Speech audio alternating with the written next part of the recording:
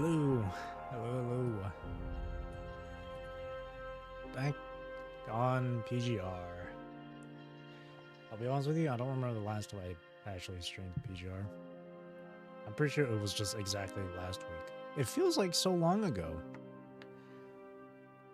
Feels like forever ago that I last did a PGR stream. Actually, no, last week was... I only played a little tight. I only played like an hour's worth of PGR back on Sunday last week. And then before that was PGR Muwa. It still felt like forever. And here we are. Hello. So, today, as it says in the title, I'm going to be reading through chapter 18, Her Last Vow, the Nanami patch. Here we are. And yes, I'm fully aware about the Watanabe patch that just came out.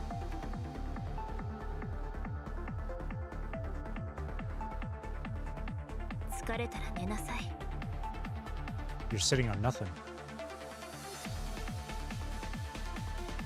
I'm just gonna let her say the thing.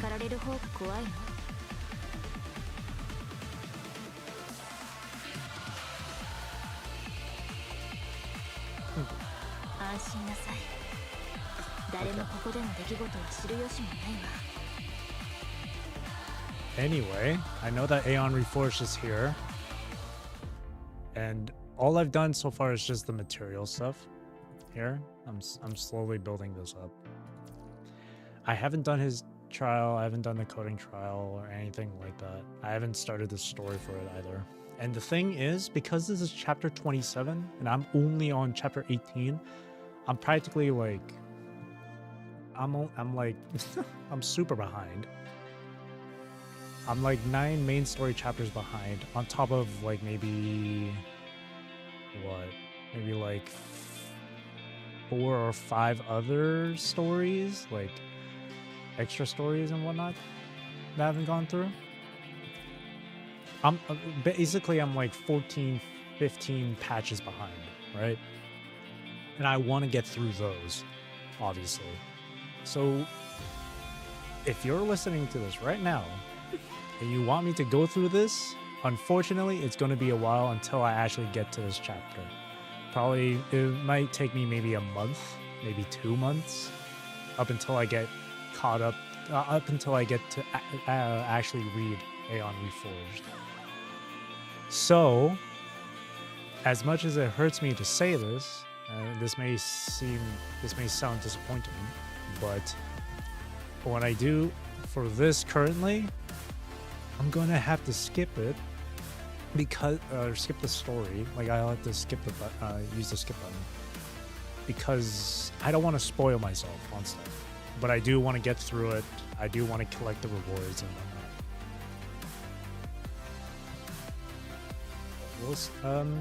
I mean, of course, I could just leave it as is. Like, from like main story rewards, I don't think it's like, doesn't seem to be all that much. So these ones I definitely want to do though. Especially this battle simulacrum submersion thing. But yeah. Also another thing I gotta say is this music for this patch, so good. I don't know what it is about this specific OST that makes me feel emotional. It sounds like it's like... It seems like this is like the end of Watanabe. It gives me those vibes, and it makes me kind of sad. I don't know why. Soon, when I get to this chapter, maybe in a month's time, month and a half's time, maybe, who knows? Who knows what'll happen? But from what I've heard, Aeon Reforged is really good.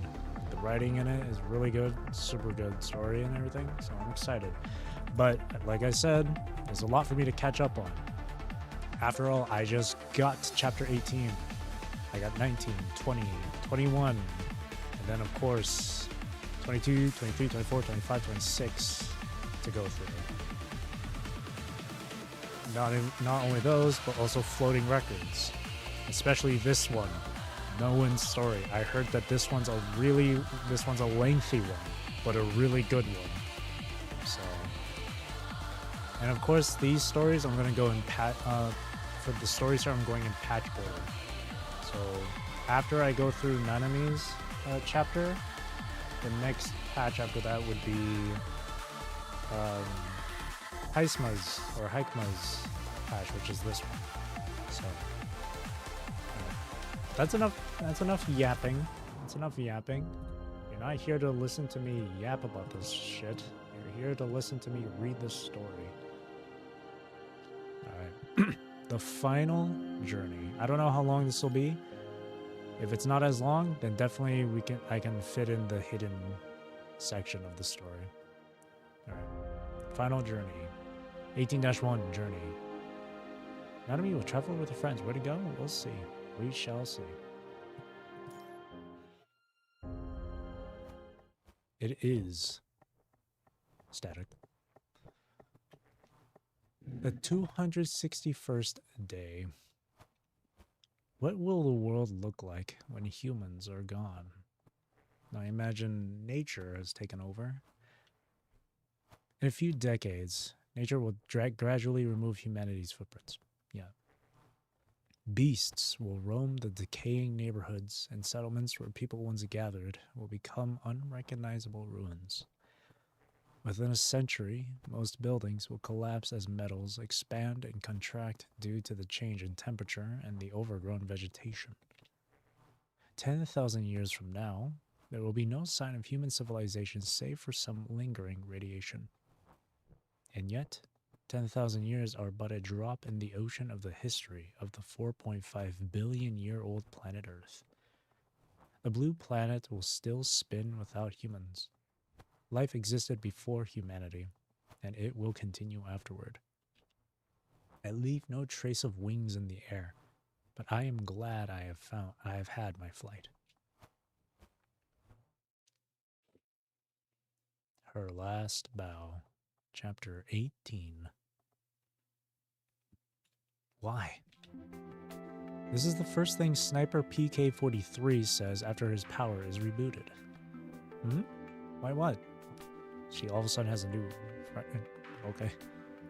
Or maybe we'll get some context as to how she got this frame. An unfamiliar face blocks his vision.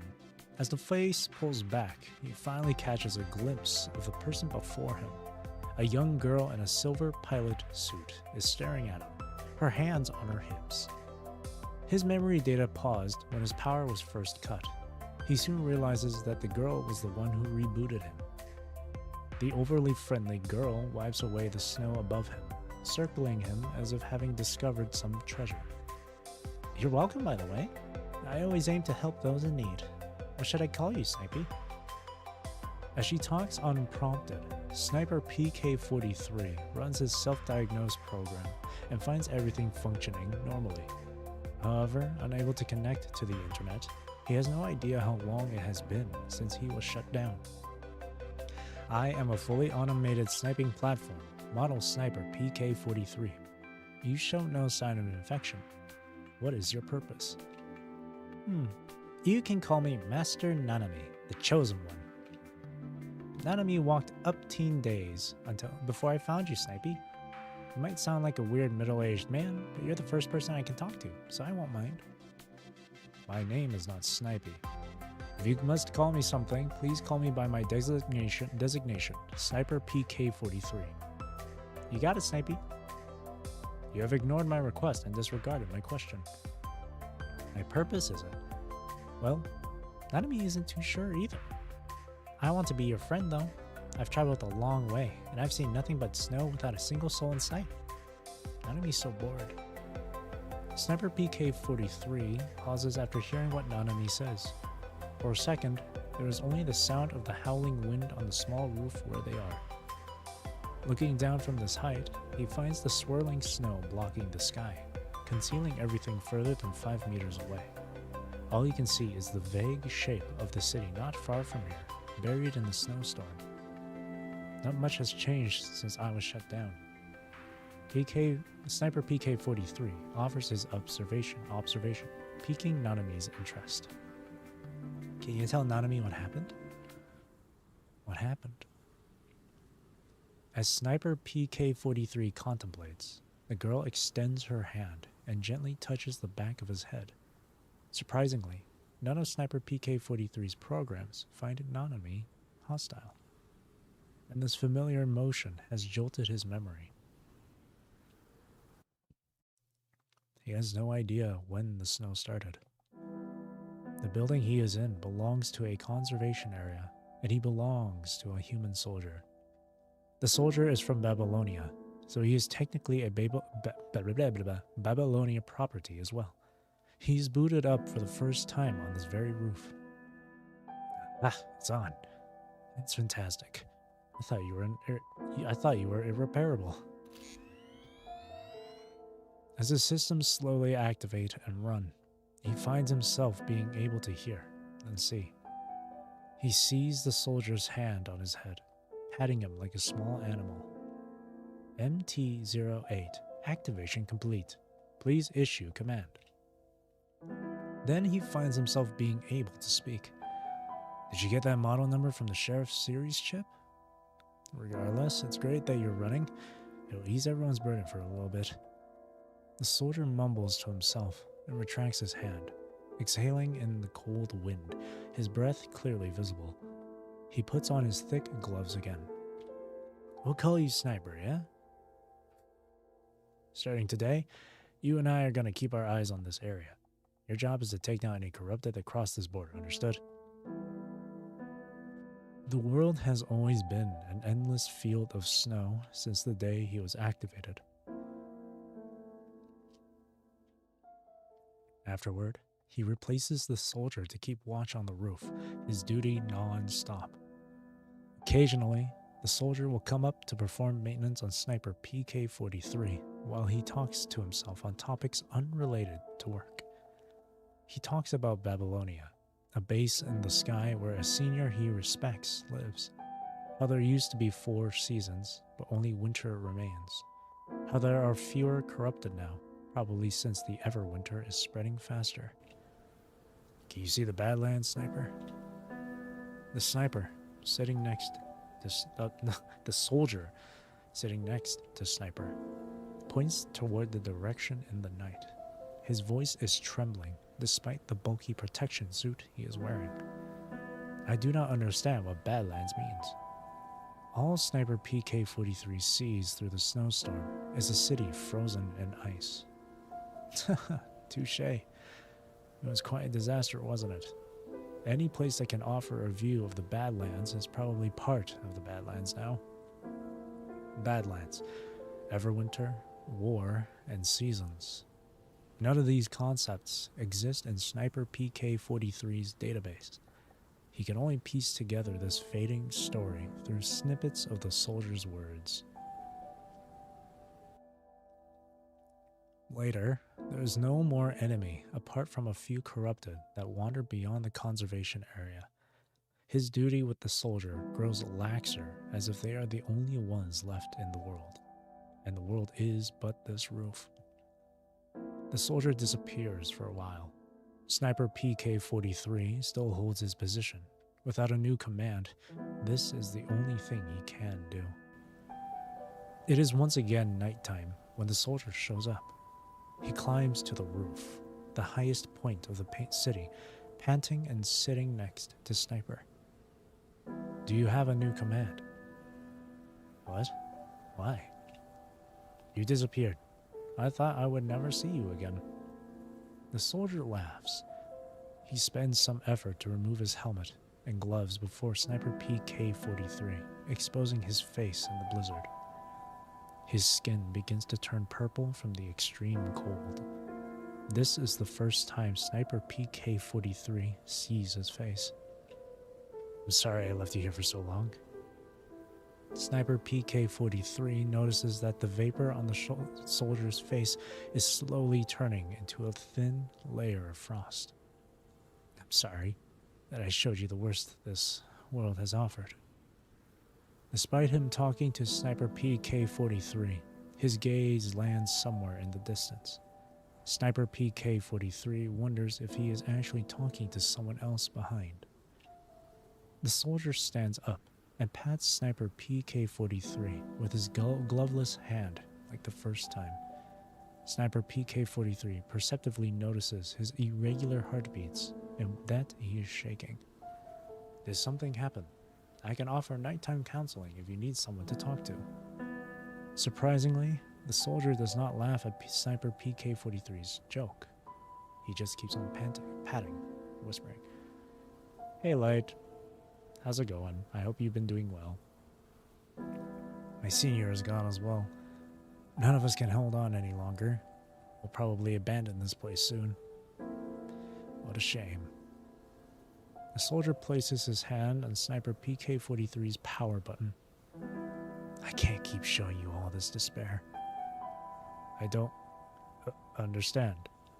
Sniper PK-43's voice begins to distort as his power goes out. "I'm so for now. How are you?" "I'm doing alright. Thank you for asking. Appreciate it." Right now, just continuing on with the story in PGR. I'm very, very behind, so I really want to catch up. Especially since the Watanabe patch just came out, like, yesterday.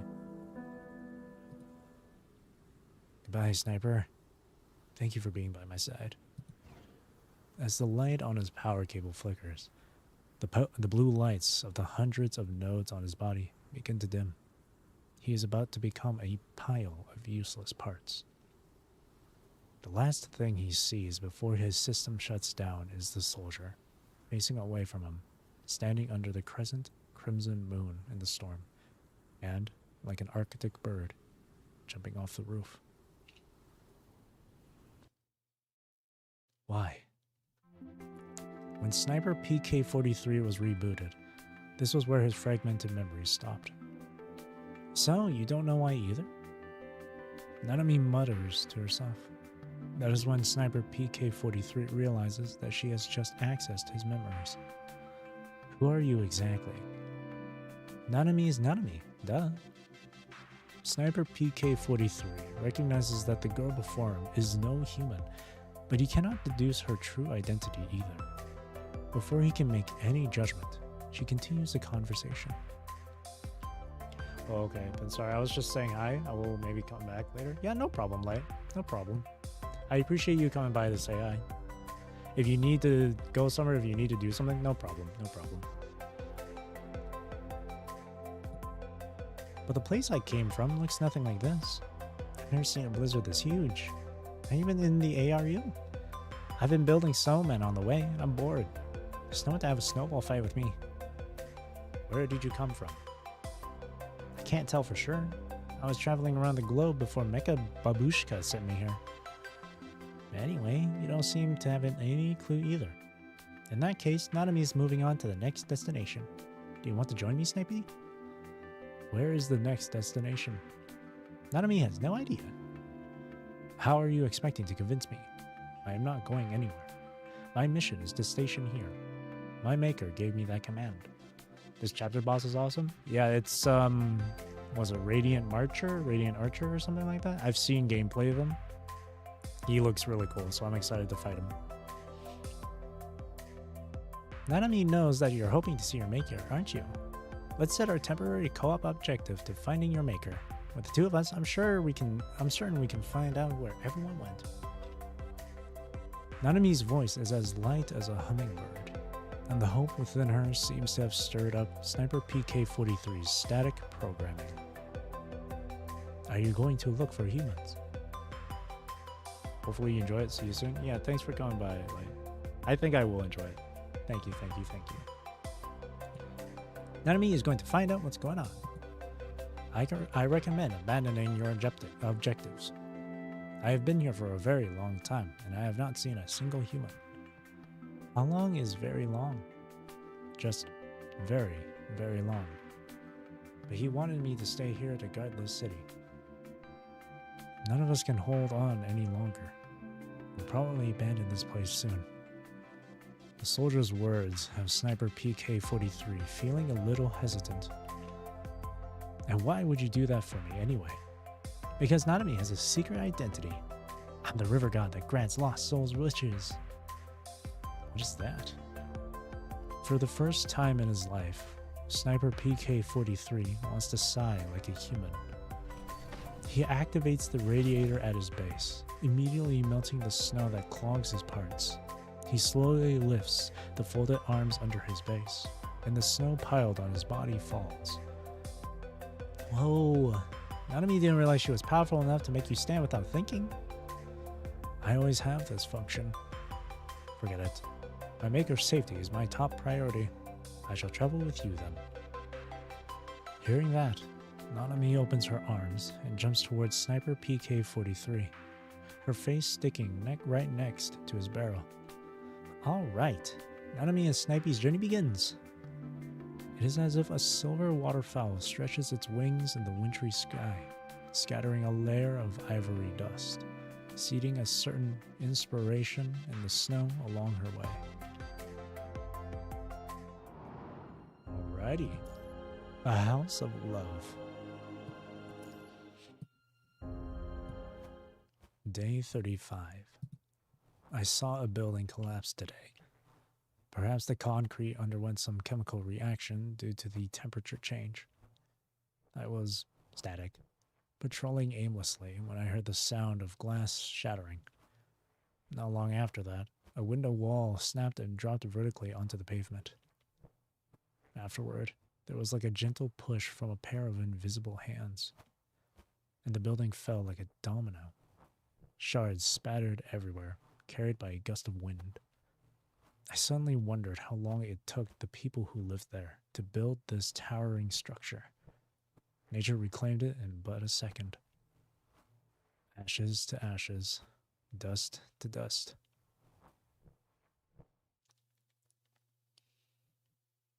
Snow covers everything as far as they can see, and high-rises and roadside structures are buried beneath unmelting ice.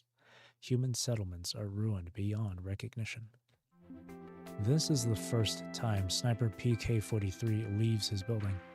Walking in the city he was once tasked to guard, he creates a little white mist with every step he takes as his legs press and lifts the quiet, unmoving snow. Carefully he walks, as if afraid of ruining the planet he sets foot on. Then he finds a giant wave of snow coming from the highway before him. Ooh! The inspectors are here to catch naughty kids.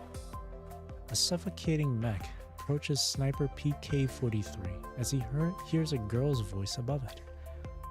Is this what you wanted to show me? Indeed! Isn't it cool? I couldn't detect you even when you rode this monstrosity into my range. What exactly are you? I told you, Nanami is Nanami. Where did you find this anyway? You mean power? Nanami slaps the mech underneath her. Nanami doesn't know either.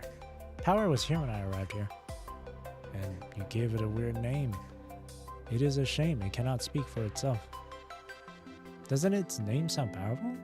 Nanami spent a long time before coming up with it. Nanami chooses the form of power. With Nanami's nonsensical command, the mech begins to tread forward with its giant steps. What should we do next? You said you would help me find my maker, but you have no idea how to do it.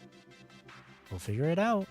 Nanami has solved many problems on her journey, so don't you worry. I'll be able to help you with this.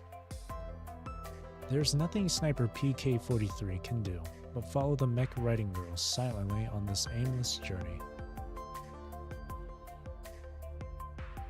They walk past 3 seemingly identical blocks, where the sites are as they appeared back when Sniper PK-43 saw them on his roof, dreary and lifeless. They enter the buildings that have yet to collapse, searching for any sign of human activities, but they always leave empty-handed. Perhaps this is the end of the world, Sniper PK-43 thinks, and the soldier and he are the 2 remaining beings in this world, an enlarged version of the roof. Hey, look! There's something ahead. Nanami screams as they cross a sparse wood. What catches Nanami's attention is a building barely visible ahead of them. Unlike the structures in previous areas, it is not covered in snow, but a giant white dome, and figures, seemingly mechanoids, scatter around the place.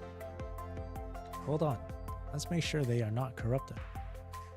Nanami charges forward with power, and Sniper PK-43 has no choice but to follow. At the base of the building is a mechanoid clearing the remaining snow. It stops when it notices Nanami approaching, and the monitor above its head glows yellow. After a second, it speaks. Guests! Guests! With that, other mechanoids of different models and shapes around it also stop their work and pass along the phrase, Guests! Guests! The line echoes among the machines, spreading to the entire area. How welcoming! Nanami jumps off Power's back and steps forward. She is greeted by an adorable robot. Hello, my name is Snowball. Welcome to the House of Love. This is a charming neighborhood designed for humans. Are you here to visit? There are still communities like this around. It's wonderful. Nanami is searching for a human. Do you have humans here? There are currently no humans living in this neighborhood. The small robot droops its ears, looking disappointed, but it soon cheers up once again. But we have been preparing for humanity's arrival. Our site provides first-class services and comes with comprehensive residential and entertainment facilities. Feel free to come in and take a look. Because of the dome, the neighborhood is not covered in snow like its surroundings. Still, the wind has brought snow inside, so plenty of mechanoids are working on clearing the snow and repairing the facilities. Sniper PK-43 even sees a bear carrying a large fridge across the road. There are so many mechanoids in this place. Have you always been here? We all came from different parts of the world, gathering in this place. I was a performer mechanoid in an amusement park, but I let everyone here because we shared the same wish. What wish is that? That humans would return. Speaking of which, where are all the humans? Nanami hasn't seen a single person on her journey here. There have been fewer and fewer humans on the surface ever since the moment it suddenly started snowing. I never saw one again, so I had to leave the park to find another place that would need me. The bear, who is passing by Nanami, also stops. Same here. I was a bionic mechanoid in the ARU. I would help out the fishermen there, unlike the other bears. Ever since the winter came, the Arctic was even colder than before. All the fishermen gradually left. What happened to me, too. I was stationed in the desert, but it became a snowfield by the time I left. Why has it become like this? Listening to the mechanoids talking about their experience, Nanami begins to look more and more somber. It seems that extreme weather has not just happened to this city. We are here.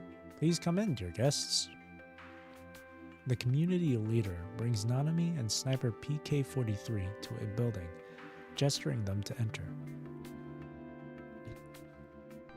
Nanami exclaims the moment she steps inside.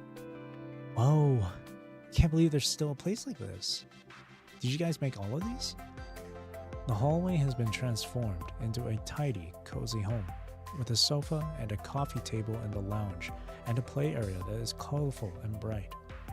In the center of the hall is a large machine emitting heat. We did. I was going to place some plants here, but finding surviving plants is impossible these days. Sniper PK-43 recognizes the plants in the hall are all just replicates made with synthetic polymers. The small robot spins around in the hall, introducing each facility to Nanami. This is our leisure area, where humans can relax and rest. This is the play area for human children.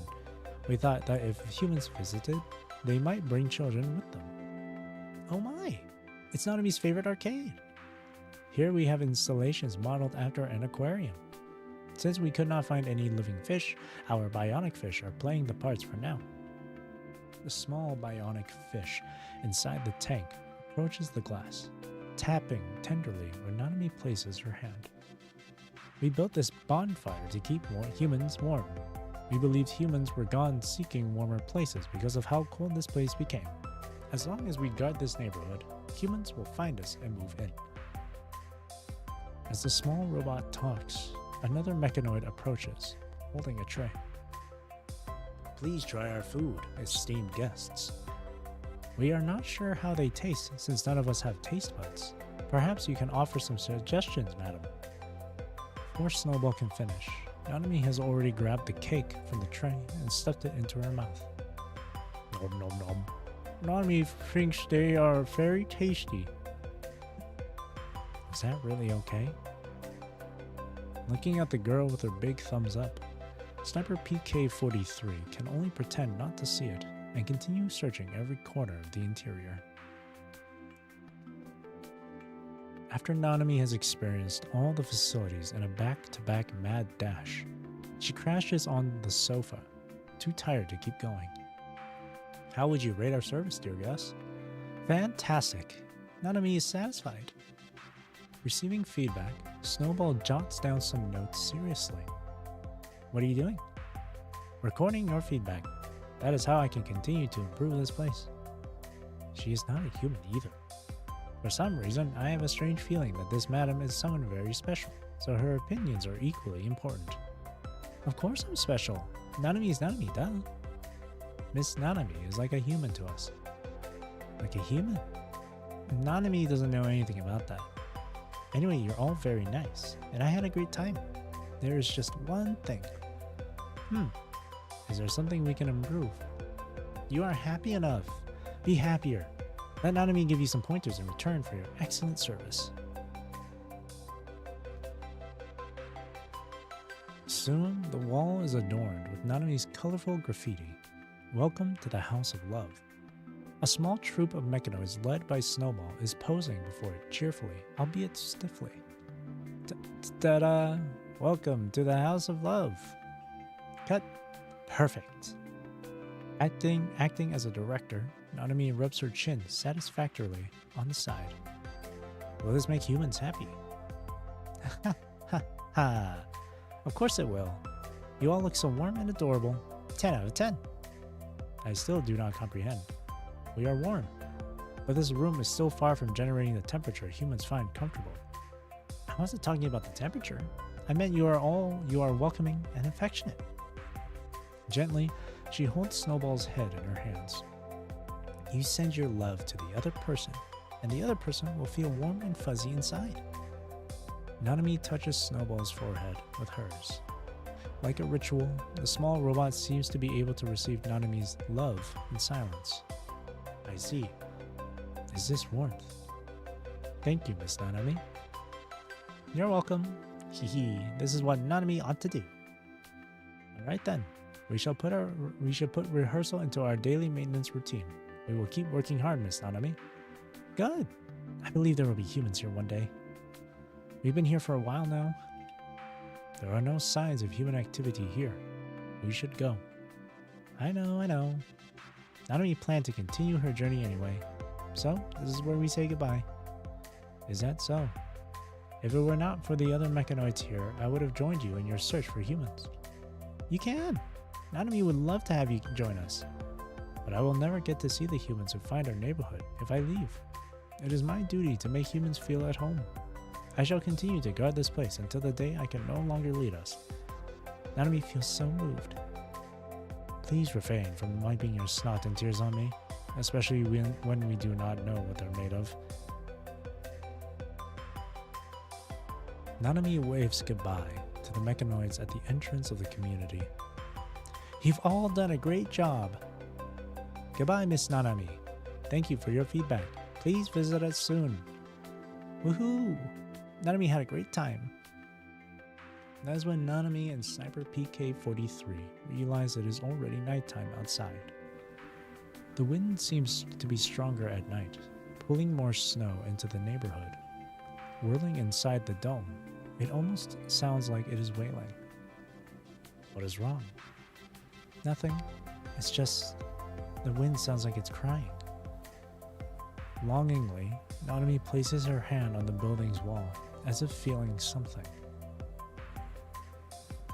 Snipey, once we found your maker, Commandant, and the others, we'll tell all of them about this neighborhood. Then, this will truly become a happy place. What is a Commandant? And were you not happy? Sniper PK-43 is surprised to hear what she said. He does not understand what happiness is, but he unintentionally interprets Nanami's behavior as a human. Nanami smiles. It's because I saw how everyone still remains hopeful, and that hope, in return, continues to push them forward. That's why I'm happy. She waves, and the mech waiting outside the dome seems to feel her longing and walks toward her. Let's keep going, Snipey. Miles away from the neighborhood, Nanami and Sniper PK-43 look down as they, technically just Nanami, lie on a plateau. They can still see the bright and empty city in the distance, as if it is the only star in the silent night. Nanami raises her hand to block away the snow falling on her face. Through the gap between her fingers, she looks at the lonely neighborhood. Do you like it there, Snipey? Are you referring to that community? It does not mean anything in particular to me. Eventually, Nanami puts down her sore arm and blinks, staring at the flashing phantoms the bright stars left in her eyes. For a second, Nanami doesn't know where she is. She flips over on the ground and extends her arms, burying her face in the snow as if she is embracing the earth. Even though Nanami has always traveled alone since she left home, I never felt lonely.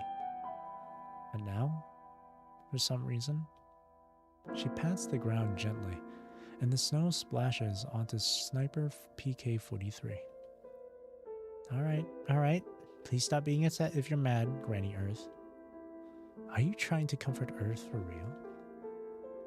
The girl, with her head in the snow, replies, but her words are all muffled.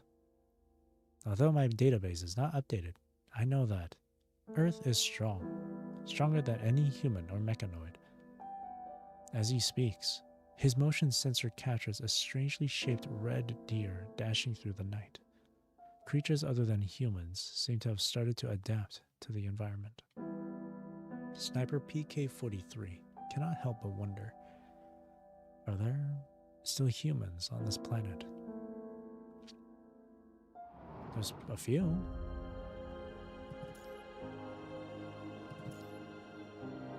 Cool. Static. Cough. Or, sorry. This is today's records. I found a nursery from the Golden Age today. You could tell that kids used to sleep and rest here. Now it's empty. The windows were broken, but the room wasn't without its dwellers. I saw 2 nests in the windowsill. There seemed to be birds landing there. They brought food and fur, leaving behind bones and feathers. The room still felt slightly alive. I keep thinking I'm in a dream. A cold, strange dream. This planet is like a dying mother, and I, like the fate of many others, am meant to die in her womb. Then I'd find new lives being born on this land, and it'd wake me up from my dream.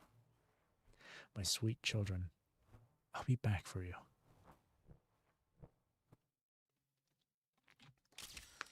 Come on, Snipey, say cheese. Can you show a smiley face on your screen? The signal light on Snipey, I'm starting to say Snipey, Sniper PK-43 flashes yellow. If I had that function, I would not be smiling. Back on the road, they have traveled a few days since they left the neighborhood. Right now, Nanami is holding a strange device on top of her mech, doing God knows what. You have been holding that device for a while. What does it do? This? It's a camera I found in the mall. Nanami did leave behind something valuable as a payment. I wasn't stealing. There is no one left to care. What are you trying to do with your camera? Nanami is investigating. After taking a photo, Sniper PK-43, Nanami begins to take photos of the sites, even though Sniper PK-43 thinks they all look similar. And I'm journaling. Now Nanami can tell Commandant and her friends what she has encountered on her journey when she's back. Perhaps Commandant will want to come with me on my next trip after seeing these stunning pictures. You said that name before. Does it belong to a human? That's right. Commandant is the only... No, one of the few. One of the many human friends Nanami has. But Commandant is Nanami's favorite.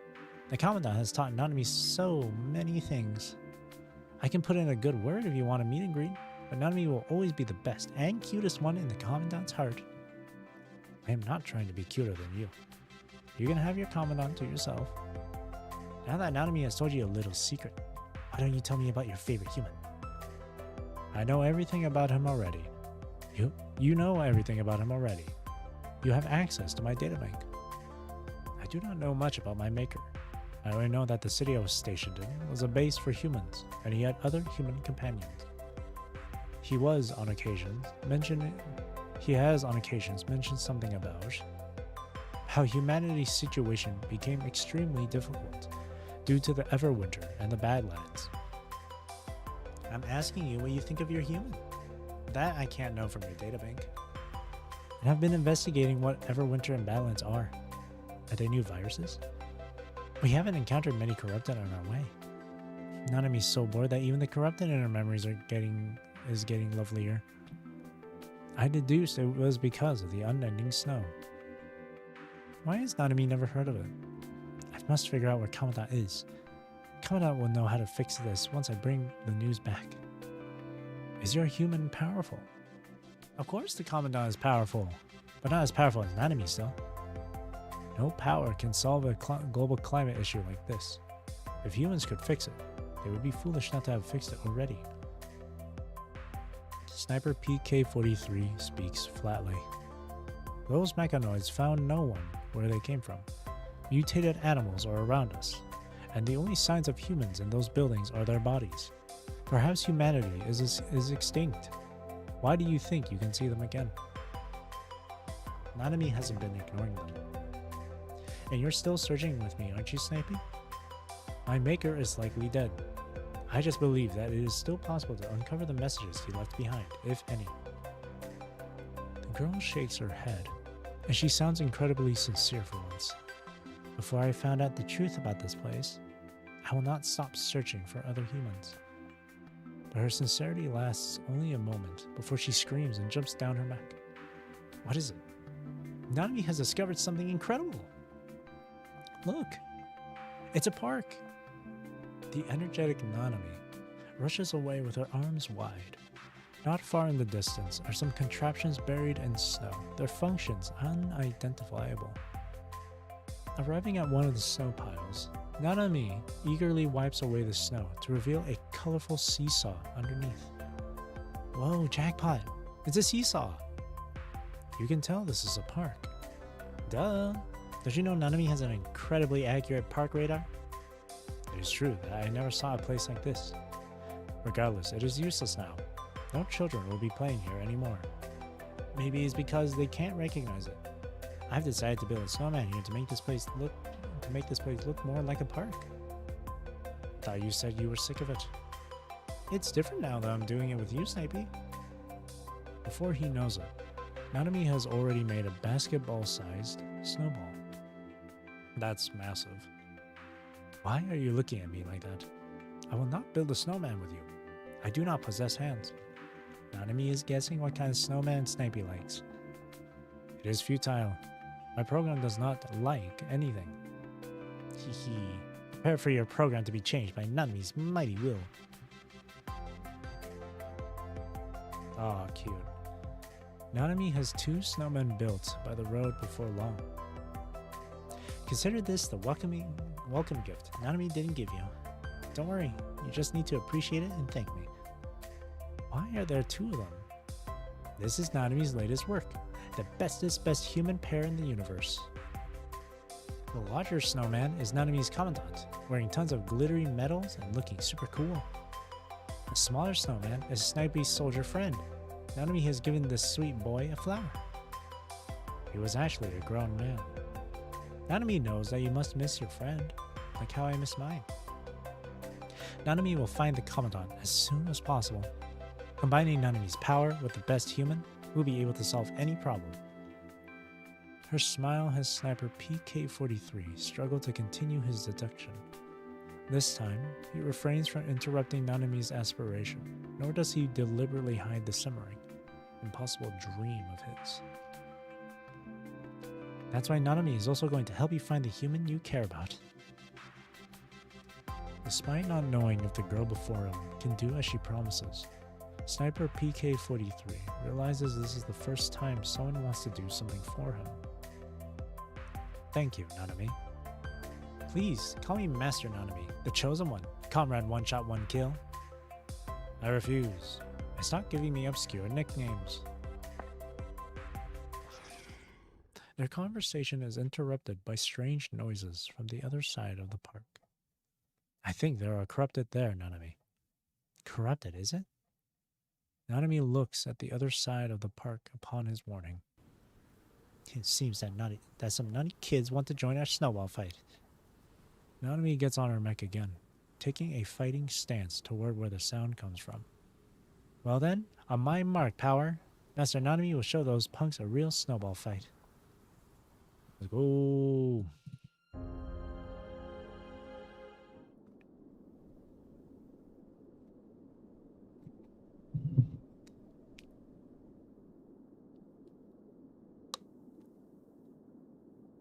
Oh, excuse me.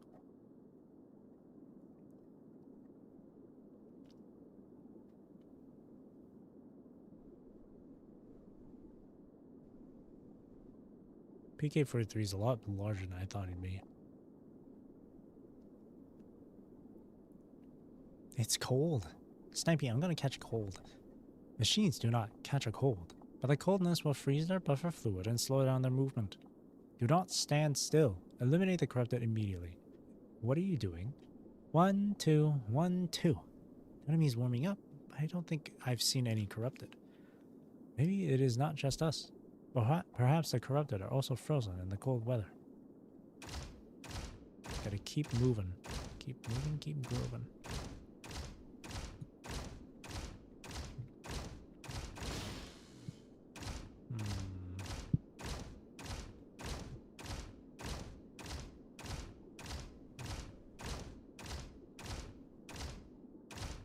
Look, Snipey, there's a little bird. It's frozen. Poor bird. It does not look like a little bird to me. Hey, do not approach it. I detect high punishing concentration. It is a corrupted. Huh? We have to take it down. Snipey, power, let's go. Investigate all biobirds.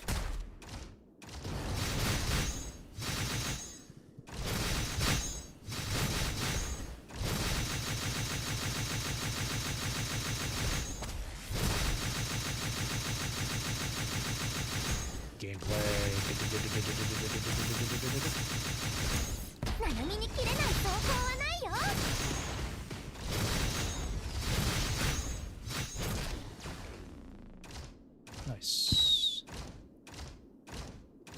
Boom, boom, boom, boom, boom, boom, boom. Well, he's still on the ground.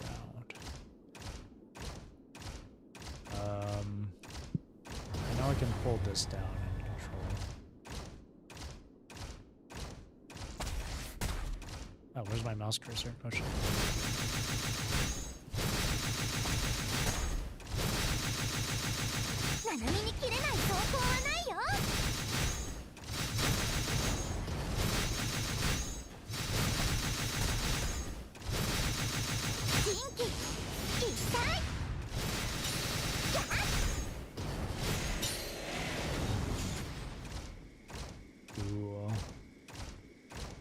Change my camera mode because this camera, when you're boosting as her, she moves in the direction of your camera.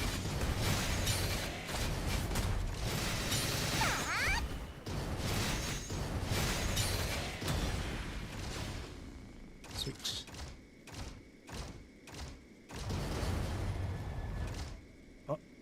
There's a human ahead.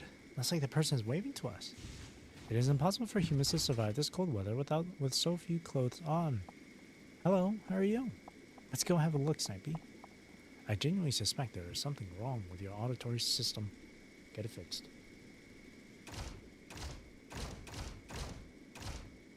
Something happening with the frozen humanoid. This human is a mechanoid and seems to be dead. I'm inside power. Okay, there we go.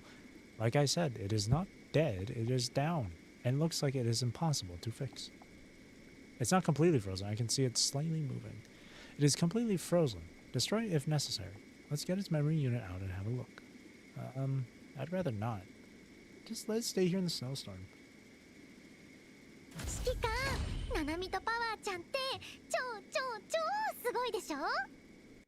Cute. Look, there's something strange on this machine.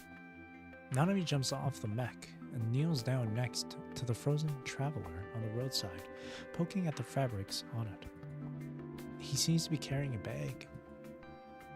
I don't think you should eat food from unknown sources, Nanami. Sniper PK-43 tries to stop Nanami as she takes out an unknown object from the backpack and puts it in her mouth. Munch, munch. It tastes a bit weird. I told you not to eat it. But it tastes like human food indeed. I should take some for the commandant. I'm starting to worry for that human. Let's go this way. Corrupted will never bring food with them. Maybe this mechanoid went out for this bag of food, but never made it back. Other humans could be waiting for it to go home. The black backpack has become ragged from battle. Nanami puts its dirty fabric next to her face. I can feel someone's thoughts in this. In human words, you are just being superstitious. Enough already. You've just kept roasting me. The human who made me was quite lonely, so he configured me to be rather talkative. Anyway, I can smell something fishy. Let's investigate. Nanami and Sniper PK-43 continue to search around and find more clues on the snow nearby. They find some children's toys and candy wraps, buried not too deep in the snow. Tracing them, Nanami controls power to lift up the roof of a collapsed building. They see a short, dark staircase. Wow. You can't come in, power. Nanami parks power. The stairs are so narrow that she and Sniper PK-43 cannot walk side by side. There is a door at the end of the stairs. Are we just going in like this? Nanami puts a finger next to her mouth, making a shh gesture. She knocks on the door lightly. Hello there. It's Nanami. I'm not a bad guy. I'm coming in if I don't hear any answer.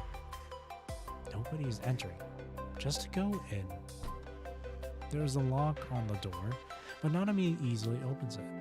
She pushes the door open and steps inside. This place looks like an underground nursery. The poorly lit room has just the basic facilities, including several steel beds. It is cramped, dark, but quite clean. Someone must have cleaned here not long ago. Hello? Is anybody in? Nanami starts to sing a strange song and wanders around the room. If there is anybody around, you would have scared them away. Sniper follows Nanami into the room and activates the thermal imager. The room isn't very big, and he soon discovers a few weak heat sources in the corner. Nanami, I found something. Hide and seek? Nanami's the best. Eek! Nanami walks behind a steel bed and suddenly jumps up, patting herself on the chest. That was scary. I almost broke my new clothes. Right in front of you. Sniper PK-43 quickly walks up and finds a mechanoid with the looks of a female human. She has collapsed to the ground, holding a rusty kitchen knife in her hands, and looking at Nanami and Sniper PK-43 with fear in her eyes. Sniper PK-43 quickly searches for the mechanoid in his database, but the database is never updated, nor it is connected to the network. All he can find is a robot nanny produced in the golden age with a similar model number. Phew, it's okay, don't be scared. Nanami isn't angry. Nanami bends over and reaches out for the strange mechanoid. Worried that she may alert the mechanoid, she just gently pats on her head. It actually seems to work. Still shivering, the mechanoid gradually puts down the knife. She keeps looking between Nanami and Sniper PK-43. Who are you? My name is Nanami, and this is Snipey behind me. I'm looking for a human. Have you seen any humans nearby? Human? Right. My child. Can you also help him? Huh, is there a child around? Why am I not seeing any? Sniper PK-43 shakes his head. He has not detected any trace of human activities. When talking about her child, the mechanoid's expression becomes loving, but sad. I hid him away.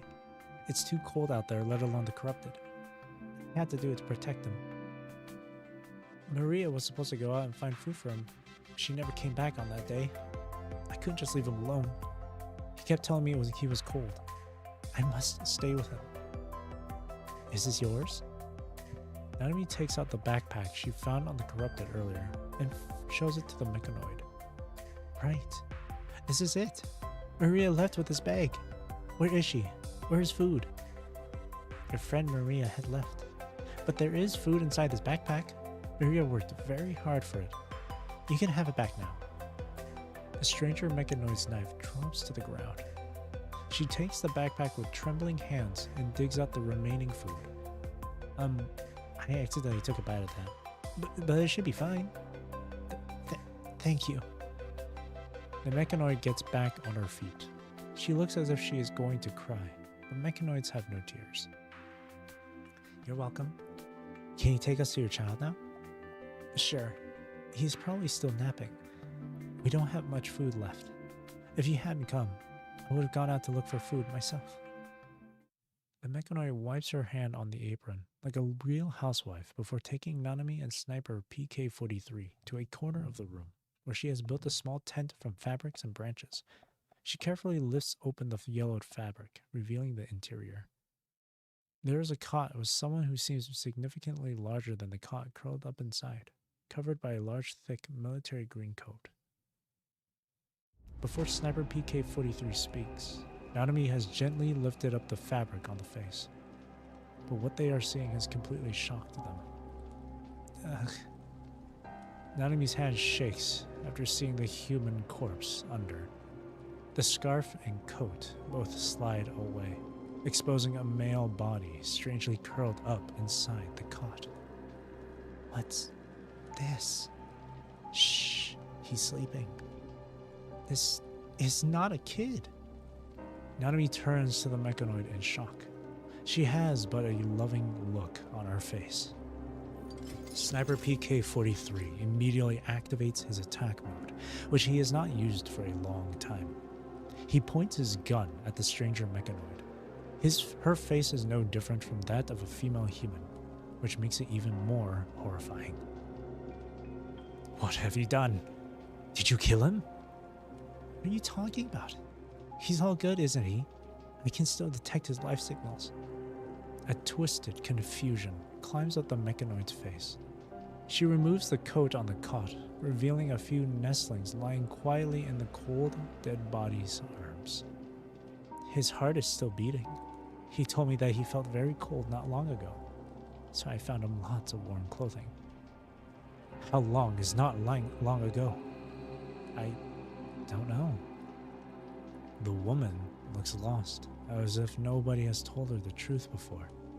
She stares at the cot that she has put so much effort to protect, trying to figure out what has happened. What did I do? He arrived on a very dark night. I heard him knocking on the door. I had not seen a human for so long. He was badly injured, so Maria and I had been taking care of him. What happened after? I was able to take good care of kids. I could have taken care of him. But the next evening, he suddenly said he was cold, but his body temperature was very high. I could not find medicine anywhere. He said he was getting sleepy, so I hugged him for the night. But his heart stopped beating the next morning. The mechanoid stares at her hands, completely lost. What have I done? I want him to come back. Why couldn't I take care of him? I was supposed to help him. He was so young and fragile. The mechanoid starts to make a twisted, painful crying sound. It could very well be her first time. Crying is not loaded in her program, so she can only imitate humans using her instinct, making a hoarse, obnoxious howl. I didn't know what to do. I put him in my arms and waited at the window. I lost track of time. Without him, I lost my purpose. But I once again detected life signals in his body. It could be a bird lost in the snowstorm. Exhausted, it accidentally broke into the nursery and landed on the warm fabrics covering the body. It made a nest. I feel confused. The woman helplessly grasps her chest. She keeps asking and pounding herself as if she wants to be a soul out of her mechanical body. What have I done? Why? What's this feeling? So this is what happened. His maker did not die after falling off the building, but managed to get here. This dark, cramped nursery witnessed the human's final moment. Nanami wipes the tears away from her cheeks. I see. Nanami moves closer to the mechanoid on the ground. This time she puts her hand on the mechanoid's shoulder, gently patting her. The silver-haired girl picks up a gravel from the ground and draws on the wall. What are you doing? Nanami does not answer, but keeps drawing. Moments later, there is a pattern made up of incomprehensible symbols on the wall. What is this? The mechanoid also raises her head, looking at the drawing in confusion. It shows how the human turns into a bird and flies away. Nanami holds the mechanoid's hands, wiping away her invisible tears. He was worried about you, so he turned into a bird and came back to check on you. That's why you should stop locking yourself up here. But what should I do? Do what you want to do. There's nothing that I want to do. My only duty is to take care of these children. No. Touch your heart. Nanami grabs the mechanoid's hand and puts it on her chest. I feel sorrow here. Just like how you are feeling sad right now. You will be able to feel happiness, excitement, and affection. There must be something in the world that is worth seeking for you, just like how you cherish that human. The mechanoid's eyes follow Nanami's hand. They seem to be getting watery, as if she has received a revelation. Go look for it. Set yourself free. Birds are chirping in the quiet basement. The female mechanoid begins to sing a song. Over the shifting desert plains, across mountains all in flames, through howling winds and driving rains, to be by your side. The snow quietly gets heavy again. The pale sky shatters into pieces that fiercely fall to the ground, covering everything. Nanami stands in the snow. The mech's bulky body is right under her feet, but she still feels incredibly small in the vast, overwhelming environment. She listens again, but cannot hear any more heartbeats. Only wind is howling around them. Nanami. We found him indeed, no matter what. Nanami jumps off the mech and brings up a recorder. Before they left the nursery, the mechanoid gave it to her and told her that the human had been carrying it with him. She looks Sniper PK-43 calmly in the eyes. There should be some information stored inside. Do you want to hear it? Sniper PK-43 does not object. Nanami presses the play button. This is Ozaki speaking. It's a young male voice. It's been static. 21 days since static. Squad arrived at site. I'm trying to keep some journals. The message can only be heard intermittently, as his voice is significantly distorted by the static noise. The widespread of extreme cold weather has brought an unprecedented winter all over the globe. Fortunately, the adverse weather and environment also seem to cause a reduction in punishing infection. Mankind is still looking for hope. The first message has ended. The screen of the recorder shows there is 12:37:21 remaining. So 12 hours 37 minutes 21 seconds. Nanami presses the button again. Day 26. Nothing happened. There was no trace of corrupted. I found a Zedek at the end of the street. Not sure if I can fix it or not. Sniper PK-43 realizes it hasn't been long before he appeared in the human's message. Out of nowhere, a wave of infinite melancholy has taken him as he tries to match the exhausted voice in the recorder to the voice stored in his database.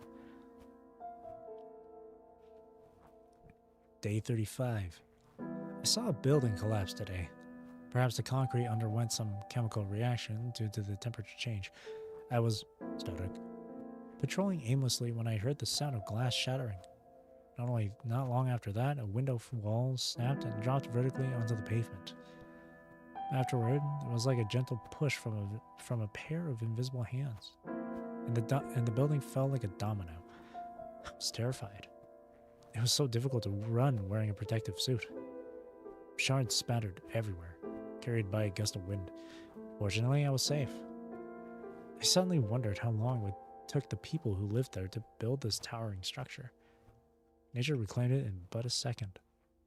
Ashes to ashes, dust to dust. I found a nursery from the Golden Age today. You could tell that kids used to sleep and rest here. Now it's empty. I tried to find some supplies for Hank, but had no luck. Still, I found something else. The windows were broken, but the room wasn't without its dwellers. I saw 2 nests on the windowsill. There seemed to be birds landing there. They brought food and fur, leaving behind bones and feathers. The room still felt slightly alive. Chirp. The birds are chirping loudly. Alright, good birdie. I will come back again. Maybe next time I'll bring some leftover soup from the cans. Thanks to Xavier, I managed to fix that bulky machine. For some personal reasons, I asked Xavier to install a personality simulation program on it. The way he speaks now kind of reminds me of Nana. Entirely, though. Well, I'll just pretend that Nana is with me. I plan to put it on the east side of her site so I can watch out for wandering corrupted for us. Hank's situation is getting worse day by day. Maybe he should return to Babylonia. At least Star of Life can take care of him up there. Hank didn't make it. I'm sad. Really sad. Xavier wants to leave too. What about the refugees here? What will they do? Rumor has it that punishing creatures are already getting used to the climate.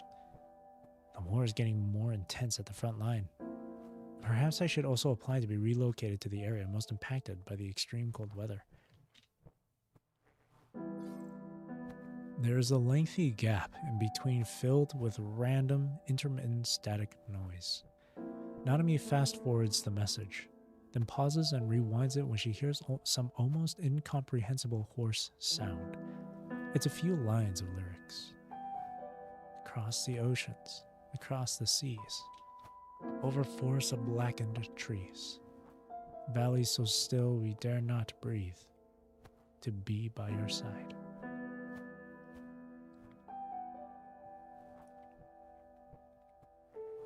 Earlier on, I got a message from the front line. My senior died in battle, and the body was not taken back to Babylonia, but left on Earth forever. I have seen how a civilization collapses over the days on Earth. Birds are migrating. Wild animals start to appear in the abandoned cities. They are slowly getting used to these environments, despite the real culprit being us. The disaster left by humankind has turned into a scab on the Earth, while nature is repairing everything. Humans once thought they had control over nature, but it was just a naive fantasy. The professor back in FOS said, scientists in the Golden Age predicted that our culture and history would live on and spread to the edge of the universe through radio waves and broadcasting. One day, intelligent life on other planets would find our message. We're here. This is our civilization. But as the technology develops, scientists in the council have calculated that such radio waves will turn into but noises forever after traveling 2 light years. If their calculation is correct, our message cannot even reach the nearest nova in the solar system. 10,000 years later, what can prove that we once lived on this planet and created a big civilization? Steel will rust, concrete will shatter, and books will decay. Benny once told me that there were always 2 sides to every story. Life is more elastic than we think. One day, I may no longer be able to fight, but hope still lives on. All things will rise and fall, including mankind. The path of life shall continue, even when I'm gone. Babylonia has made the decision to evacuate Earth as it is no longer fit for humans to live. But I decided to stay.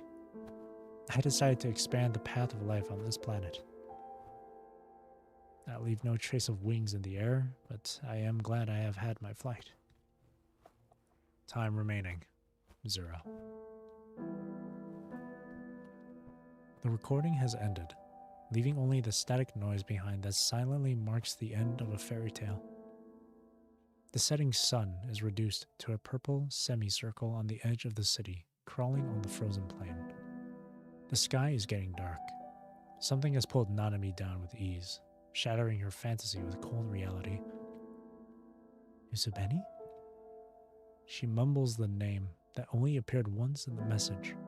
Sniper PK-43 cannot see her face and is unable to detect her mood. I have gathered all available information. Thank you, Nanami. We are already free.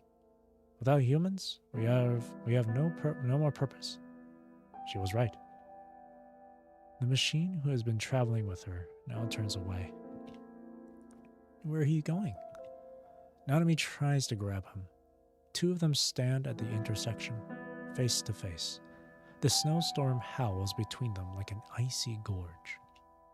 I have already found the ending of my maker. There is no other human related to me in this new world. Our cooperation can terminate now. Are you leaving me here? I'm going back to my watch. Why would you still do that? We cannot change anything. Humans are gone. The only thing I can do now is to carry on the orders that humans set for me. If there is something you still want to do, you will have to do it yourself. If that's true. Even. The girl wipes her eyes, then raises her head. Looking in her eyes, Sniper PK-43 realizes that she knows his entire life story, but he has no idea about hers. There's still something I can do. I hope your story is a good one. Sniper PK-43 no longer replies. He turns away and walks toward the distant horizon. Interesting.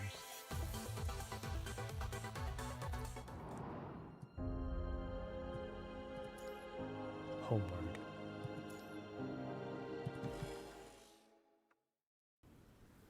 Nothing can grow on land in the deadly winter. The chilling wind is howling in the sky. The entire earth is blanketed in snow. Nanami ventures forward in knee-deep snow. Every single step takes enormous effort. As she looks around, she can still barely recognize the shape of collapsed buildings covered by snow. They look like giant tombstones. The earth is now a frozen grave. Its epitaph is the evidence of all the creatures that once lived on it. Only traces of their life can be found under the snow. Mecha Babushka, where are you? Nobody is answering. She continues to cross the snowstorm and city ruins alone, worried that she may miss any possible clue. Her feet are gradually getting numb from the cold, and can only rely on the obstacles covered in snow to identify the road. 1 day, 3 days, perhaps a week has passed. She has wandered for too long and lost track of time. All she sees is cold snow. When she can no longer walk, she finally comes to a stop.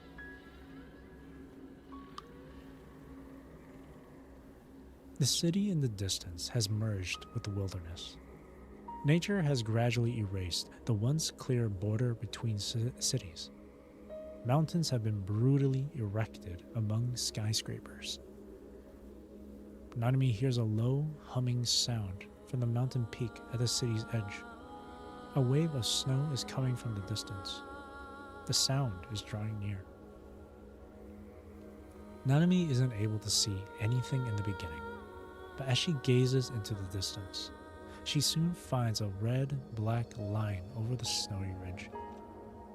The red line is moving down the mountain at an incredible speed.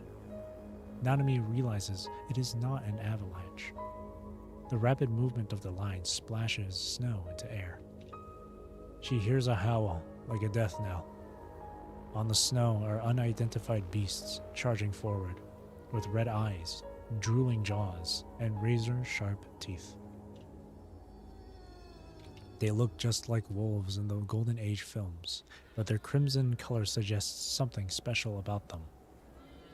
Nanami has never seen such a view. Mutated red wolves rush out with flying snow from a crack on the horizon. It almost feels like a calamity from another world. Like a fast, ubiquitous wall, the snowstorm presses Nanami to the ground, isolating her from all time and space. Still, the howling of wolves is coming from all directions, all distances. Nanami turns around, trying to find a place to sheer away from the migration, but she notices a fast-moving silhouette on the other side of the snowy wasteland. Nanami feels a mixture of hope and anxiety. She slightly opens her arms and summons the giant mech, then climbs up and walks toward the silhouette like someone trapped in the center of a swamp.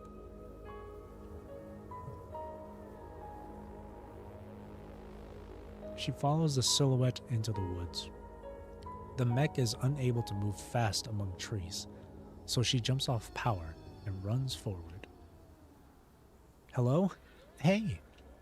Wind takes her voice away. The silhouette is not stopping. Dead bodies of those crimson beasts are scattered on the path behind that person. The bodies definitely don't look normal. They have no hair. Bones are visible under their near-transparent, tough crimson skin. Dark, blood-like liquid is dripping to the ground. Nanami walks through the strange creatures in snowy forest.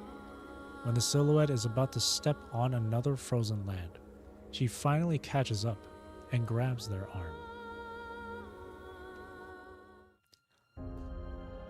It's Heisma. She turns around as she is pulled back. Phew. It's you. It's me? Do you know me? Master Nanami. She seems to be hesitating. Finally, she speaks a name with difficulty. You know my name. You have arrived. Are you here for the answer? Humans have gone extinct. The Church of Machina has also collapsed over never-ending internal discord. The Earth has become a planet of permanent winter. The answer you are looking for isn't here. Humans have gone extinct. My name is Heisma. The female mechanoid named Heisma is neither a human nor a construct. When Nanami touches her, she realizes this mechanoid is exactly like herself. She takes Nanami through the valley, answering her questions. What was that? They are punishing creatures who have adapted to the environment and evolved. Punishing has evolved into creatures. Do you know me? Heisma pauses for a moment and answers. This is the first time we meet, so we do not know each other, but Mother told me about you. about me. Mother? The sage will arrive unexpectedly at some time in the future. That's what Mother said. I will therefore do my utmost to answer your question and help you find a way back. I have a lot of questions. Are humans really extinct? How did the world turn into this? Why did punishing evolve into creatures? And what are Everwinter and Badlands? Decades ago, the human government made a special frame that could absorb punishing. It was called Imperia. The experiment of that frame failed, but humans did not give up and launched a series of subsequent experiments, consuming an enormous amount of energy while causing irreversible impacts to the environment, turning the world into Badlands, which brought Everwinter. There was only winter left on the Earth ever since. Humans were no longer able to survive in the extremely harsh environment, but the lack of energy also prevented them from leaving the planet. It was only a matter of time before humanity went extinct.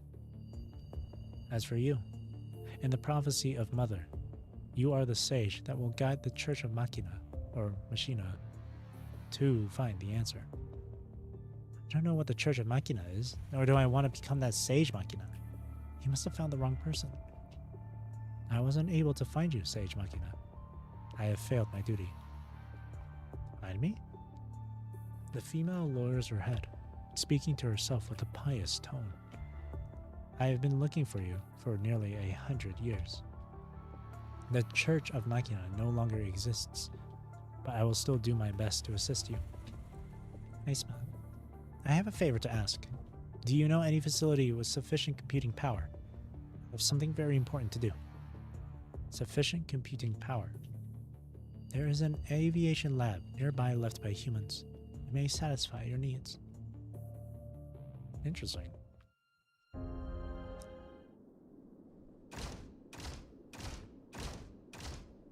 That took a turn from surviving Lucent to this. Everyone's dead, apparently. Just out of nowhere. Is this the place? That's the entrance to the aviation lab. It seems it has already been occupied by a group of machines.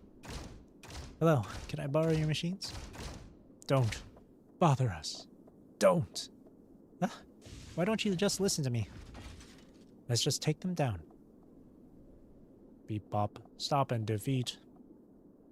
Get ready, Nanami.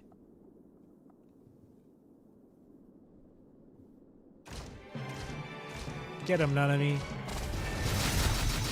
Oh god, that's a lot. I took all that damage already.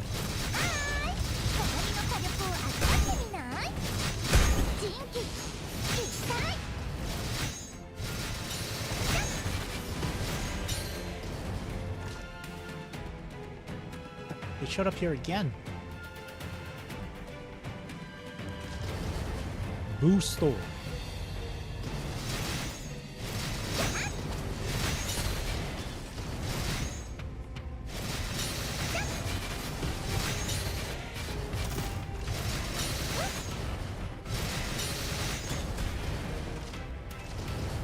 Go. Ah, I got stuck. How many more are there? My hands are sore. Your health is really low. Over here. Oh god, they keep coming.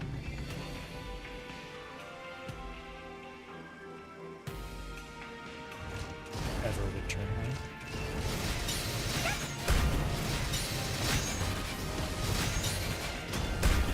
right? Ooh.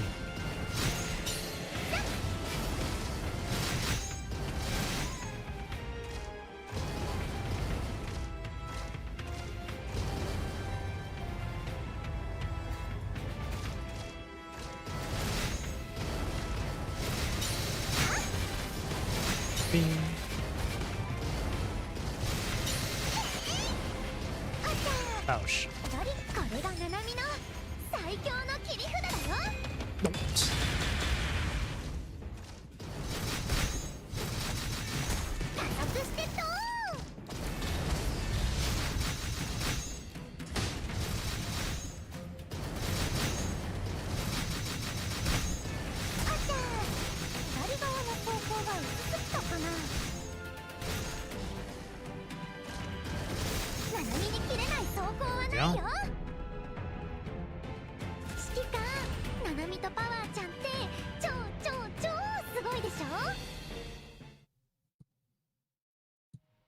So, what are you doing here?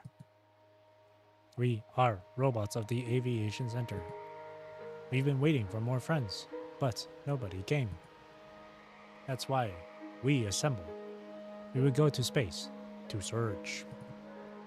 Are you waiting for humans to return from space? Nanami takes a deep breath. Don't be so down. None of that is real. I'll never let that happen.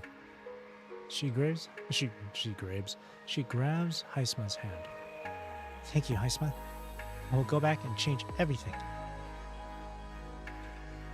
Heisma awkwardly looks down at her hand. She seems hesitant about whether she should do the same in return. I do not understand. Are you able to travel back in time, Sage Machina? When I first arrived, I didn't know exactly what happened. After witnessing so many sad stories, I came to realize that. Just like Mecha Babushka told me when she sent me here. This is the future of Earth. This is the doomsday for humanity.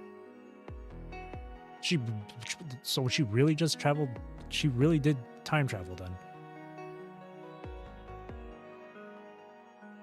Just like Mecha Babushka told me when she sent me here. Someone actually sent her through space and time.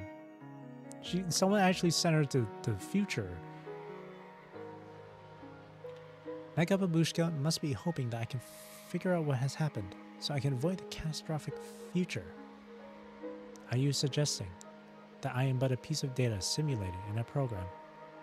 That's not what I mean. There is no need to worry. I am not feeling the emotion of sadness. I was created from data that was entered into the program in the first place. There isn't much difference. Heisma grabs Nanami's hands in return. She speaks in a serious tone. This world is everything I have experienced. To me, this place and its history are real. This is where I belong. Heisma lowers her head. She seems to have a lot to say, despite the 100 years gap between her and Nanami, but she only smiles in the end. Then I wish you all the best in your world. There's not much time for Nanami to bid farewell. Heisma watches her climb up the mech, connecting the port to the back of her neck. Heisma, thank you. When I'm back in the real world, I'll make sure to meet you sooner.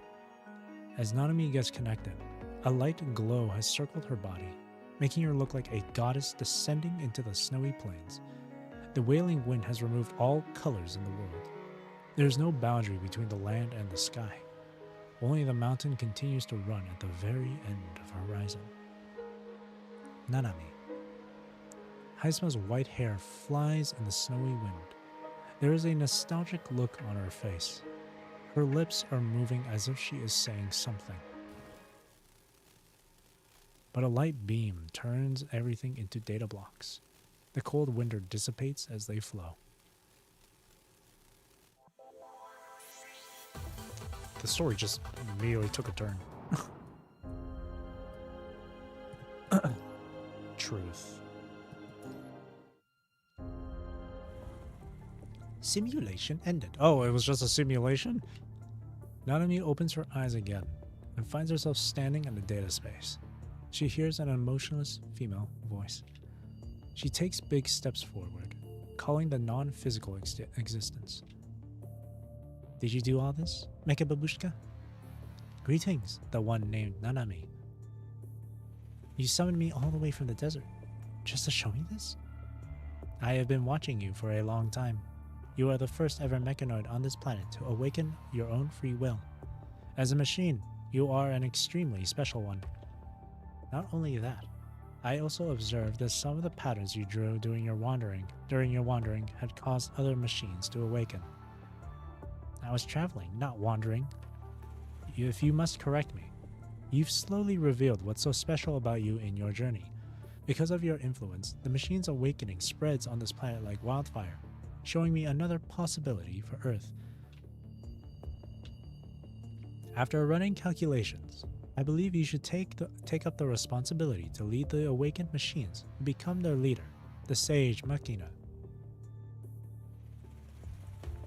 Humans only have a 0.031% chance to survive the punishing disaster. Awakened machines are the only answer to punishing. However, you are most likely to refuse if I abruptly ask you to take up this duty. That is why I just showed you the Earth's future if you choose not to. Mechanical awakening. The sage. Speaking of which, what are you doing here alone, Rohachi? I'm looking for treasure. The mural. The sage's guidance. You're looking for something? Let Nanami help you. We used to dig treasure here together. Treasure? Do you mean that mural you were going to show me? No. Mural is Sage's Awakening. Treasure is gold? I don't know.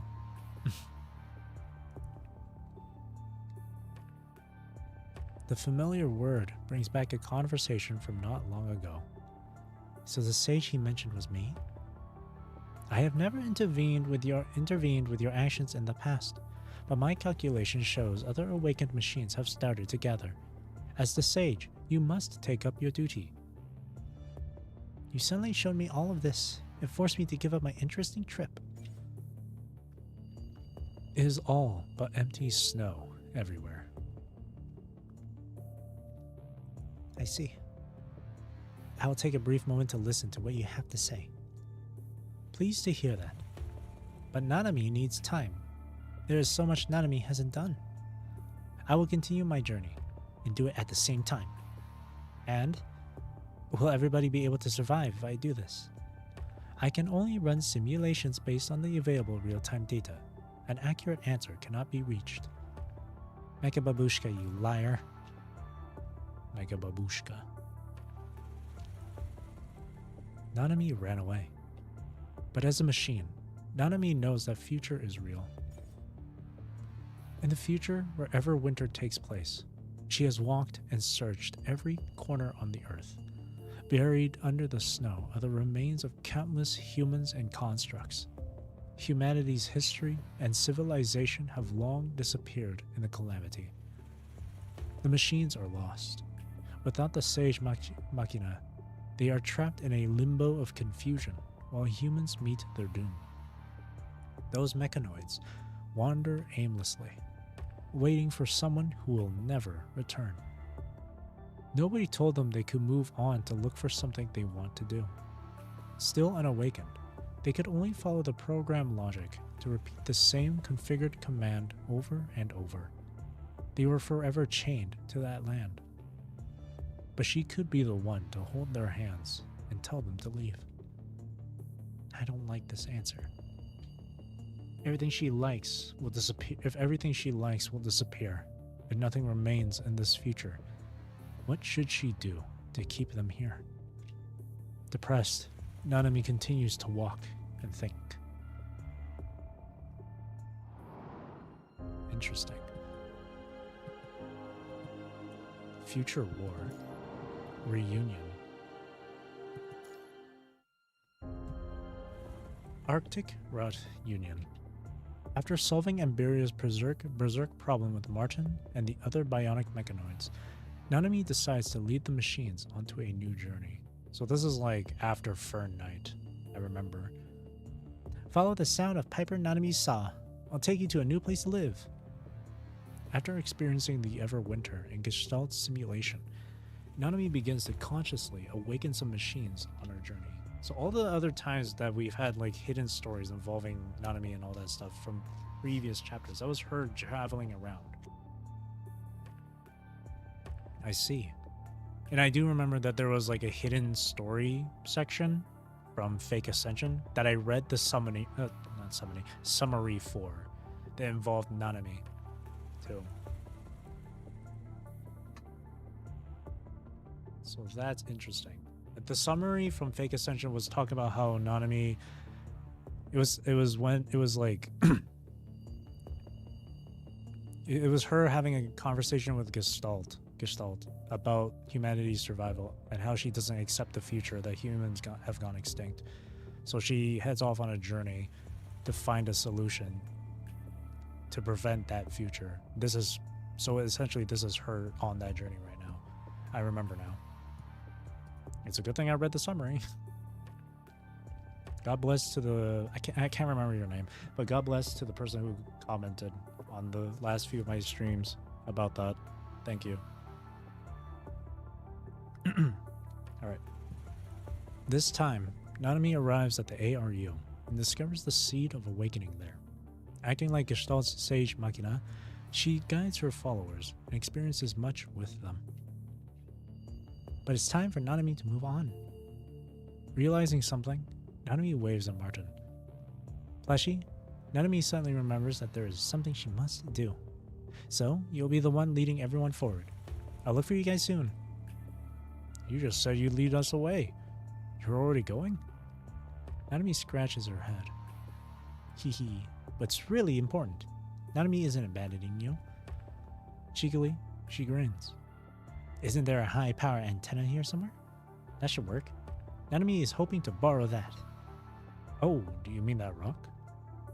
The bear points at a stone pillar erected in the distance that extends underground. That's it. What do you need that for? Nanami needs to find a friend. There's something I need to ask her. Then let us walk you there. It's not a good idea to scare the people there. This is Nanami's secret solo adventure. Something so secretive. Alright then, I'll just wish you well. You too. Longingly, Nanami waves goodbye at the mechanoids before running the other way, vanishing into the snow.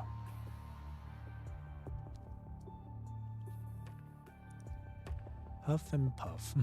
Hiya! Somehow, Nanami has broken into the secured base of ARU's experimental high-power antenna. Thumping her chest, she walks alone inside this spacious bunker. Alright, this should be it. Looking everywhere, Nanami finally finds a cable among the tangled wires of the control panel in the corner. This is it. After connecting the thick cable to the back of her neck, Nanami soon enters sleep mode.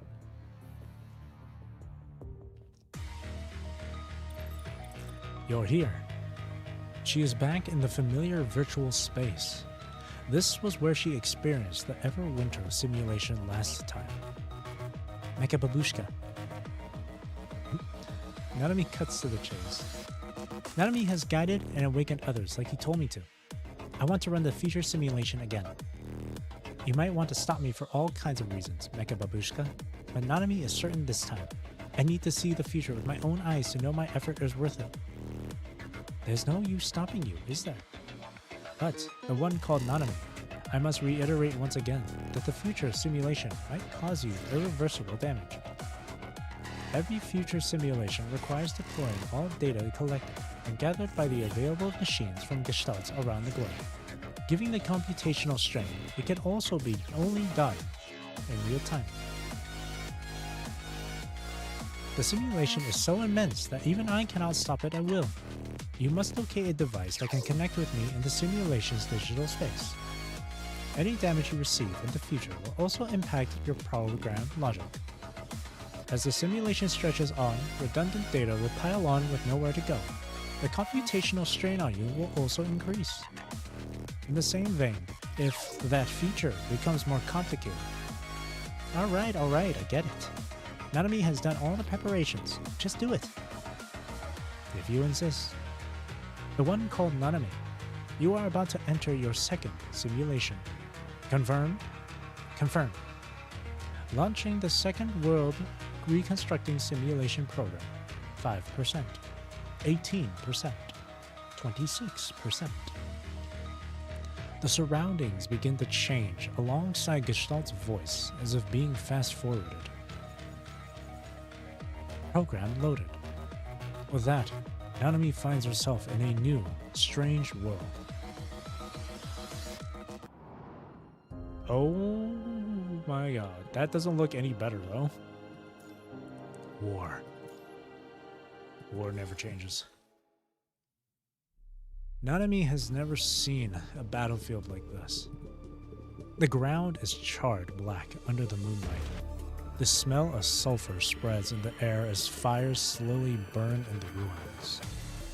Dead bodies of humans, constructs, and mechanoids remain tangled in a fight. Broken mechanoids speak with their stammering voices. Free will for machines. But no one here is alive. There is no sign of life.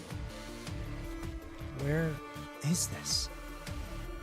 This is obviously not one of the possible futures Nanami has imagined. She walks speedily among the ruins, scanning every possibly useful data. Searching for a weak signal she detected, she begins to get the lay of the land. All structures in this area look twisted. They are built with large uniform pyramids, and they all look odd and cold without a hint of humanity. As she analyzes, she finds the front line on this battlefield retreating. Scales of engagements also seem to be reducing. Message deciphered. Fort Niflheim. Warning. Unknown mechanoid detected. Attack! As Nanami finishes deciphering the message and discovers information on humans, bullets that come out of nowhere hit her in the chest. Nanami looks up to see fully armed constructs lying on a roof high above. Hearing their shouts, Nanami does not have time to rejoice before she is shot down from power. Why? Looking at the scratches on her chest, Nanami feels a twisted pain in her head. Humans' bullets have never caused her any real harm, but the realistic impacts and the dissonant scene are giving her a headache. Any damage you receive in the future will also impact your program logic. More bullets shower down. Nanami has to retreat from the assault, blocking the shots with her arm. Why are you doing this? No one answers her. Her voice is drowned in the sound of gunfire. Quickly! The hostile mechanoid has left her vehicle, showing no sign to attack. Concentrate fire and take her down. Everyone is avoiding Nanami. Why? It hurts. My head hurts. Everyone is leaving me. Memories and reality interweave in her head, washing over her. The ground below her begins to shake and crumple, revealing a pit designed to trap large mechanoids. Power accidentally takes a wrong step and tips, now stuck. No, this time, Nanami will be different. Clenching her teeth, Nanami walks forward on the collapsed ground, struggling to inform the other party she is a friend. Watch out! Unexpectedly, a hand drags her away. That person seems to have descended from heaven, breezing through the difficult terrain and dodging the gunshots, bringing Nanami behind her slanted mech. A missile brushes past the mech's armor, exploding mid-air. Speaking with a calm voice, that person opens his or her cloak to block the blinding searchlight from the fort, the person's face hidden in the hood. Who are you? I'll explain later. In 10 seconds, the humans will empty their weapons and reload, which takes about 30 seconds. Please take this opportunity to escape. I can tell that's Heisman. The mechanoid repeats her suggestion, carrying Nanami to Power's cockpit before jumping down the trap and lifting Power's leg, letting it regain balance. 8 seconds. This mech should be fast enough. Please make use of it. Huh? Hold on. Nanami isn't leaving. Nanami is asking them why they're hurting Nanami. Won't be shot at for no reason. Maybe they thought Power was going to attack them. 5 seconds. They're not afraid because of the weapon you're piloting. They're afraid because we are machines. The suppressive fire starts to diminish as constructs in charge of close-range battles depart the fort, blades in hand.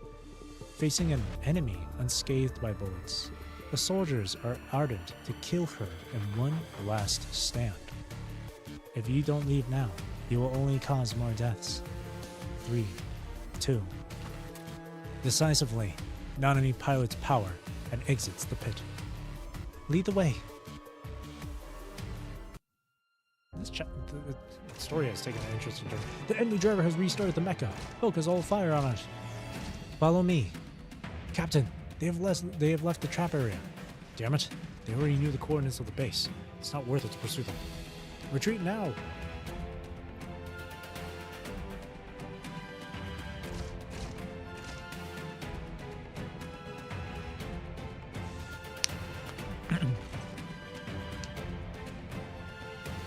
invaders detected.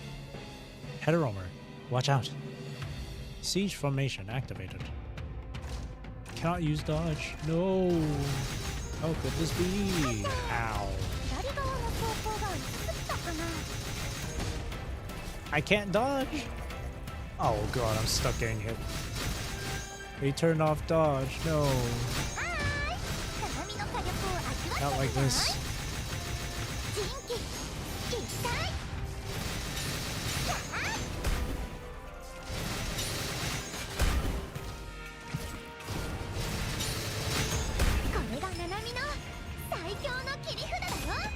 Got him. Boink. Okay, that wasn't enough.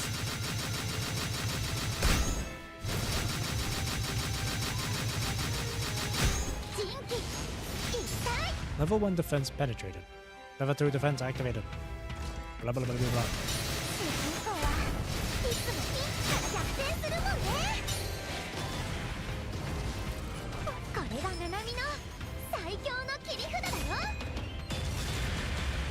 Warning, level 2 defense penetrated. Level 3 activated. Level this, level that.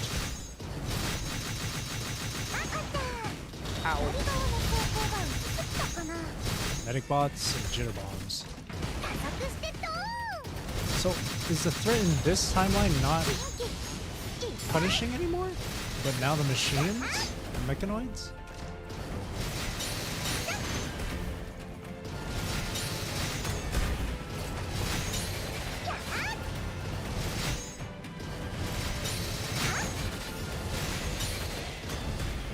Nice. Starfarer Nanami is fun.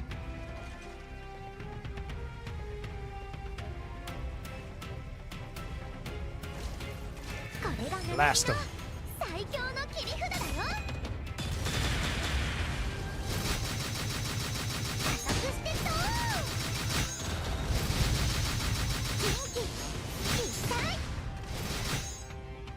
There's the soul around, not the focus of this chapter. Nice.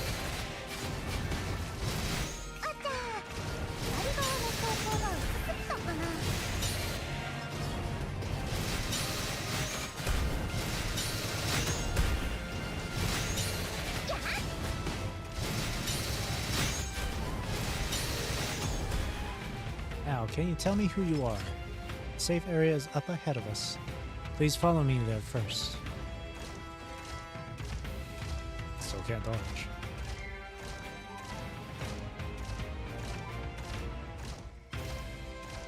I'll explain everything to you. Please do, Esma. The mysterious mechanoid is clearly familiar with this area. After evading the construct's pursuits, they stop in a rural area, where countless discarded mechanoids pile up. The moon casts its light by Nanami's feet.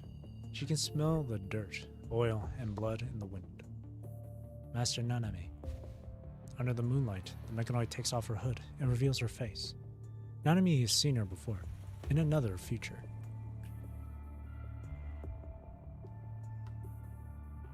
Haisma. The mechanoid who helped Nanami return to her time in the Everwinter. Now, she seems to have lost the grace Nanami remembers. Her torn cloak flies in the freezing wind, her body dotted with battle scars with oil-stained bandages loosely wrapped around the exposed parts.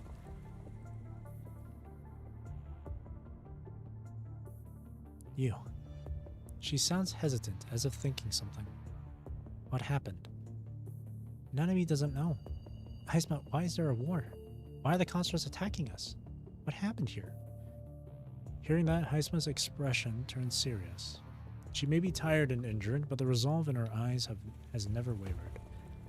I don't know why you suddenly lost all your memories, but Mother has asked me to guide you by your side if you are ever lost. I will try to give you a concise explanation. As the Sage Machina, you joined the Church of Machina, which grew under your teachings, but it eventually split into two factions. The other faction, led by Lover, pursued the meaning of war.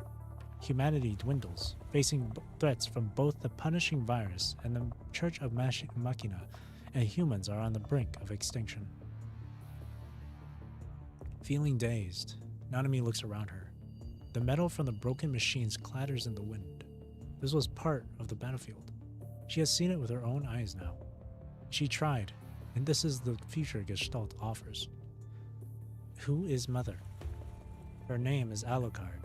She has always been the head of the Church of Machina, running the church before you showed up. I see. Just this brief glimpse is enough to make Nanami reject this frightening future with all her heart. Still, just like last time, Nanami must understand every cause behind the scene to avoid this future. Nanami believes you, Heisma. I've always believed you as well, Sage. Based on what you said, Nanami would like to stop this war. This is not how the world should look like. You never agreed with the war. Whatever you decide to do, I will stand by your side and help you. Heisma says the same words she said in the other future. I'm not your only friend here, but humanity's aggression is not the only thing you have to defeat. If you want to stop the war, we've got to get going. Heisma extends her arm and points. Following that direction, an iron tower stands on the horizon.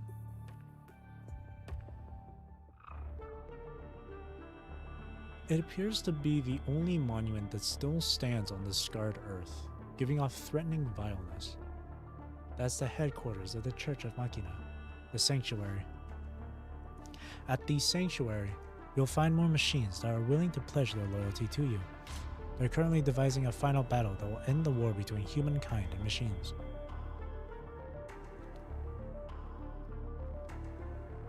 Heisma puts her hood back on, hiding her face in the shadow. She whispers from darkness, Sage, please tell me everything you know. To guide you through this world, I'll first have to know what you already know. Okay. I'd like to assure you about one thing, though. The white-haired mechanoid reaches out to Nanami. I have always been and will always be your partner, your follower, and your comrade.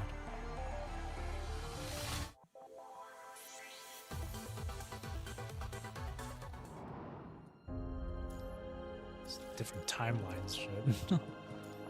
Church of Machina.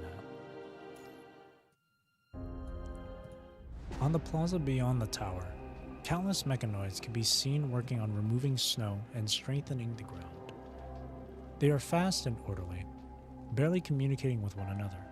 They still function perfectly fine as a team. From underground, the main building stems all the way up to the surface. Vaguely, one can still tell what it used to be, a starship now buried. The starship is reminiscent of the root of a tree, upon which the steel tower grows skyward through the ground. As spectacular as it is, the structure stands awkwardly in the middle of nowhere, a sight made possible by the machines that have planned and worked on it. There is no window because machines need no sunlight. The orderly electrical wiring and space assignment inside the building bring about still colder vibes. The hall in the center of the structure is the only place in it that shines brightly. Above the center of the courtyard is an unfinished gear-shaped chandelier. Flickering, the fluorescent green light of the chandelier is reminiscent of sunlight filtering through trees. Nanami stops in her tracks to look at the chandelier. You are back, Sage. A strange male voice has caught Nanami's attention. Nanami has never seen the beast mechanoid behind her. Minimally coated and carrying black burn marks on its arms, the machine has the head of a jackal. Spooner, please don't leave your post unattended. This will only create unnecessary conflicts if Gear finds you negligent. Gear. Remember? From Echo Aria? What's Gear? On their way here, Heisma and Nanami already brought each other up to speed on what each of them knows, yet Heisma has yet to get to the details about the Church of Machina. What's wrong with Sage? Did that just happen? Heisma nods. Sage's confusion. Spooner is someone you can trust, Nanami. You spoke of my arrival, and now I'm confused? The beast mechanoid does not hear Nanami's mumbling. Nodding his head, Spooner goes ahead and tells Nanami about Gear. Gear is the church's army. As you might have already guessed, they control everything from war to this thing. The beast mechanoid points at the glamorous chandelier. The symbols, the tower, the army maintaining order, but they're all subpar imitations. This was supposed to be a utopia. Mumbling as he shakes his head, Spooner turns around and heads for the chandelier's worksite. Spooner is here. Aren't you going to have a look at it before you head back? A team of machine soldiers shows up at the entrance, escorting a few supply wagons. The leader has a bright colored coating with a brilliant red heart shape on her chest. Oh my god. My, is that Sage? The red mechanoid runs over, trying to hug Nanami. Are you Nanami's friend too? Friend? That's a word Sage uses a lot. Guess I should try to remember that too. But what better way is there to show love than a hug, right? On behalf of Gear, let me love you. Embraced by the overly excited mechanoid, Nanami struggles to keep her head up. But Heisma just stands behind and reaches out her hand, quietly laying it over Nanami's. She does not need any words. Zero, have you finished your work? Oh, Sage, you are so soft. Hey, stop it. Unable to stand Zero's hug anymore, Nanami slaps Zero's hands away. I see you're doing very well, Sage. Can't tell you how worried I was seeing you all down and sad before. Heisma mentioned this mechanoid before. Her name is Zero, and she is the very person behind the church's split up. Displaying her hands that have just been slapped away by Nanami, Zero speaks in an exaggerated yet sincere tone. Speaking of friend, do allow me to show you one, Sage. Zero puts her arm around another machine in the team, demonstrating her understanding of friend. Squeak. Friend. Friend. How do you like the chandelier in the hall? They're all gifts to you from Gear, with lots of love, of course. It's a real shame, though, that we weren't able to show these to you after they are finished. Who would you say is responsible for this mishap, Spooner? We've cleaned up Fort Jotunheim, up north where the humans are, so go ahead and use these. Based on our projection, we have more than enough if we add Niflheim to the list. A lover opens a crate near the entrance. What's that? Organic bones. We made the green light in the chandelier with these. Exactly. It's like how people usually put the remains of their game up on the wall for decoration after hunting. Gotta make full use of these inferior beings somehow. And you polish them and give them away as gifts. And that's how you show your love, right? At this moment, it dawned on Nanami what Spooner was referring to when he said subpar imitations. These gifts that Gear has acquired with brute force and is giving to Sage out of reverence and love disgust Nanami to no end.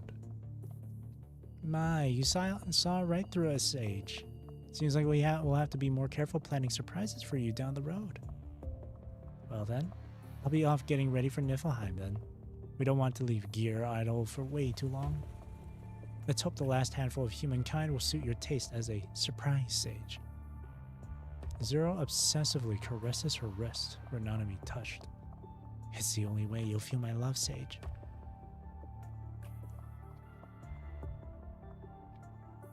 Seeing Zero off with her troop, Heisma turns to face Nanami.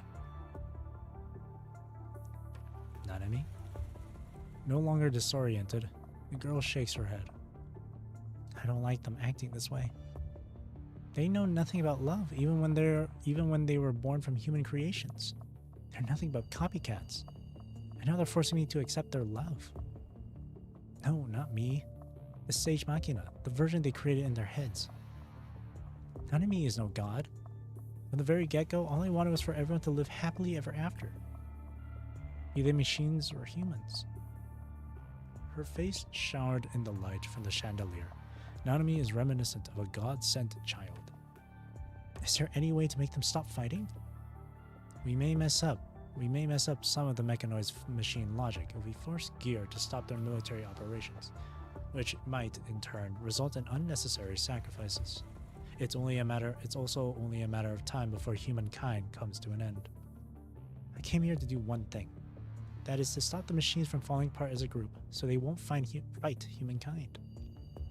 Nanami can tell you that this is not a path we should be on. But the situation right now is, Nanami knows what you're all worried about. It's a difficult problem to solve, which is why I need your help, Heisma. And you too, Dalgo. Having been conducting himself with composure, the beast mechanoid shakes his tail. I'm glad you finally called me that, Sage. I wasn't sure how to act around you when you were so distant. But Nanami holds out her hand. The beast mechanoid lowers himself to let Nanami pat him on the head. It all just seems so natural. She smiles. This is the first time I see you all here, but I do feel a sense of familiarity. I feel like it's my destiny to fight along your side. Alright, bring it on. But there are still a few more things I need to figure out. How did this war start in the first place?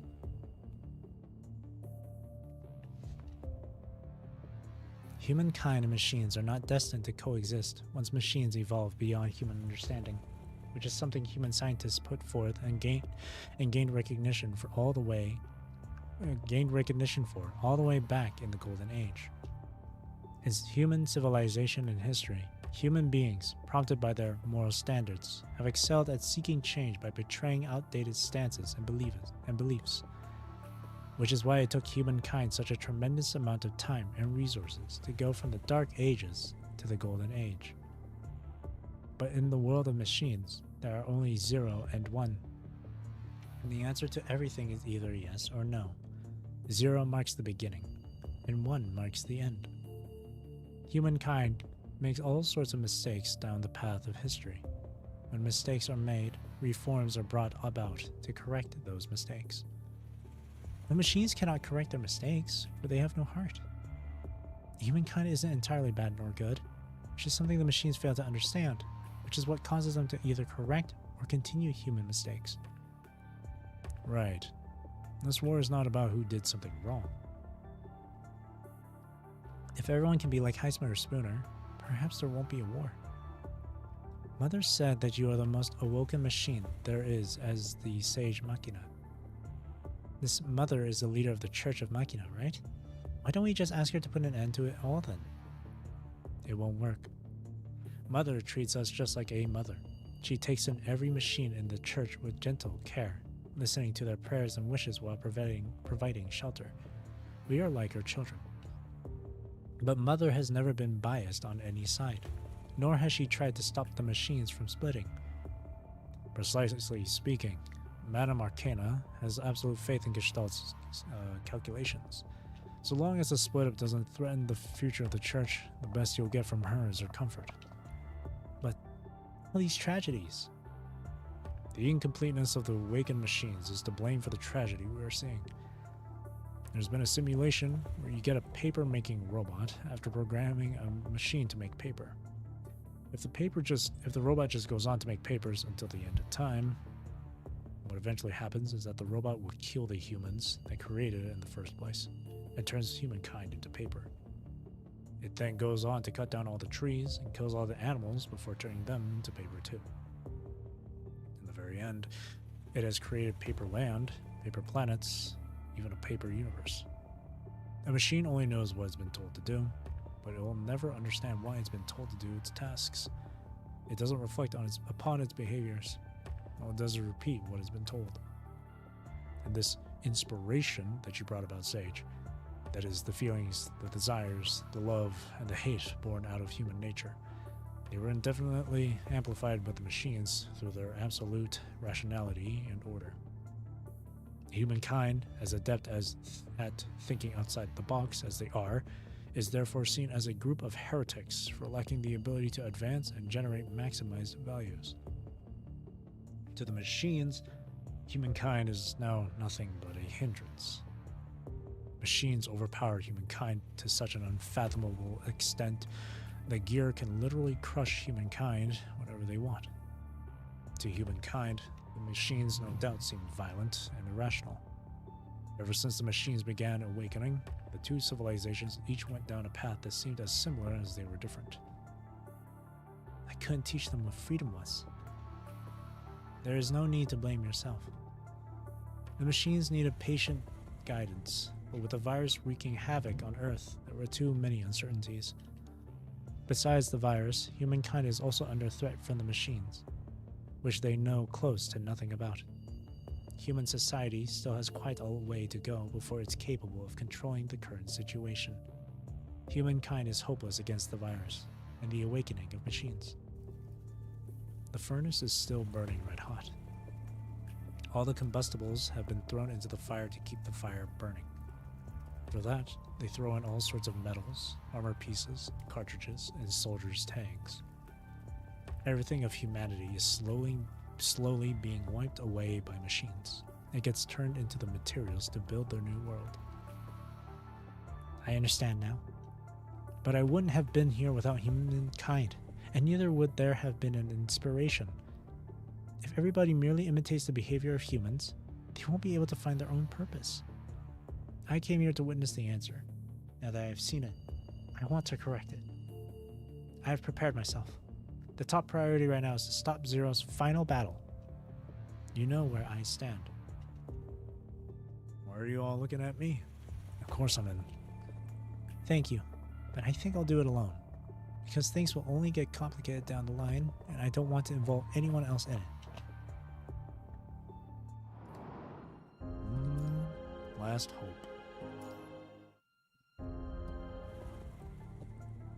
One of the input ports of the furnace is located behind the Church of Makina. Most of the recycled metals are compiled here, carried into the furnace by a conveyor belt where they are melted, then used to build the outer walls of the church. After deliberating with Heisma and Spooner, Nanami came to this place alone, paying attention to her surroundings all the way. I'll take a drink of water.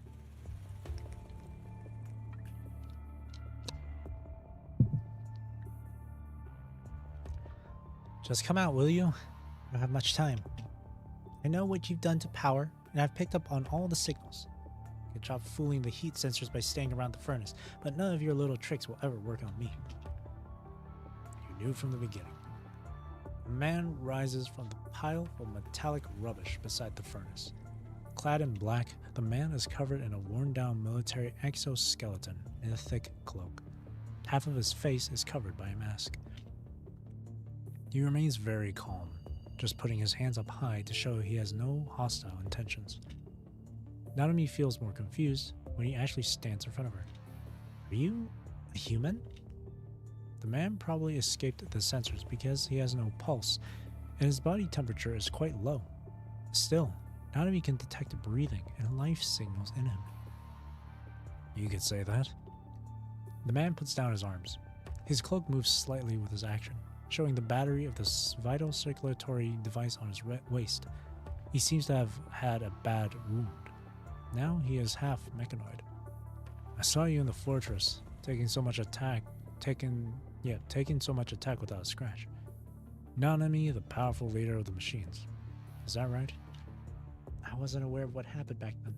So, you understand that you were scared. Now, I won't blame you for that.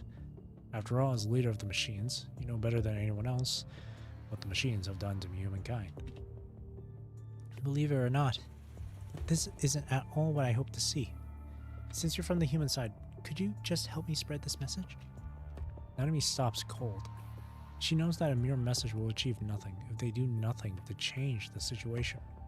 The machines will just keep fighting, and humans will just fight back too. It was me. I failed. Great minds think alike. The other humans might be scared of you, but I'm not. Your brother told me that you were once friends with Great Raven.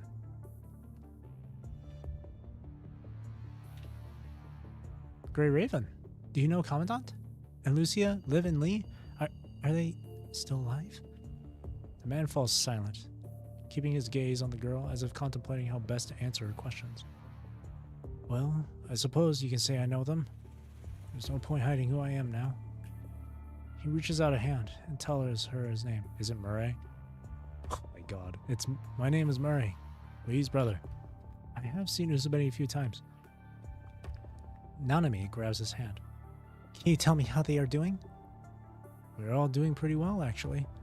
Usabeni has been promoted. I am the Grey Raven Commandant now. So I do end up fighting alongside Lee. Is everyone still around?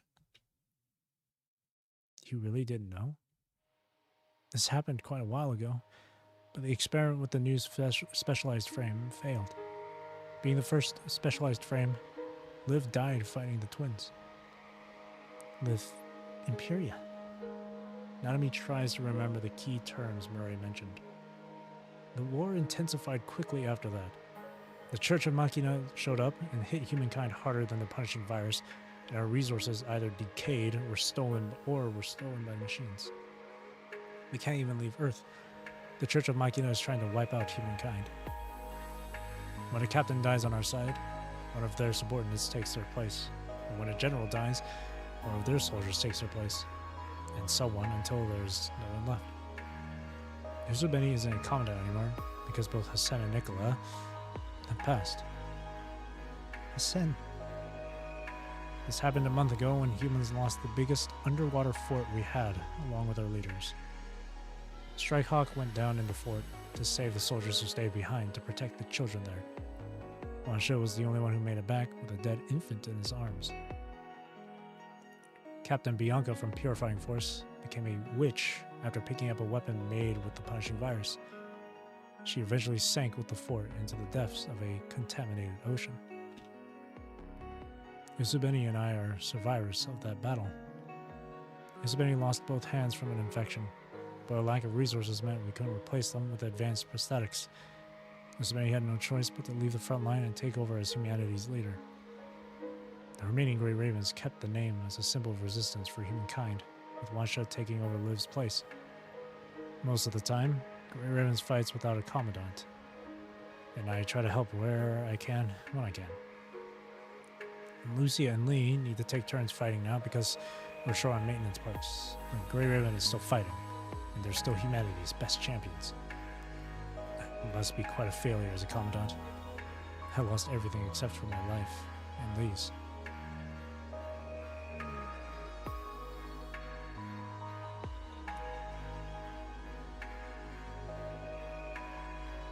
I still remember when Vera stood on the shore with her spear in hand, trying to stop the machines by herself.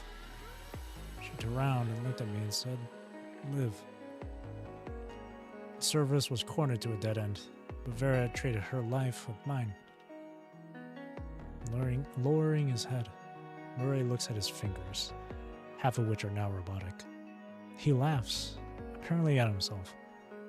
But was it worth it? I may have survived, but I couldn't even keep the heart Lee gave me. The beating heart in Murray's chest is now but a fine metallic substitute. How could it be? Feeling defeated from learning about this future, Nanami crouches down and buries her face into her lap. You asked about everyone, right? Let's see. WGAA was unable to evacuate in time, trying to rescue all the Golden Age relics when the machines invaded Babylonia. The landing went wrong. They all burned to death with the very relics they were trying to save. Murray speaks with a flat tone. We lost contact with ARU, Akdalek, and Kowloon as soon as the war began. While we did manage to join up with some of their lost soldiers later, they had nothing but bad news to share. Forsaken became nothing more than a bunch of severely infected souls. Rumor was Watanabe had to put an end to their suffering by... Enough. You were the one who asked, no? What are you feeling now? Disdain? Guilt? This is the world we live in. I can go on and on telling you about our suffering if you want. Murray's tone reveals no emotion, as though everything he just talked about was something that happened in another world. That's enough. Raising her head, Nanami is on the verge of tears, yet her tone is not relenting. You told me all that because you were afraid Nanami wouldn't betray the Church of Machina, turning away humanity's chance to survive, right? You came to me because you wanted to save someone. Am I right? You've mentioned Lee a few times, and that's how Nanami got the feeling that you're trying to save your family. Am I right? With Nanami, founder of the Church of Machina, standing right before him, Murray cannot keep his cool completely. Whatever he has said, however, has gone into Nanami. Murray contemplates his next move. Nanami pauses for a moment and speaks again. Nanami hasn't exactly figured out what Gear is planning, but if Niflheim is humanity's last base, then you'd all better run now. Zero plans on dealing humankind one last blow tomorrow, but I'll do my best to stall Gear and buy you time. Nanami gives Murray the transmitter that belongs to the Church of Machina she got from Heisma. I'll keep you updated on Gear with this transmitter. Don't bring it back to your base though, because the Church of Machina can trace you through it. I hope we can help. To her surprise, Murray takes it without a word. His middle fingertips feel cold when they touch her palm. He puts it in his pocket. The light from the furnace shines upon his face. I need to go. If I fail, Nanami can still do it again. Do it again. Murray chuckles, his narrowed eyes seemingly flickering under the hood with the furnace's fire as he casts a doubtful look at Nanami. Trust me, I'll find a future without war for humanity. The girl wipes her tears away. She sounds firm once again. Nanami won't let her friends suffer the kind of fate you just spoke of. If you say so. If there is another world, please keep Lee safe for me. As for this world, guess I have to do it myself. Before Nanami can say anything else, Murray treads off into the night.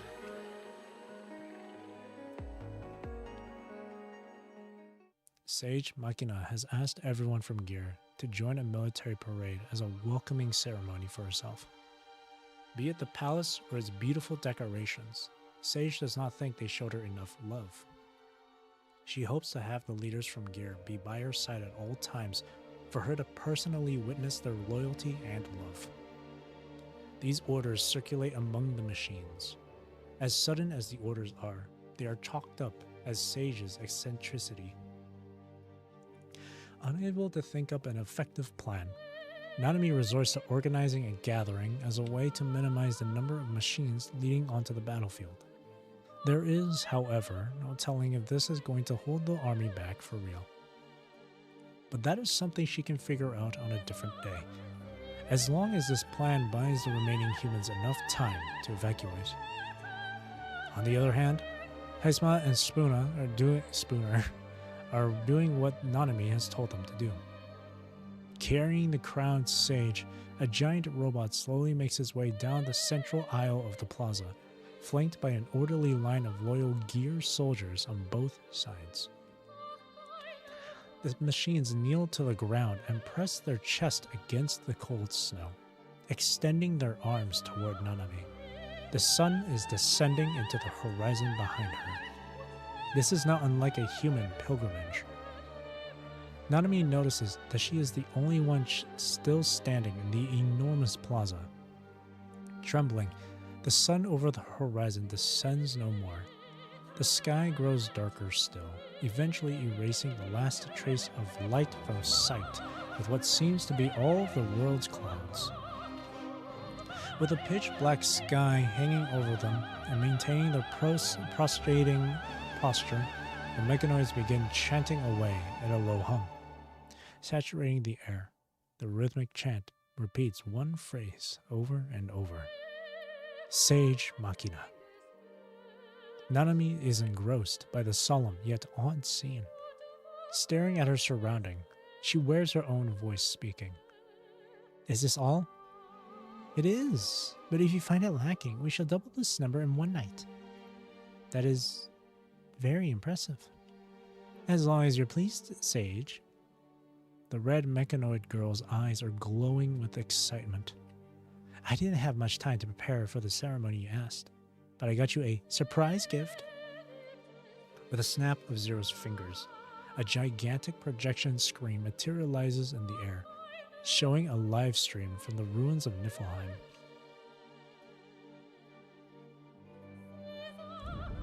The screen shows a few attacker mechanoids bombing their way into the fort through an underground tunnel and crashing kamikaze style into the defensive walls and weapons.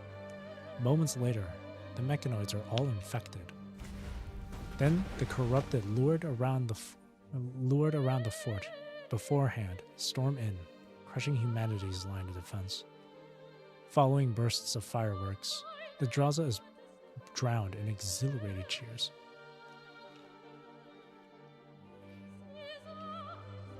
A flying mechanoid lands a lucid red diamond over to Zero, or hands. Accepting the diamond, Zero observes it with an intense gaze. I don't remember who said this, but apparently this is a romantic way to show one's love. A day as memorable as this calls for nothing short of a ceremony like this, wouldn't you say? And I just want to say a few things about this red diamond. You brought up some names when you spoke to that human last night, and they seem quite meaningful to you. Zero sounds almost as if she is reciting a poem, as she offers the diamond to Nanami. Well, I shall let them stay with you forever, Sage. Nanami suddenly sobs a little when her hand touches the still warm gem. She raises her running chainsaw over the executioner's head. Feeling defeated, however, she eventually stops the blade. I'm sorry. Are you okay? Is this what they call happiness? Or is this sadness? How do you like the gifts? Or did I do something wrong? I only wanted to do more for you. The more the better. Isn't this love? Having been captivated by love and other feelings, Zero is confounded seeing Nanami's tears, which throws her programming logic into disarray for a second. I only wanted to do more for you. This carries the distinct ring of I only wanted to make more paper. Nanami is no longer furious. She only gently touches Zero's cheek with her fingers. Sorry, I am late. Humans, machines. There's no way for me to save either of you anymore. Dang. Cage. The darkest timeline. Nanami, as per your request, we've located a facility with a high level of calculating capacity around here. Heisma and Spooner learn about Zero's atrocity against humankind, same thing, when they join Nanami again. Heisma casts Nanami a worried glance. Okay, thanks. My plan to stop Zero failed. Nanami is going to have to try even harder for what's coming next. And we need to catch up on what's going on and find a terminal. Seeing Nanami has put herself together, Heisma lets out a relieved sigh. Here it is. Compilation profiles on the church's core members and files on the major events throughout the war up until now. What do you need these for, though, Sage? I didn't know that our first conflict with humankind went way back until I began sorting through these files. Quietly, Spooner glances at Heisma, who looks away just as quietly. Did it have anything to do with Heisma? Yes, I was. I'm sorry, Sage. I joined Project ARC many years ago as a core member of the Church and launched its first attack against humankind on Eden with Trailblazer.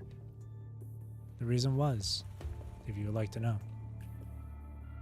It's all history now, and the machines didn't start fighting with humans because of you. Things might have been very different now had you already been part of this church then, Sage. Was I not around? That would be correct, because I still hadn't found you then, Sage. Heisma looks away. She seems to be blaming herself. Don't worry. This time, I will make sure to witness you. The girl winks and makes a grin. Show us the way, Heisma. Sitting on power and the sun, Nanami looks like a general ready to head down to the battlefield. Yes. Heisma is not entirely sure what Nanami is thinking, but seeing her smile, Heisma smiles back all the same. Of course, Sage.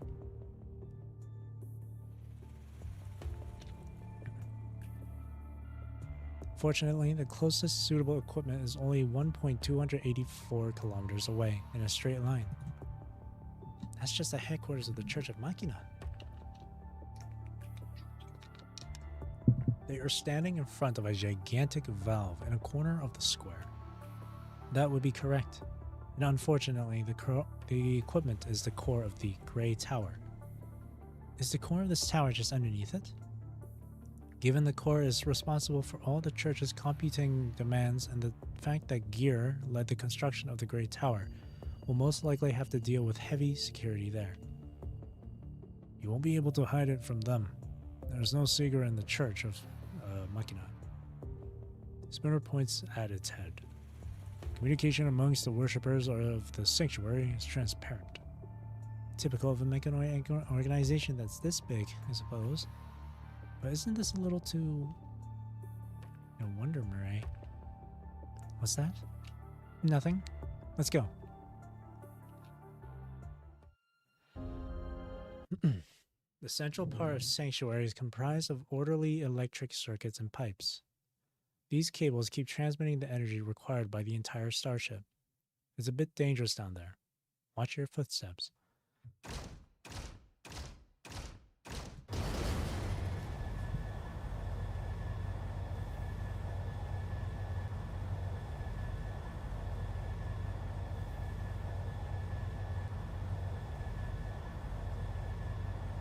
This way.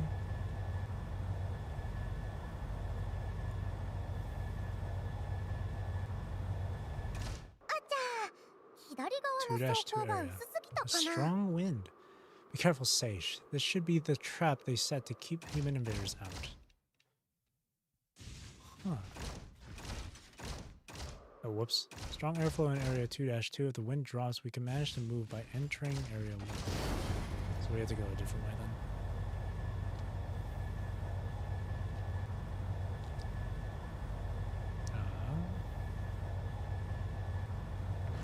Oh, arrow.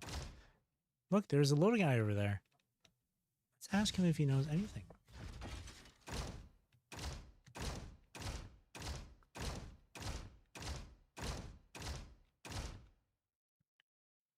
Area 2-2. Wind power down.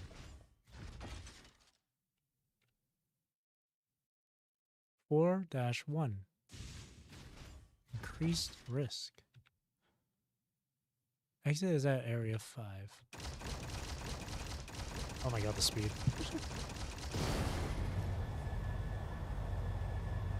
Well, it doesn't change the speed of this.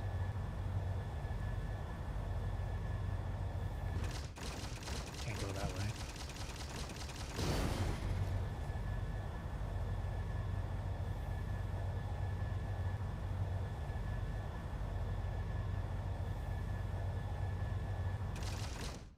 Okay, 2-1.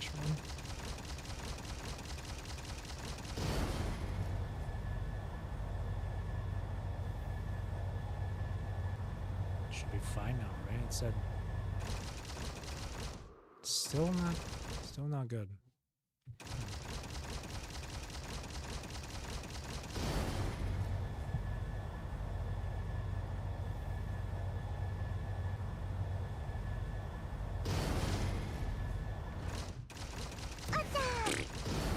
Oh, just when in doubt, just go straight.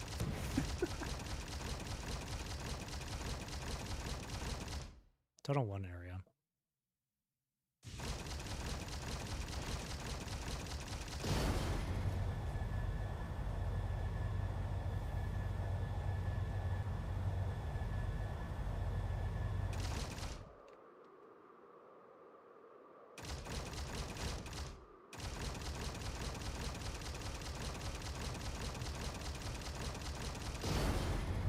Okay.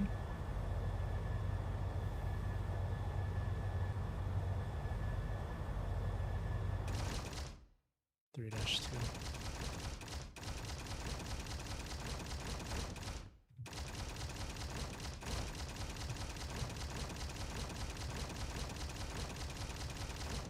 Oh, jeez. Oh, shit. Can't demon.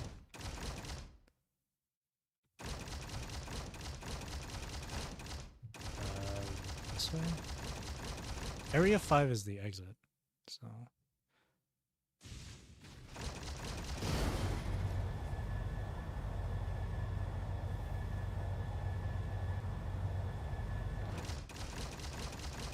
This way? No, that goes back.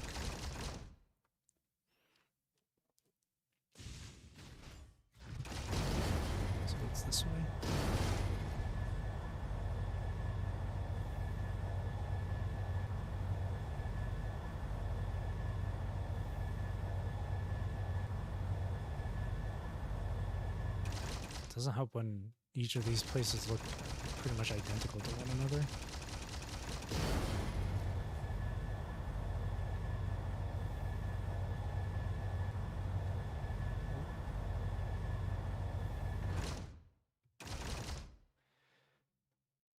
Pass signal orbs. Red, red, yellow. Sage, do you understand what it means? Signal orbs? Like the ones I cast when playing the game. That's what I do best. Let's go to endpoint area. Red, red, yellow.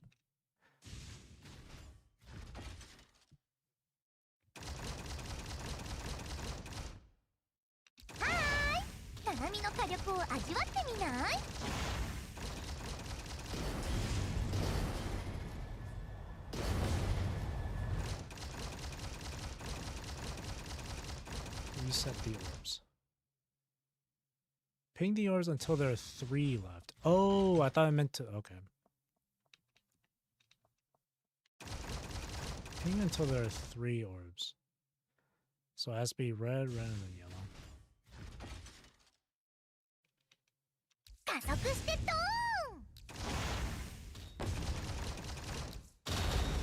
Go.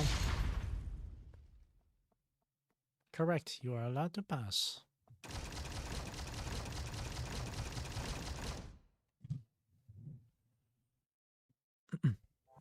Oh. Big stompies. Oh, that does not look... Oh. Freedom. I don't like what I'm seeing. About...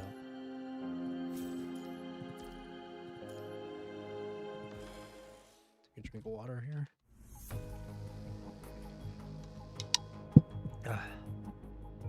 With the medic bot's guidance, the group navigates their way through the labyrinth of pipes and arrives at an open, bigger, underground space. Right beside them, separated by a glass wall, is a room with humans in it. Wait, Heisma, there are humans inside. Picking up vital signals too. They're still alive, Nanami. But if we stay here... Nanami slowly walks close to the glass wall. Oh god. There are 7 to 8 humans in there, all looking sick and bedridden, each attended to by a few medic bots. What are these? Straitjackets. The humans in front are all constrained to the bed. Some are no longer conscious. Only the heart rate line on the screen of the vital signs monitor next to the bed is slowly moving up and down. Sage, don't be sad. Humans survive. The medic bot next to Nanami keeps waving its arm as if it is hoping for a praise from her. Having sensed something, the human closest to Nanami struggles to turn around to face Nanami with a despairing look. They have been imprisoned. Heisma, break the glass. Please stay away. Heisma's attack attempt has been detected. The alarm immediately goes off, red lights flashing in the room and corridor. Save humans. Save them from death. Illegal entry. Protect humans. Cut that out already. This is driving Nanami crazy. How in the world is this protection? There's no use trying to talk sense into them. These medic bots are programmed to help and look after humans. The condition these humans are in is proof enough that the bots are logically correct. The girl rides on her giant mech. Fury has driven her to move out like an unleashed snow leopard. If I am the one responsible for all this. Before she knows it, a bunch of medic bots appear out of nowhere and stand in her way to keep her from tearing the door down. And let me put an end to it all. It was a terrible timeline to be in.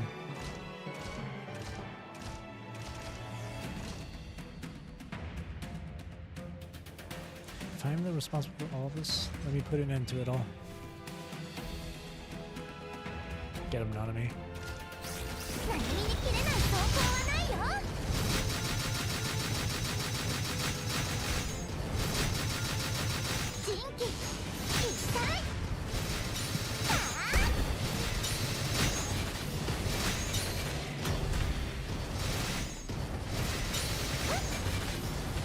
Nanami is angry.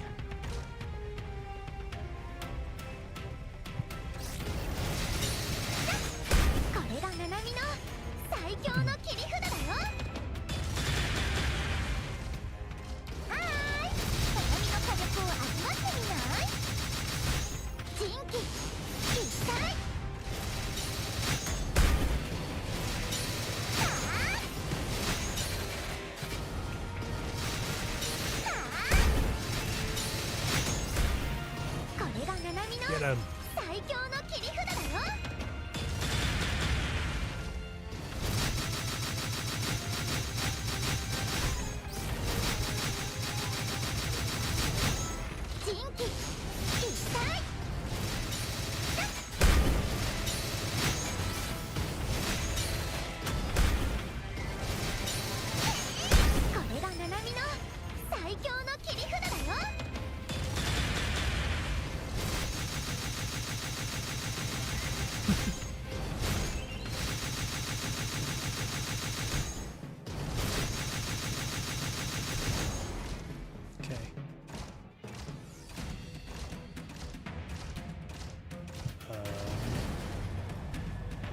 Over there.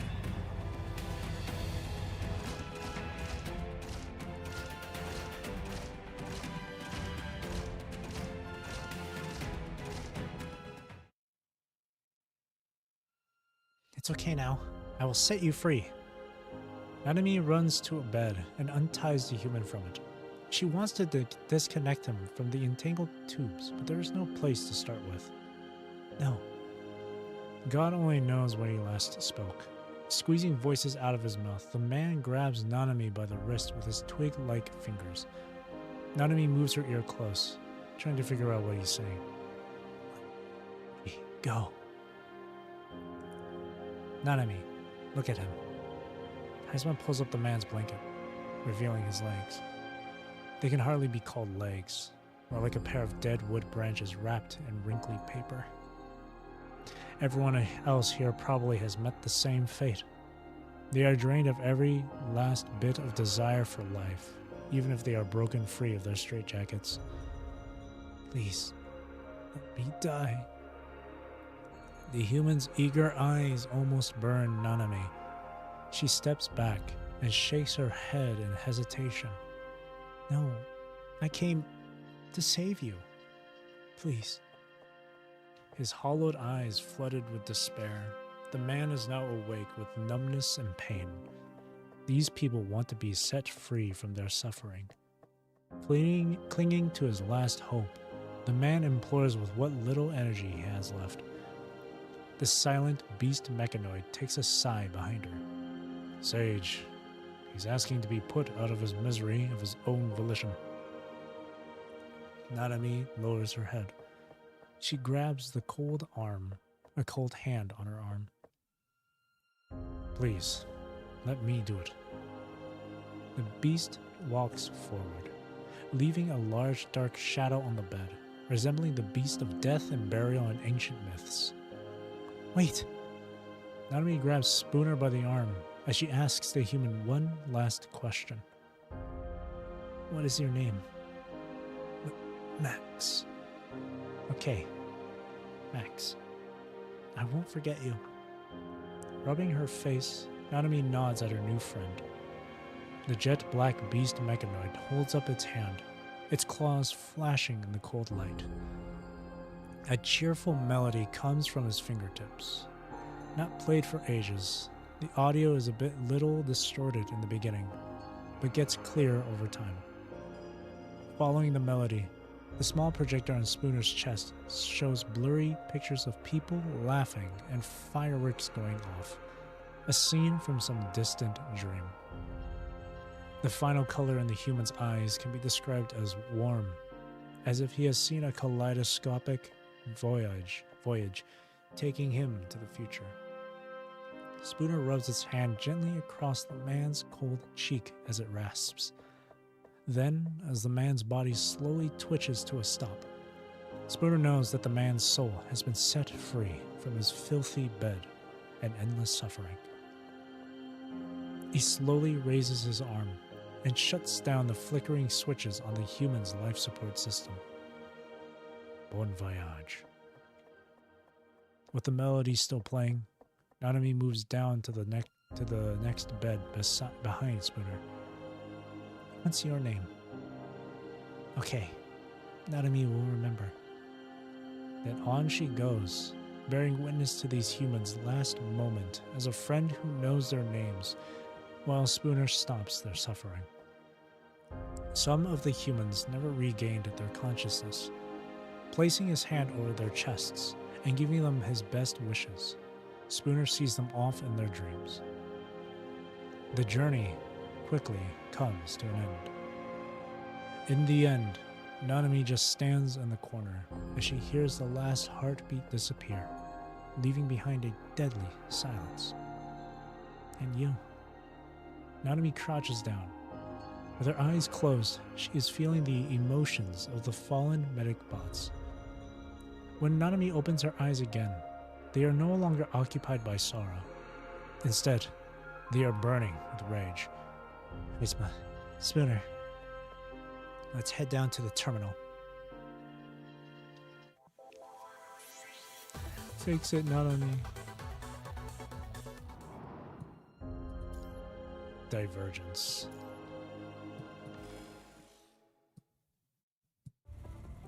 The group finally arrives at the spacious hall. Located at the end of the core, the terminal blinks in blue. A flashing cord showing that the terminal is in operation.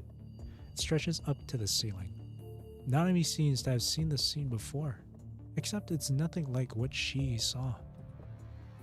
Standing before them is an entire army's worth of gear machines, against the three of them. The red mechanoid girl is standing at the very front of gear, staring at Nanami as she walks towards her. Her eyes are still filled with zealous love and confusion.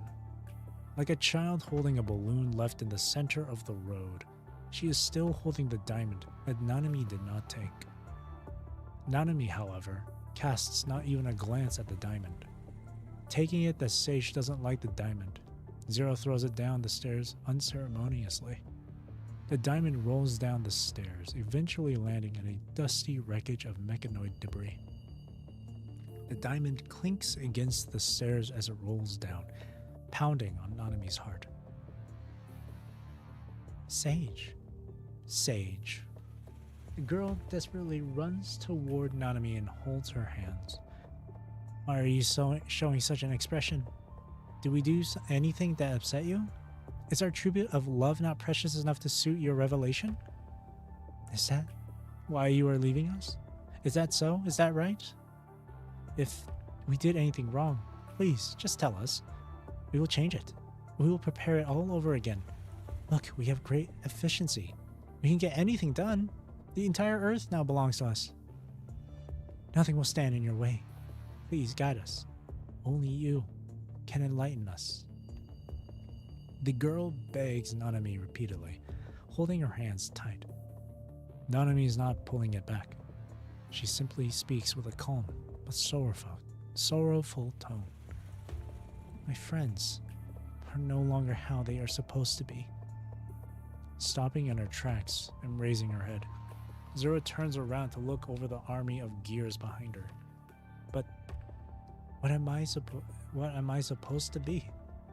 You said I was your friend. I cannot simulate a world without you. If you are not around, I will feel. Her lips are open, eyes trembling. She cannot find any words to describe the boiling emotion in her chest. Is it a program error, or the real love instead? Her grip tightens. The sound of breaking metal comes from her hand. I need to go, Zero. Nanami remains untouched. Christmas takes a step forward and points her scythe at the maniacal mechanoid girl. Please let her go. Zero twists her head in a strange angle. Her eyes wander a little, to lock onto Heisma. She giggles. I see how it is now. It's you unruly bunch that's been manipulating Sage. What are you trying to do? Keeping Sage's glory all to yourself? Or taking Sage down a path of destruction? Only I can understand. I need to slash the two of you down to really win Sage back. With a single command from Zero, her gear readies itself for a fight, summoning the Wheel of Fortune behind them. Get the traitor up. Power! The air trembles to Nanami's rage as power descends through the air and lands right before Gear. Sparks rain down the robot's chainsaw as it begins grinding. Her eyes glowing with rage, Nanami pops into power and charges up to the Wheel of Fortune. I might not be able to change this future, but I'll never allow anyone to hurt my friends. Power of friendship.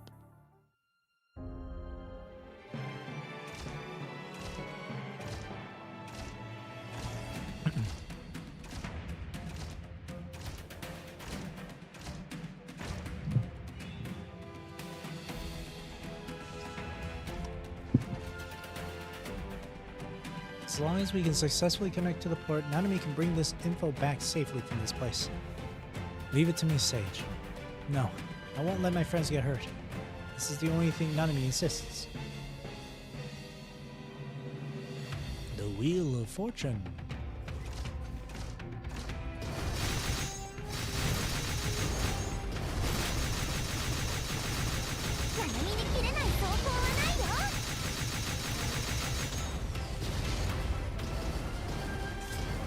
Ah.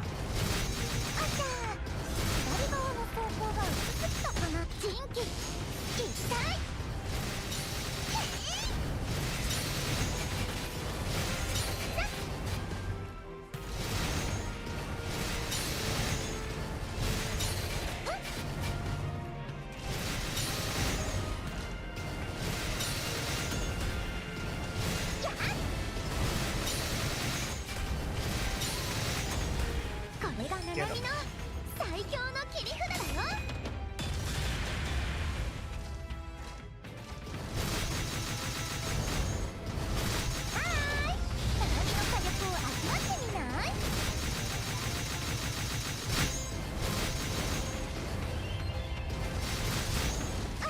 Oh. Ow.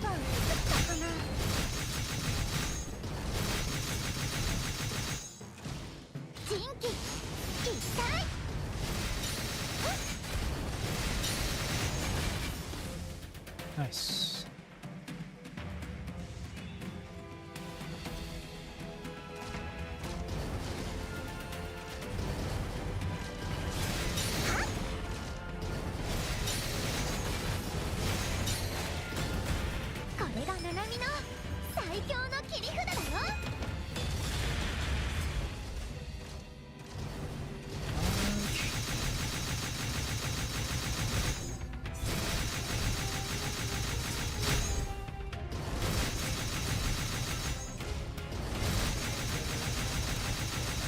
Down.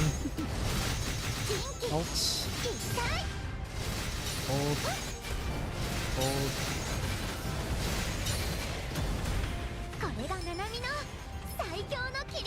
I don't know if that's how you use properly. No, that's not right.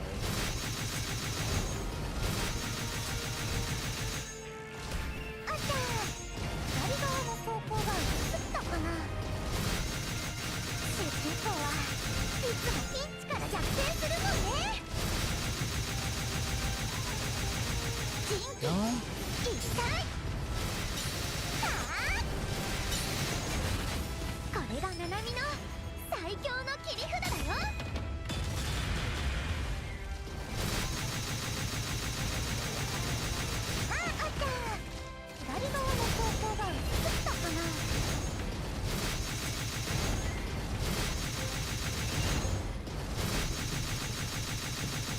Okay.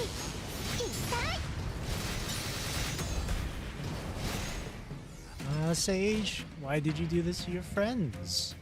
Am I not enough to be your friend? Enough. Let's end everything here. Yay. Save us, Nanami. Our friendship.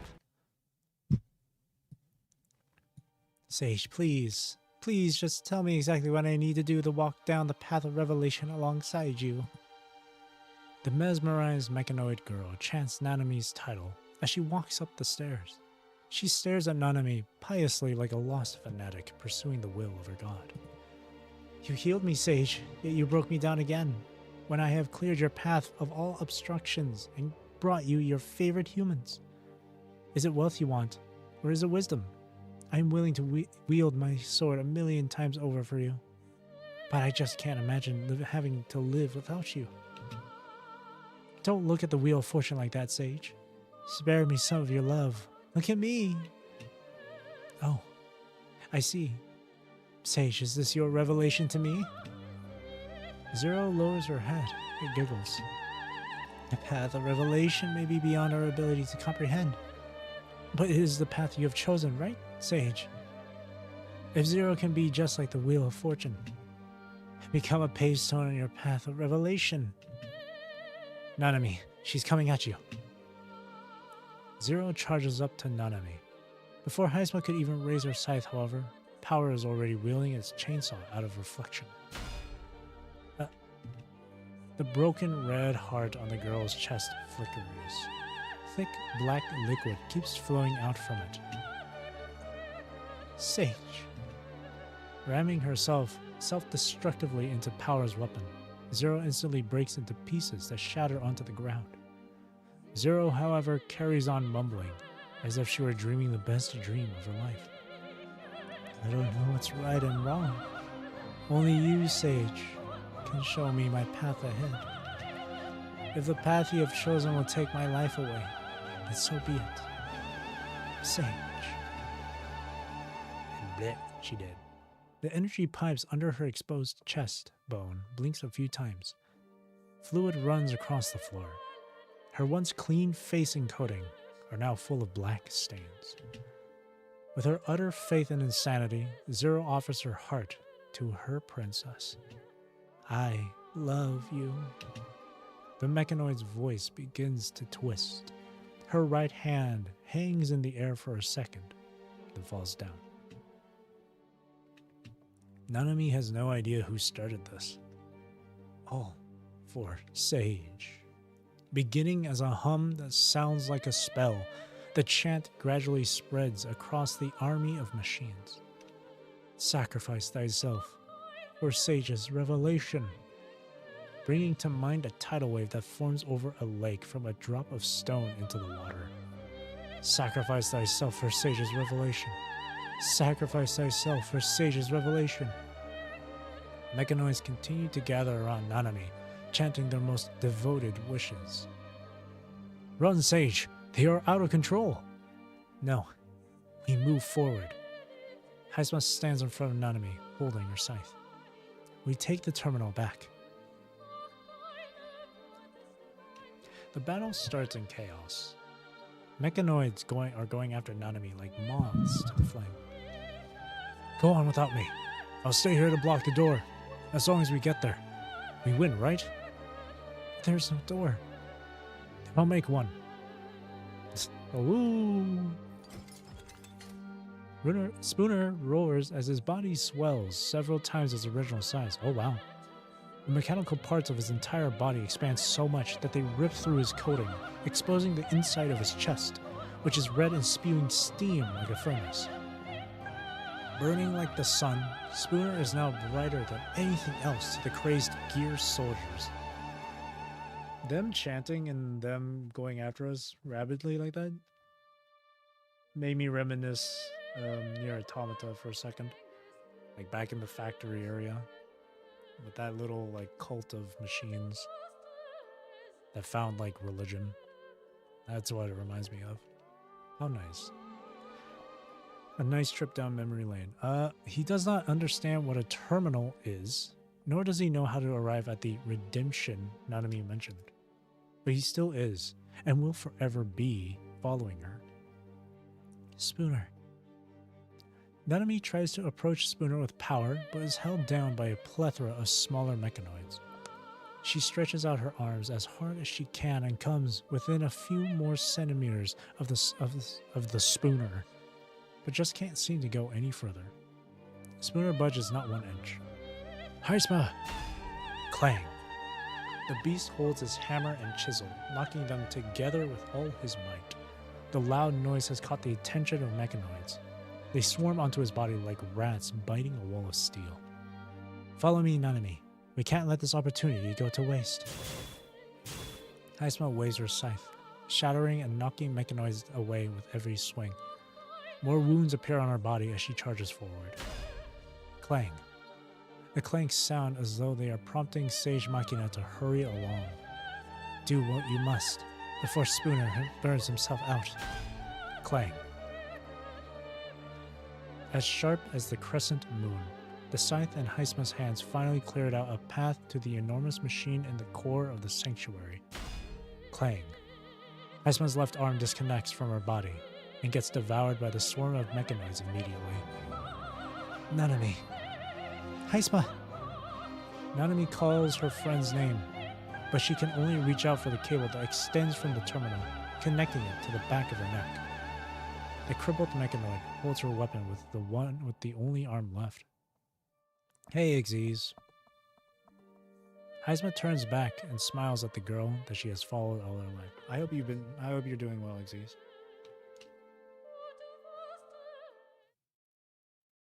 All the noises and chaos have disappeared. The space is filled with a dead silence.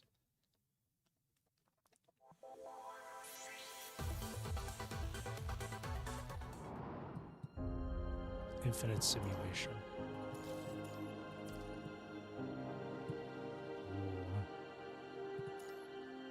Determination.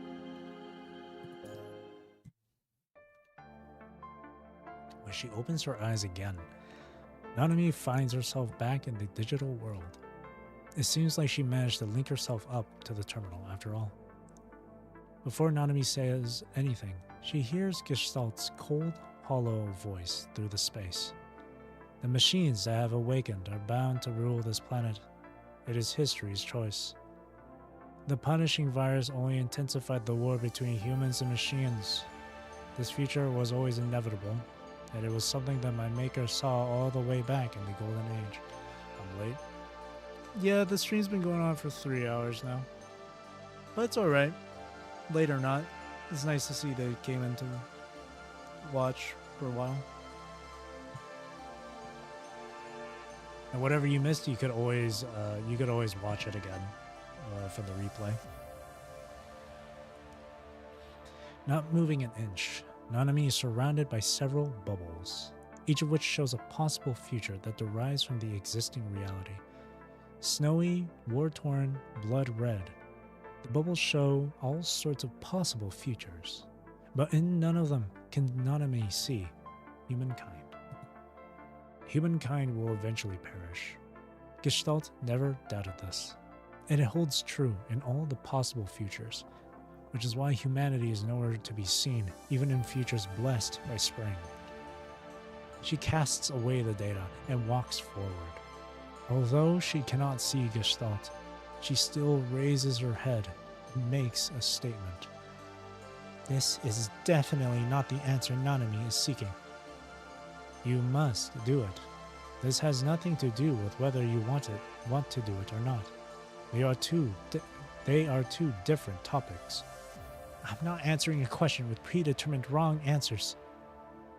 Gestalt pauses a moment, as if it is calculating the reason why Nanami gave this answer. Is it because of your so-called wishful love toward humans? No. The machines survived because you became their leader. Humankind, however, was destroyed by their own arrogance, and that's their problem. Human civilization is destined to perish in an ever-winter anyway, even if the machines had never awakened. Humankind is making too slow a progress, and the awakening of the machines will only get in their way. It's even safe to say that humankind met its end sooner than foreseen because of the punishing virus and the awakening of the machines. And you never wanted to destroy humankind yourself because you love them so much. Nanami's hands clench into fists, then slowly relax. That's not it. That kind of machine is part of our future. Is that really what you want to see, Mecha Babushka? It does not matter what I want or not, as I have no such preferences. I just calculated the ending through simulation. Humankind is heading down the path of destruction anyway, whether you execute the plan or not. You don't understand, Mecha Babushka. There were machines gathering and waiting for humankind to return, coming from all corners of the earth. There were parenting robots crying their heart outs at the bodies of dead children in basements. The little robots who tried to assemble and launch themselves into space in order to find friends. The medic bots locked up lives so they could execute their programmed logic. And there was Zero, who slaughtered humankind by the thousands in her pursuit of Nanami. Nanami remembers all those emotions: sorrow, loss, pain, paranoia, desperation. Those mechanoids are no different from her in the root. Do they really deserve those endings? I don't trust you anymore. If you cannot calculate an ending, go look for it myself. In the upcoming 10 years, there are 85,412 events that can change the future. Humankind has a mere 0.031% chance of surviving the punishing virus. Which is why I said I'm going to look for the answer myself. This is just not for humankind. There is no way someone as stupid as you will ever understand. I take it that you, the entity called Nanami, plan to figure out every possible future that derives from each future event. Such a feat would be impossible without Gestalt's help. True. So lend me your power. Didn't you say I could use your clearance? I would not recommend that.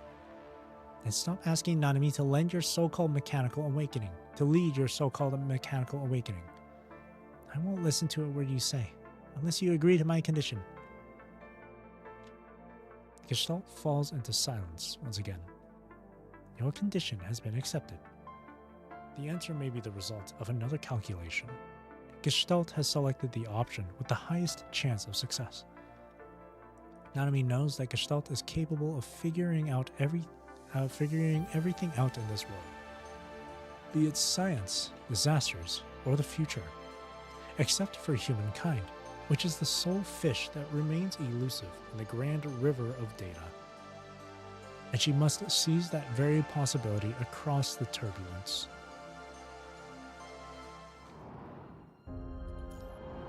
Find the answer in the future. As far as the conception of consciousness goes, humankind and machines are different in one regard. That is, humankind is unable to recall when exactly they first became conscious in life. Was it during infancy, when they first developed memories and emotions?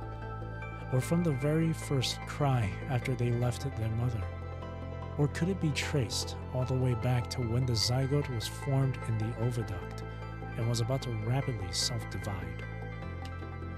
This topic is more philosophical than biological, but the same question is very easy to answer for mechanoids. When you connect a mechanoid to power and turn on its program, a brand new, mature, and highly intelligent consciousness is born. Mechanoids can find any moment that is stored in their memory at any time. A prediction by humankind produces contradiction, because try as they may, humankind will run into unpredictable causality and time. But in a computed prediction by mechanical programs, every action is but an execution of the known future.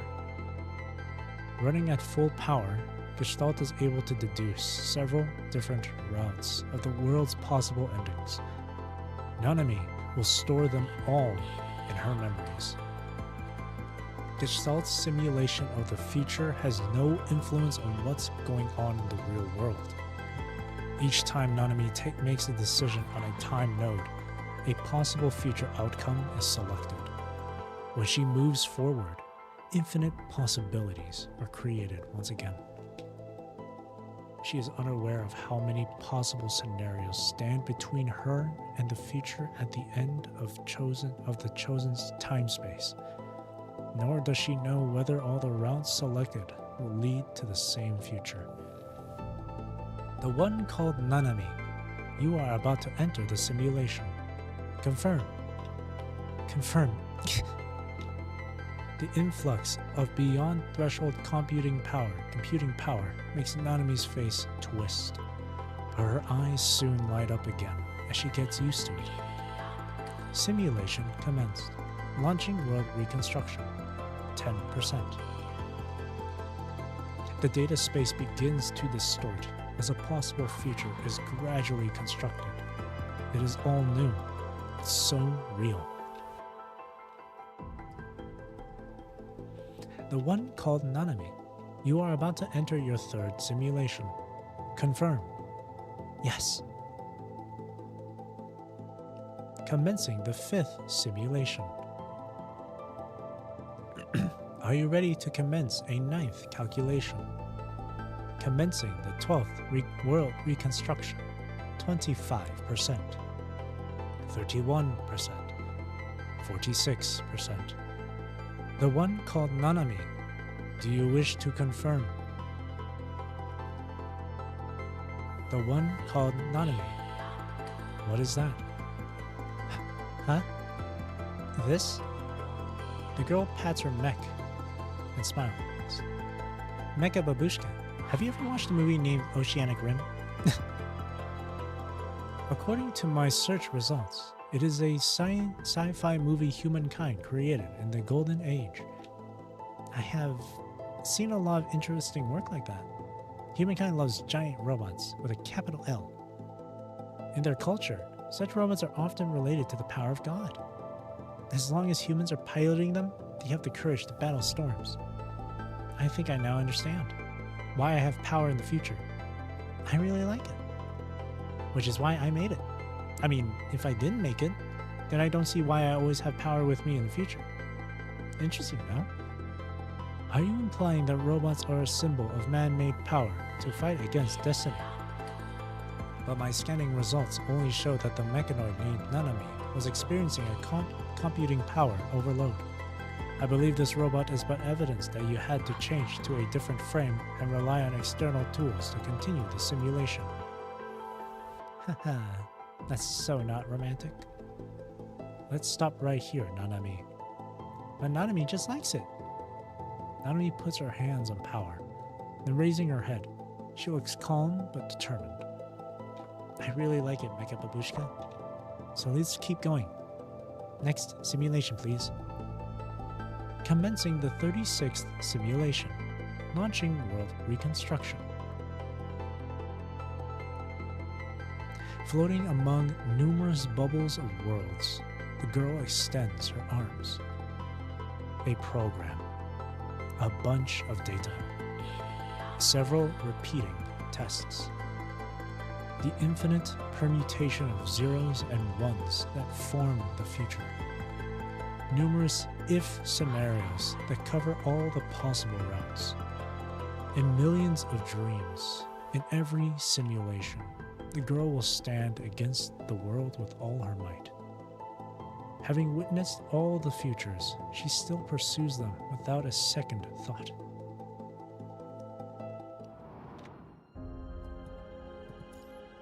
If fall. This chapter is really good. Nanami once thought Babylonia would always stay somewhere in the sky, and Nanami's okay, but perhaps it is not inevitable. That went by so quick. I can't read that fast. Oh, it's one of these. Eden. Report. Static. Eden? This poster is from a long time ago. It seems to depict a character in a game. For some reason, its colors have not faded over time.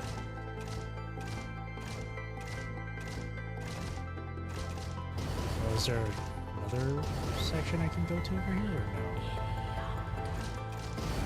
No?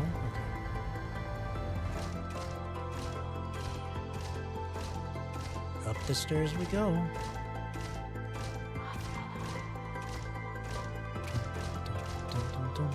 Grey Gavin. Eden, running, static. Is this from the survivors?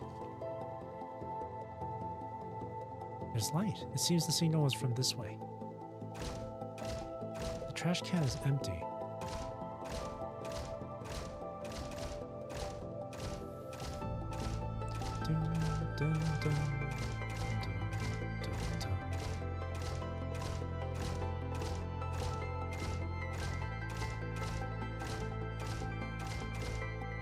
Set off by the warm light. The tables and chairs are scattered on the floor. It's like people have just left after partying. Babylonian didn't back down before they started. Are these corrupted constructs? There could be human settlements around here. Warning. Escape. Warning. Are you warning Nanami? I want to interact with this. Seems to the the fella from the big guy.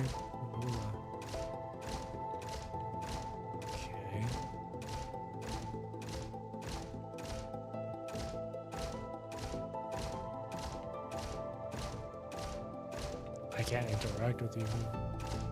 Let me talk to you.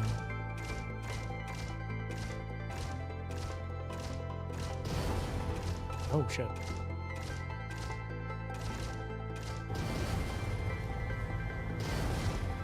Oh god. Oh whoops. Didn't mean to attack. Warning, leave.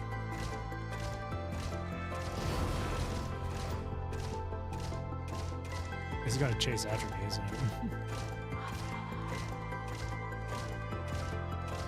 I want to talk to this construct, but it doesn't seem like I can.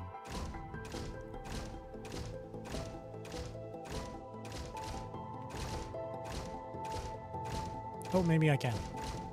Never mind, it just takes me here.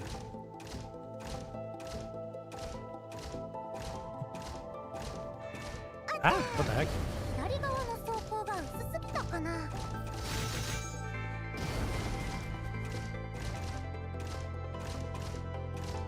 Oh, it's not interacting with the construct, it's the bench over there.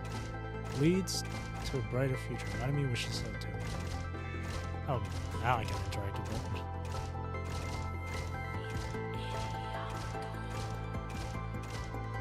It's empty. Where did everyone go?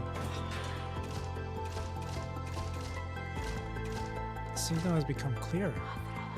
The world, human history, glory. The children of humanity merits. Thank you for your contribution. Is it a commendation meeting? Can I interact with those? Ruin of a relay station. Some signal units are still working. I like the constructs, corrupted constructs just running into the...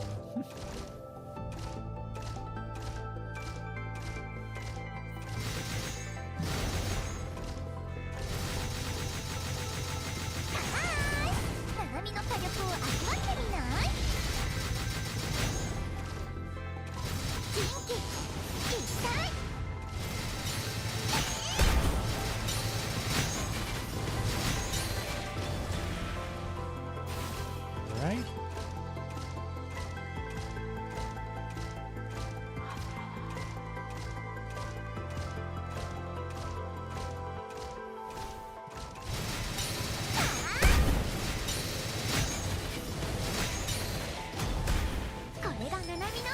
Is this gonna reach? Nice. Keep moving on. The signal is from up ahead. Maybe they were waiting for me there.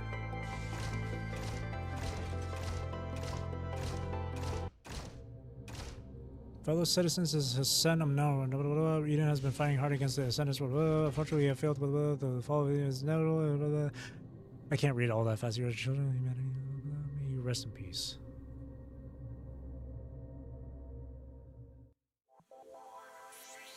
The silhouette in the bag looked like it was like Babylonia. It might have crashed down. Denied. Decay. Another if scenario. The white bird stomps before the destination that leads to calamity. The fire that once burnt up despair. is turning into despair itself in the ashes. Many things will change if I can save Liv. Let's start this simulation. Liv, your mind is heavily polluted. Stop. Awaken. No response? Liv's mind is being corrupted. It's in total chaos. Once it's all red, the discharged color is gonna... But Nanami can't connect to Liv. I have to find another way. Right. Sometimes external interference also works, right? There is no need to be afraid. Liv reacted? Great, keep going. Transfer the pain to me. Oh god.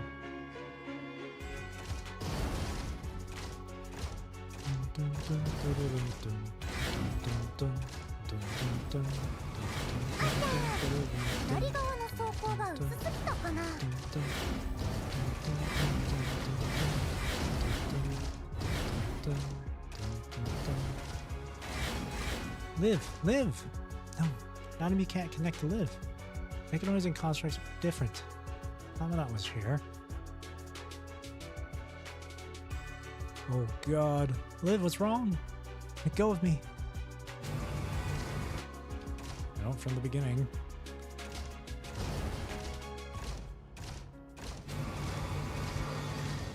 Don't worry, I play Final Fantasy XIV. I can handle those.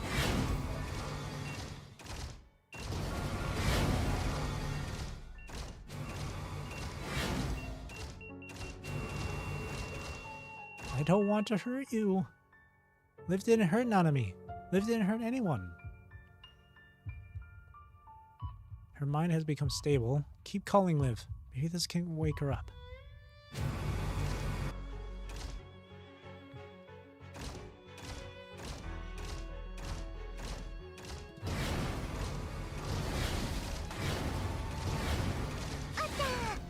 I was so careless.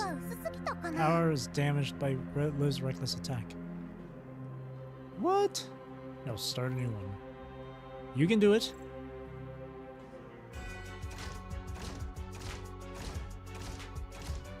I can only dodge so much.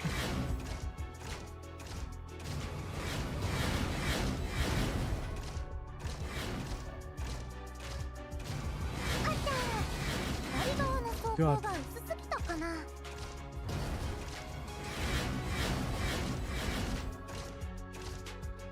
I have to hold on, I really do have to start from the very beginning of this. Jeez.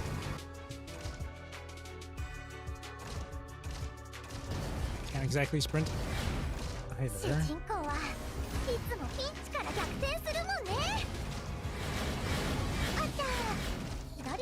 I can't dodge. Why?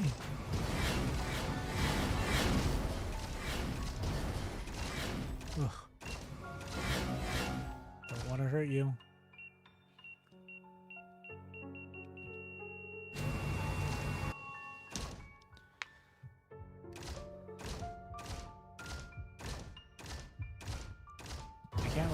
I can't like double dodge or anything like that. Come on, really? What? I can't double tap with the dodge at all. Not like how you can with other frames.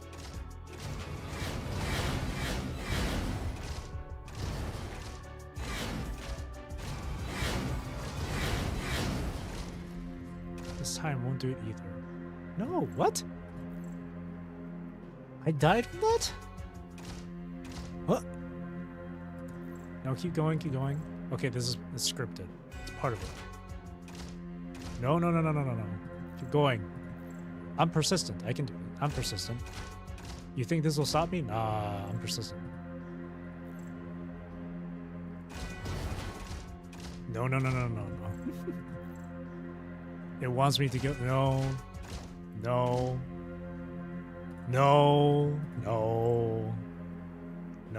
I can. Nanami, I believe in Nanami. Keep going, Nanami. 1,000 simulations, you can do this.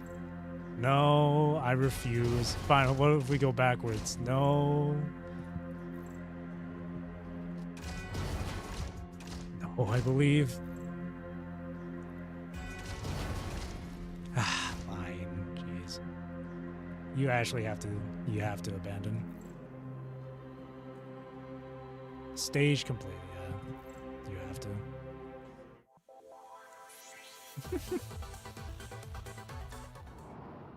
Denied.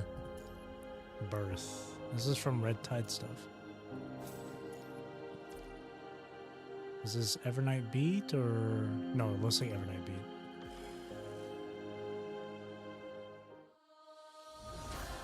Yes. Mothers, I discovered 3 more monsters. They're hatching already. Get out of there. Retreat, retreat.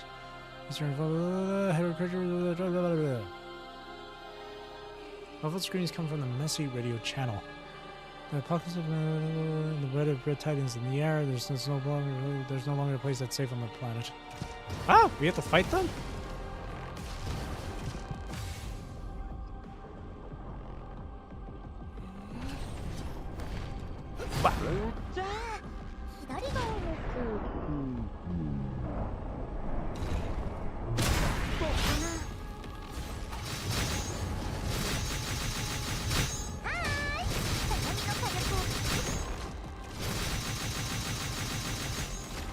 You're in a fire tank. You can take the hits.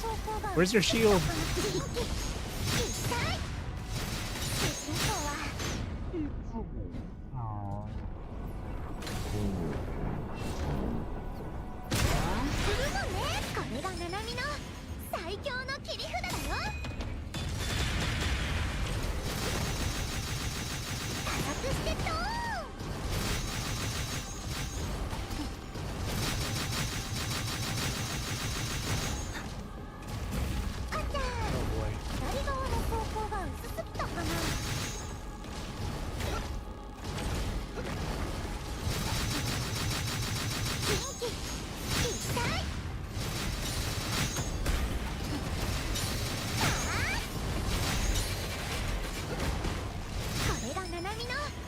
You got this.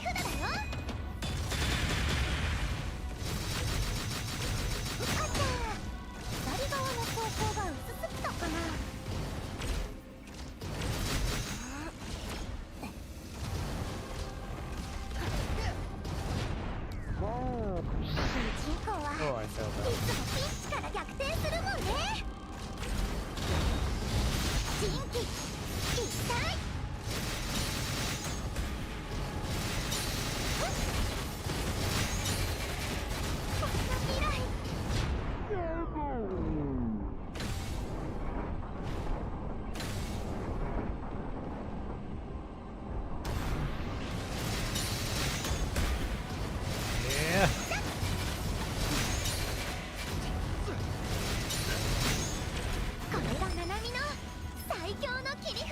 It's such a cool mechanic, though.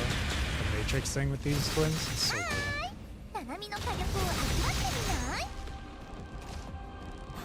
Oh, again! Never mind. Scripted.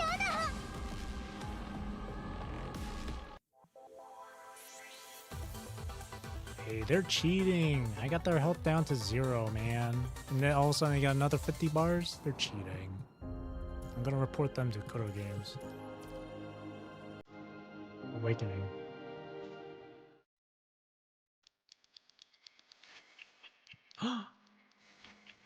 Cinematic.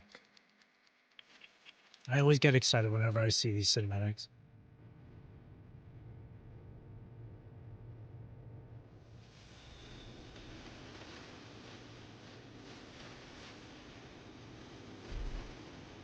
Oh, cute. Look at her skipping.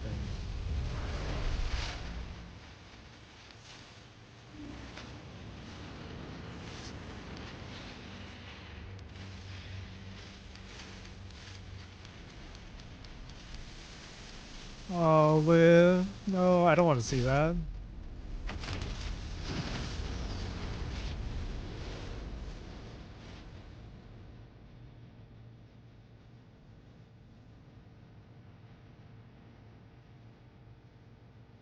Not any.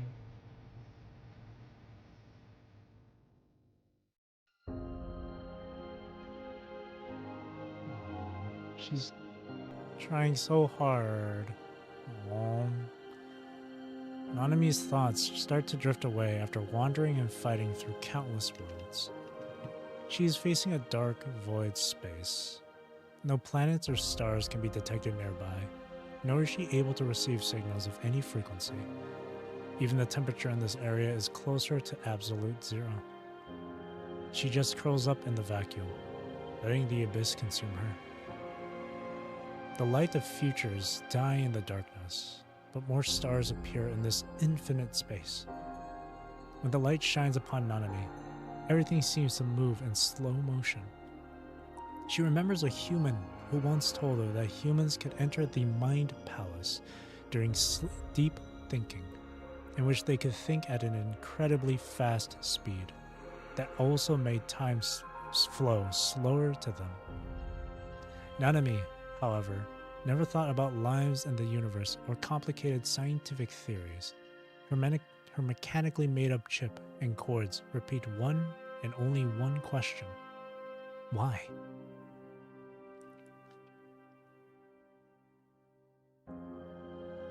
It overwhelms the high-speed data flow in her mind like a storm, capturing every piece of memory, whether they are real or only exist in the program's simulation. Nanami looks at the scenes in her memory and feels deeply confused, but curious. Nanami's curiosity, however, is nothing like what humankind feels when seeing something they've never seen. Rather, she is feeling curious about how she came into being. Why? How did the machines manage to awaken when they were man-made? And for what? In different futures, Nanami comes across mechanoids like herself, who are fond of humans and pursue human consciousness. There are those like Gabriel, who believe power is everything, and those from Gear, who are set on fighting humans. They don't fight to live, but to find the meaning of war. What's the point of war, anyway?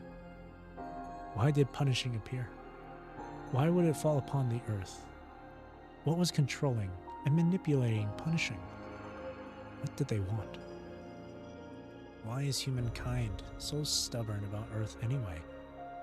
Is it because they love it? But why? What is love anyway? And what is Nanami seeking after all? To protect the things she loves, so they don't disappear? Was it designed by Nanami's creator, who added love to her program logic, or something else? Nanami had a long dream during endless, prolonged thinking. In the dream, she seems to have turned into a giant, pale gray wolf running on the ancient wilderness, chased by a gray forest that strangled her claws with thorns. She struggles, growls, but could not do anything. The forest then transforms into a cold, deep sea. Nanami changes into a fish to escape the thorns, but drifts away in the waves. The tide of the sea lurked and moved like a silent beast with sharp spikes on its back, awaiting its prey, but also breeding primitive lives. The tide recedes. Nanami pushes herself up on the sand and finds herself with human-like limbs.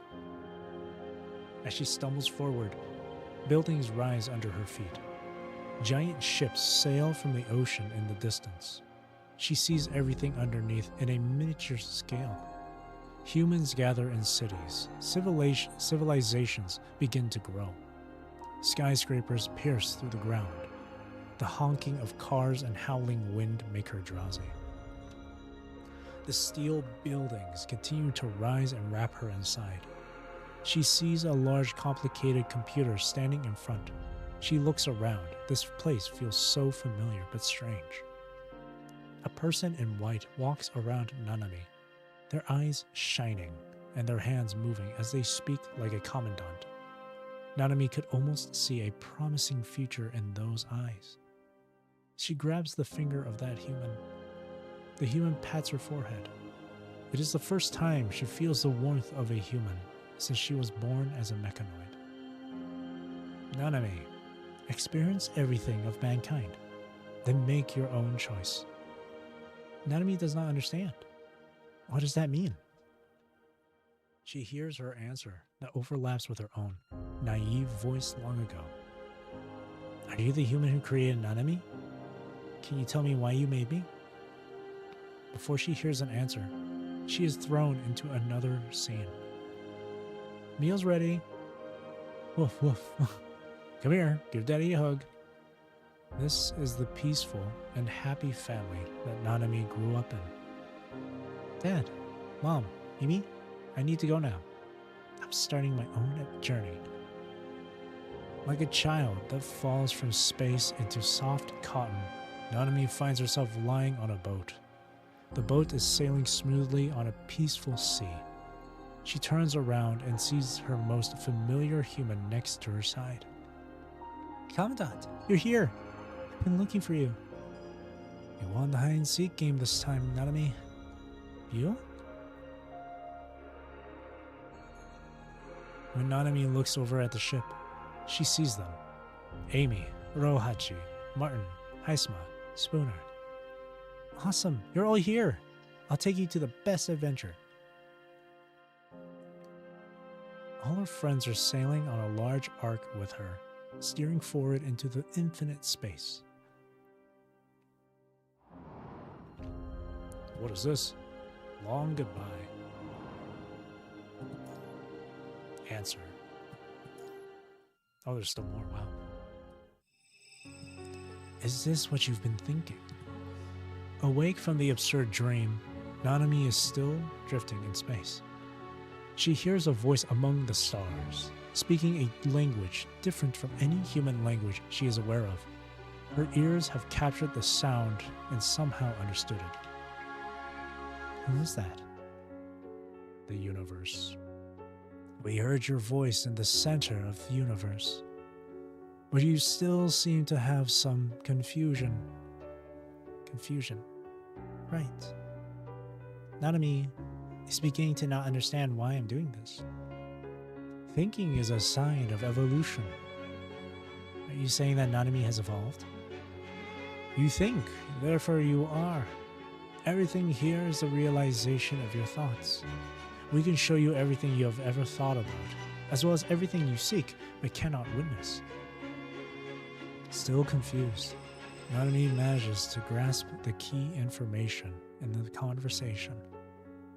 Where is the future where humans and machines live happily with each other? Everything you and humankind feel, know, and come into contact with on Earth exists three-dimensionally. To lives of higher dimension, time becomes another form, more like a physical object. Your past, present, and future are but different pages on a book. The space has changed.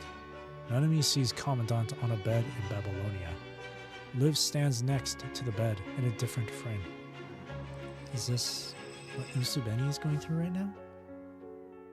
The simulation only exists in Gestalt's data space and has no impact on the things that happened in the past or are happening right now. While Nanami is venturing in the data space, lots of things have happened on Earth, more or less under the influence of Nanami's actions after she returns from the simulations. It's been so long already? The space changes again, bringing her back to the Arctic.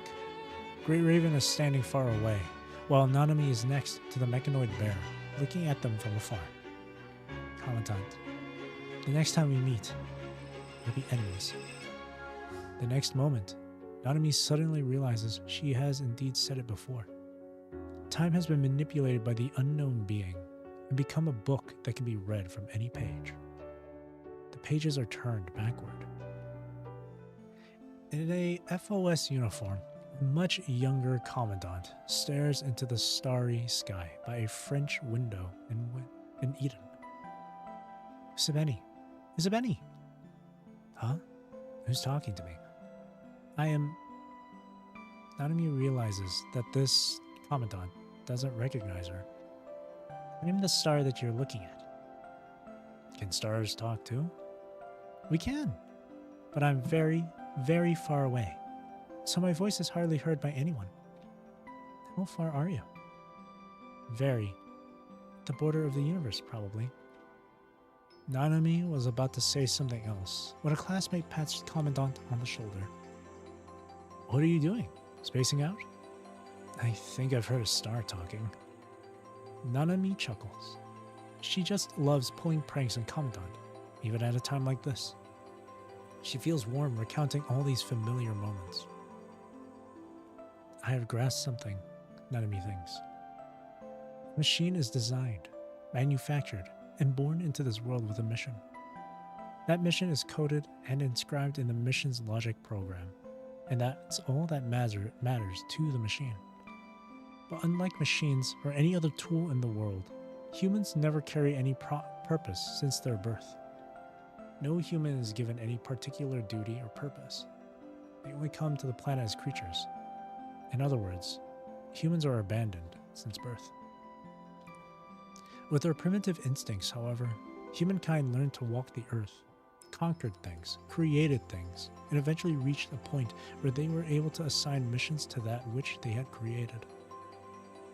They can become anything they dream of, do anything they desire, and love anyone they want to. They can become a soldier, an opera singer, or a comic artist. Love is what gives humankind unlimited potential. Even with its infinite computing power, the most sophisticated of supercomputers can't even get to the bottom of human potential.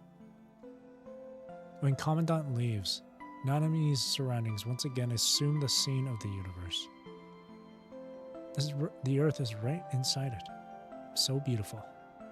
Its icy shell falls into the star's surface, then gets vaporized and condensed into liquid water that forms the sea. Nanami has been traveling for too long. For a second, I almost forgot why I started this journey. During the never-ending journey, she stood in the center of the world as she fought her life for, thinking that time had taken everything away from her.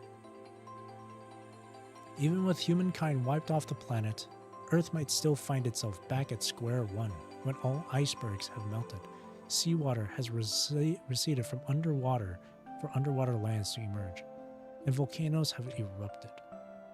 That's when primitive lives would come to the land and begin life on Earth. However, dark and cold as it is, the universe already has traces and warmth of humankind. Where there's humankind, there is love. Love transcends time and space and shows humankind where they should go in the infinite expanse that is the universe. Love and promises are what help humankind travel through the universe and leap the sea of stars. Nanami's heart is overflowing with emotions. She keeps them to herself, but still hears the voices reply. Nanami, you have earned the ticket to a wider universe. Did you hear my answer? Nanami also wants to find out the answer to that question, which is the future I have always wanted. But it's okay if you don't tell Nanami, because I will find it myself. There is light in her eyes, as if she can really see a future where humans have prevailed. No matter what, she believes in it. She believes they are actually living that future, that they are the universe where the cat lives. I see. I can grant you a chance to cheat then. Experience it, Nanami, then make your choice. Cheat? In my video game? Girl from the future. Nanami stands at the library's entrance. In fact, it is not exactly a library. At the end of the empty, clean space is a large window that spans from floor to ceiling. The stars outside make Nanami realize she is inside a spacecraft. She walks in and sees some picture books, fictions, and even video game discs arranged nicely on the shelf. Before she knows it, Nanami already has her hands on those things. She recognizes some of them, but not others, yet they pique her interest all the same. Wow. War of Steel Robots BX Invincible featuring DK Hyper 8 Alpha +++ Year Edition. And there is Cardman Rider in the New World too. As she walks further, the view outside the window has caught her attention. Nanami puts her hands on the window, gazing at the sky. The silent, glowing stars look incredibly close. At 10 o'clock is a particularly bright band of stars. Countless stars move slowly at different speeds above her like a flowing river. Unlike the virtual scenes she saw earlier, the starry sky in front is more of a breathtaking beauty. Bright and dark stars that glitter in space. The ancient fusion that took place billions of years ago. The majestic and lengthy history of the universe light years away all flow by quietly. All those moments are captured in her eyes, blinking, flickering, like an ancient prophecy. How beautiful. Nanami cannot help but start searching among them. You are looking for Earth, aren't you? Nanami quickly turns around, but sees no one in the vast space except herself. Oops, I forgot. Sorry if I was rude. Nanami blinks. There seems to be something standing in front of her. It has a vague shape that resembles a human. Soon, a hologram of a girl with long silver gray hair appears in the air. Hello, Nanami. Hello to you too. Why did you summon Nanami here? And what is this place? And where is this place? Nothing. I just want to talk to you. I have been waiting for you. Do you like this library? I can give it a 90 out of 100. Is this for me? Indeed. Take a seat. We have lots of time. The girl sits down at a table by the window. Nanami also takes a seat. This is DeLorean Discovery. We are sailing in space at the 3rd cosmic speed. Where are you then? Why are you talking to me like this? For some reason, I cannot meet you in person. The original me is in the center of the spacecraft. What does that mean? Discovery itself is a magnificent body. I am it. It is me. As the girl explains, she casts a hologram on the table. A large machine stands in a dark room, with numerous cables and tubes connected to its center. Nanami sees a vague figure wrapped inside. Of course, I'm not alone here. The hologram changes, showing both humanoid and non-humanoid machines walking in the hall. Together, we are looking for new possibilities in the universe. I see. We've been talking about me. I want to hear something about you. As far as I know, you're going through something special. Time flies as they chat with each other. The girl's face begins to blur before she even finishes her last word. Hold on. It's time to say goodbye. She looks at the hologram on the table. Light spots form the image of a planet. It is white, pristine, running in the deep of a galaxy and awaiting her arrival. The air around her is twisting. The girl's body descends into infinite darkness and is almost about to dissolve. But she looks so familiar.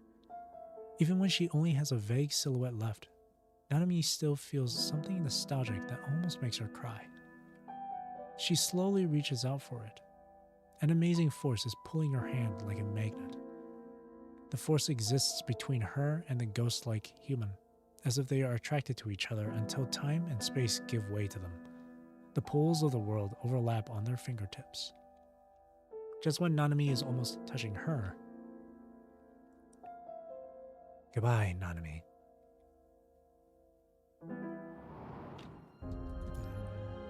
Farewell. New divide, arc beyond. Eden continues to rotate.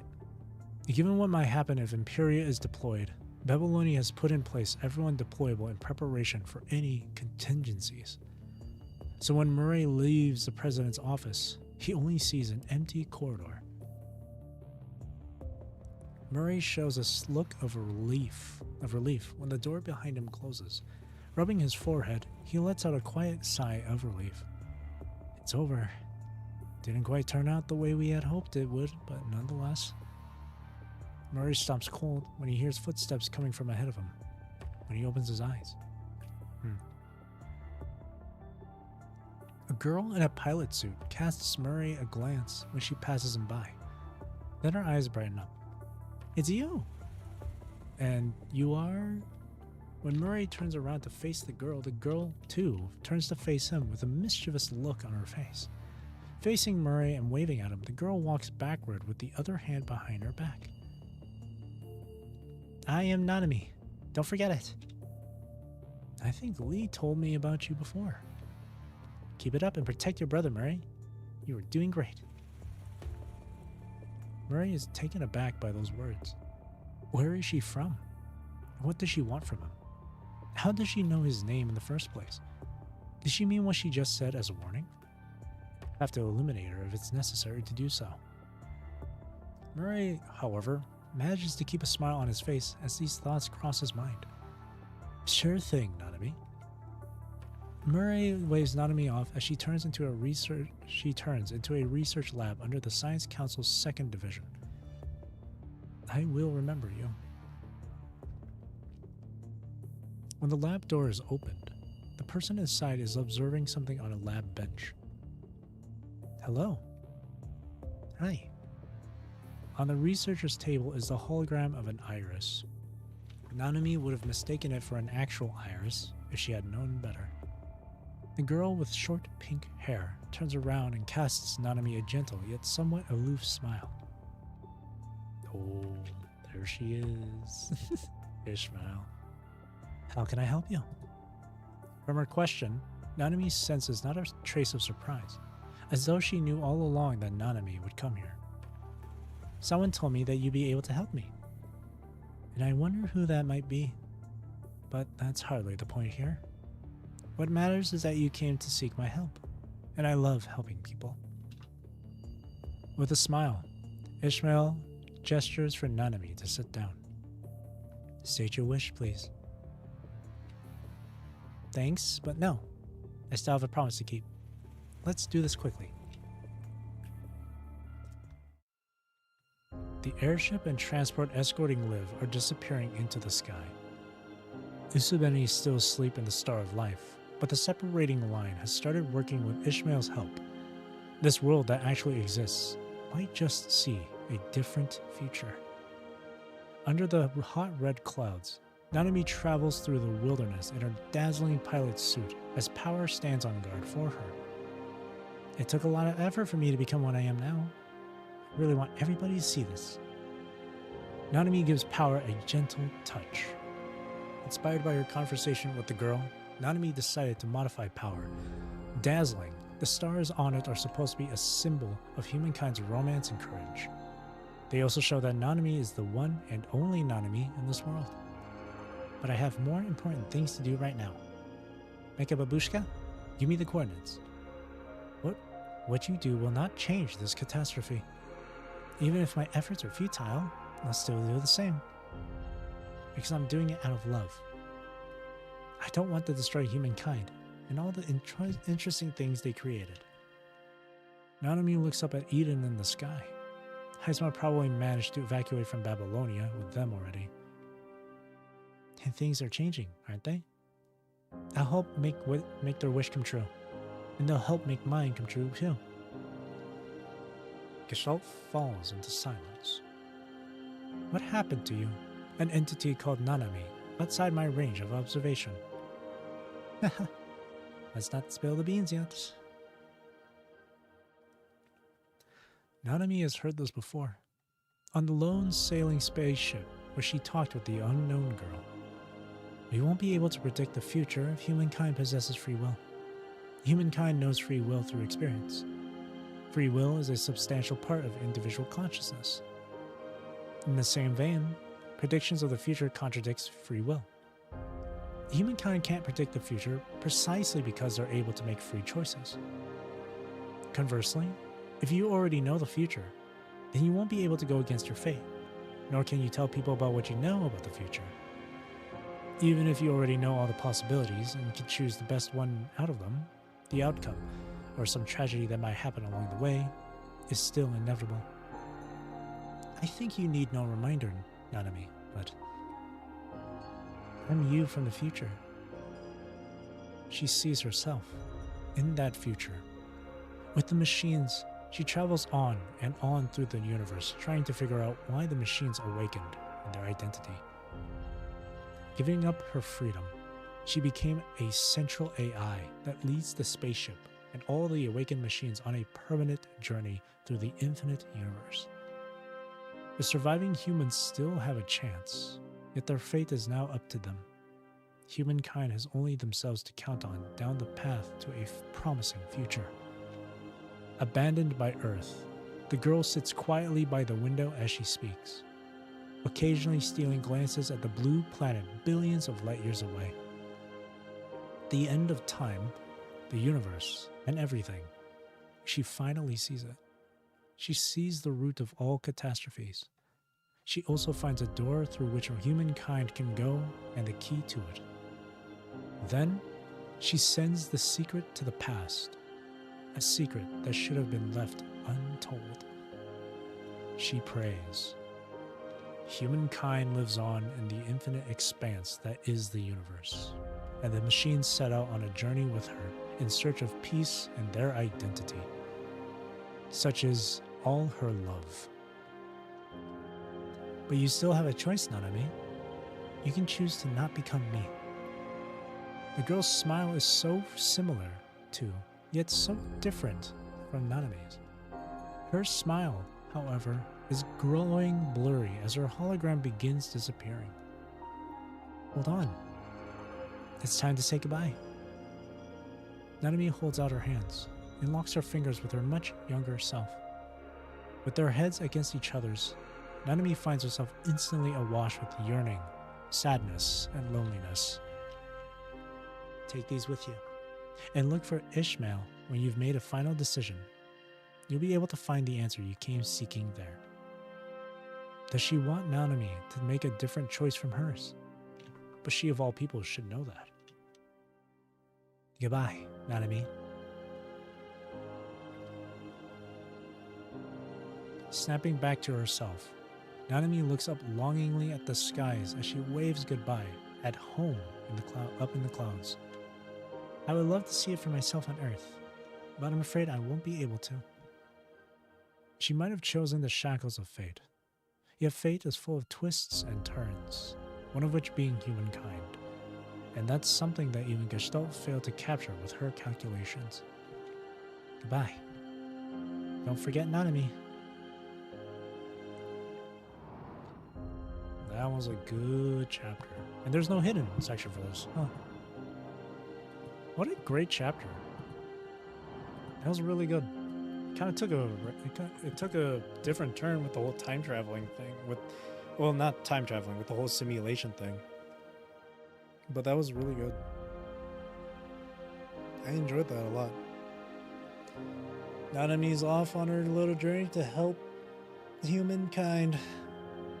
Godspeed, Nanami, Godspeed. So since there's no hidden section of this story, don't have to worry about that then. That was good. So after this Starfarer patch for Nanami, it was the Arc Beyond. So the next thing I'll go through will be this, or tomorrow, actually. For tomorrow. That was good, though. Whew. Let's collect the rewards here.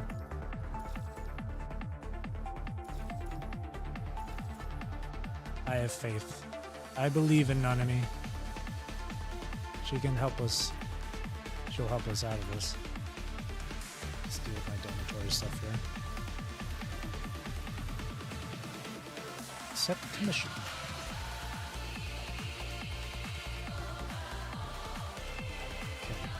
That's it? Awesome. That was good. Oh man. Aeon Reforged. I think for this last little bit I could maybe do these. I've not played them before, so let's do this. Just for this last little bit of the stream. Oh shit.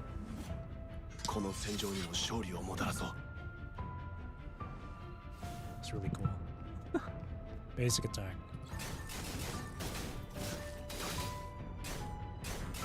Okay, I gotta do it quicker.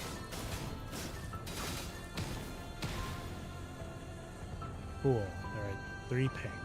Continuous spin slashes continuously, pulling in nearby enemy units, dealing fire damage. Kicks the enemy away, spins and slashes to deal fire damage. Sig. Oh, that's really cool. Upon red, he leaps into the air using a grappling hook, then slashes the enemy. He gains a shield. Then another signature. What the heck? That's really cool. Oh, what the heck?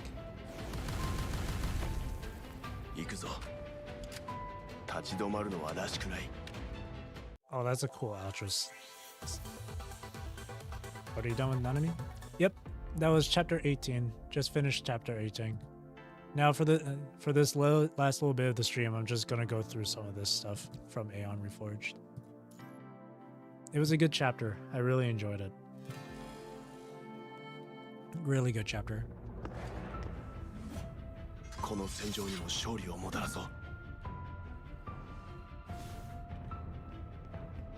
Yellow, blue, yellow. After any 3 ping, he gets a shot shell up to 3.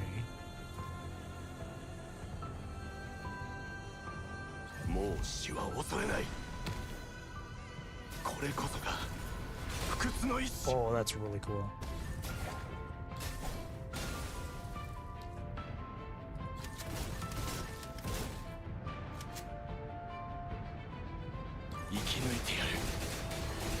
Oh, what the heck?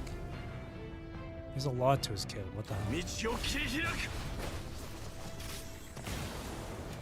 Damage output cycle for your reference. So yellow ping. He's got 2 shot shells now. Sig. Red ping gets another shell. That enhances that and gives him those. And then that's simple, actually. Yeah, that's an easy rotation. That's a memorable one. It's easily, that could be easily memorized. Cool. Combat practice.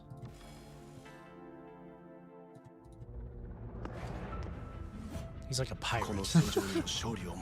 Yo ho. Lamia. I could not dodge. Okay. Wait, I gotta change my camera setting.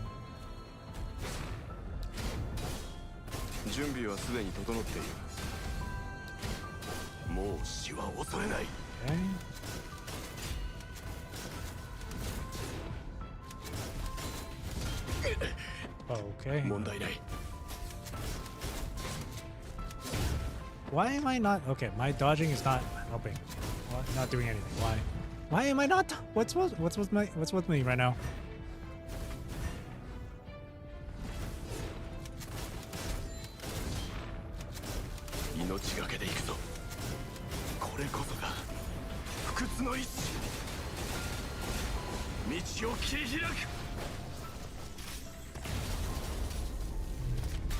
I don't know why I was so off with my dodges.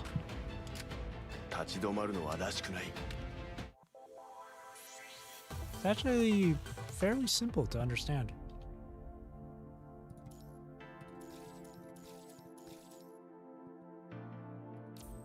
challenge. Oh boy. Oh, I don't. Oh my god. I don't have any great fire characters. I only have Black Rock Shooter. Oh no. No trial aside from Watanabe? Shoot.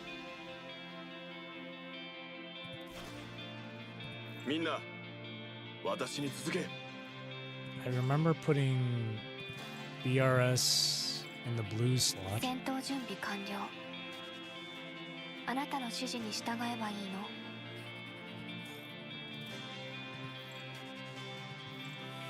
みんな、私に続け。 It's easy. I remember the BRS would be in the blue slot because she doesn't need blue orbs. I don't know where I would put Watanabe though.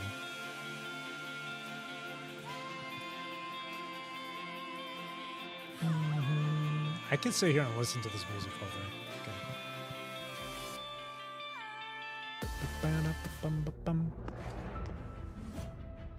Honestly, there's not really a reason for me to have BRS here. I could just probably solo this. Okay, that was terrible. 問題ない。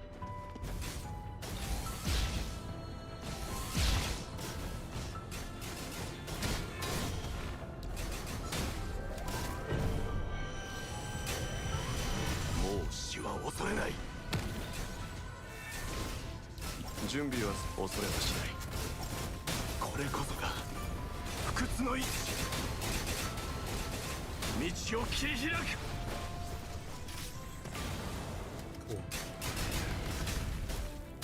準備はすでに整っている。おごりない性が。 You have to keep using his sig. Okay. もう死は恐れない。 So whenever it's available. 準備はすでに整っている。 Whenever it's available, just use it then. 行くぞ。立ち止まるのはらしくない。 Gotcha.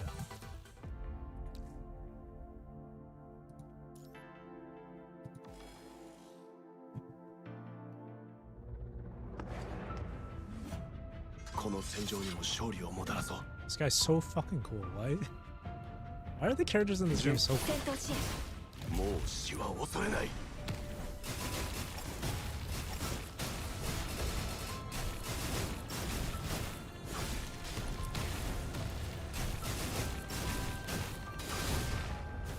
命がけで行くぞ。問題ない。これこそが不屈の意志。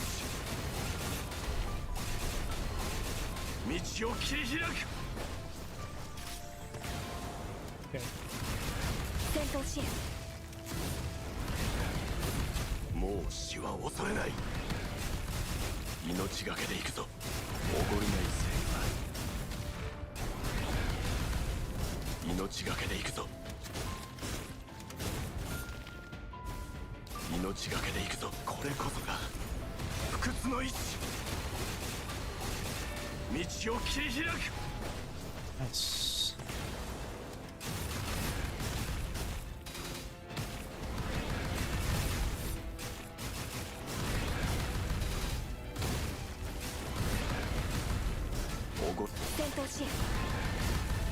もう死は恐れない。恐れはしない。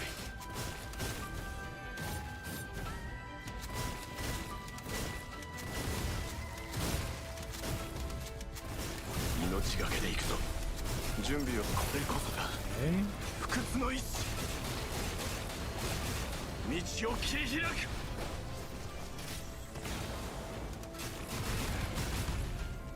His gameplay feels really solid. I like it. 準備はすでにもう死は恐れない。命がけで行くぞ。命がけで行くぞ。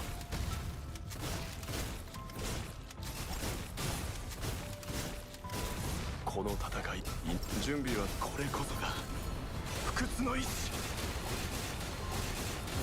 道を切り開く。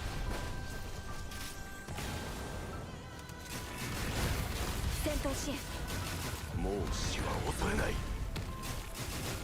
準備はすでに整っている。準備はすでに整っている。おごりないせいが。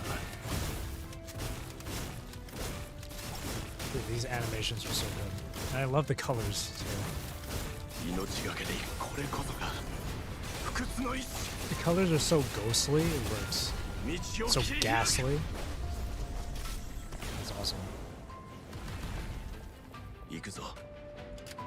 立ち止まるのはらしくない。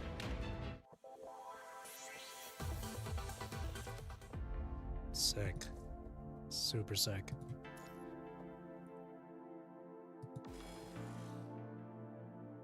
Yeah, there's not really a reason for me to have BRS there, but whatever. She's there for the QTEs, I guess.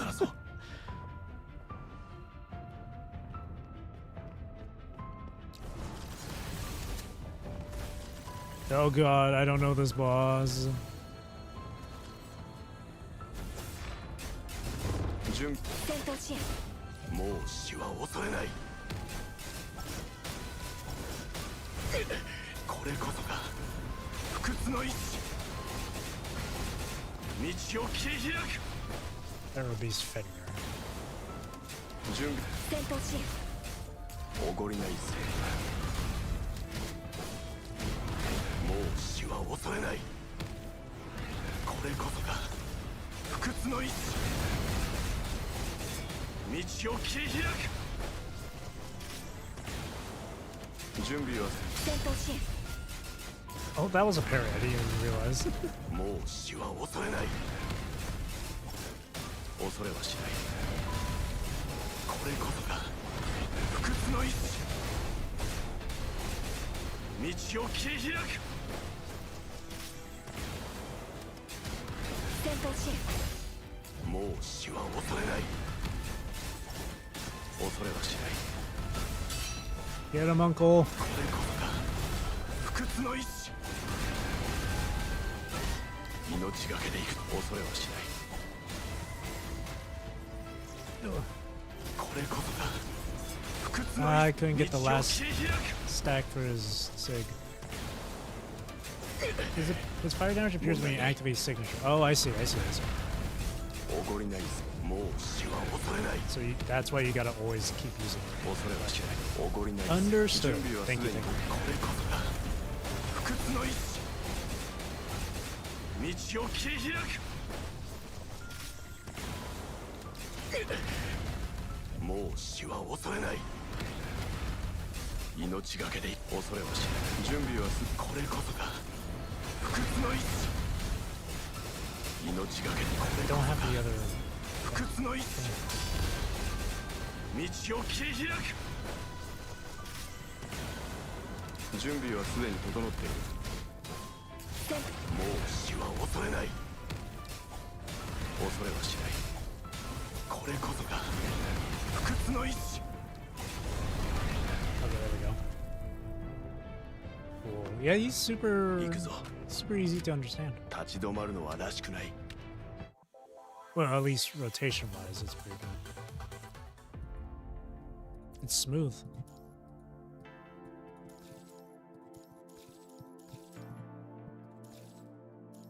Nice. Coding. This skin is beautiful, by the way. The special red orb in the front can prevent you from taking any damage from enemies. Oh, it gives you, what's it called? Iframes or something?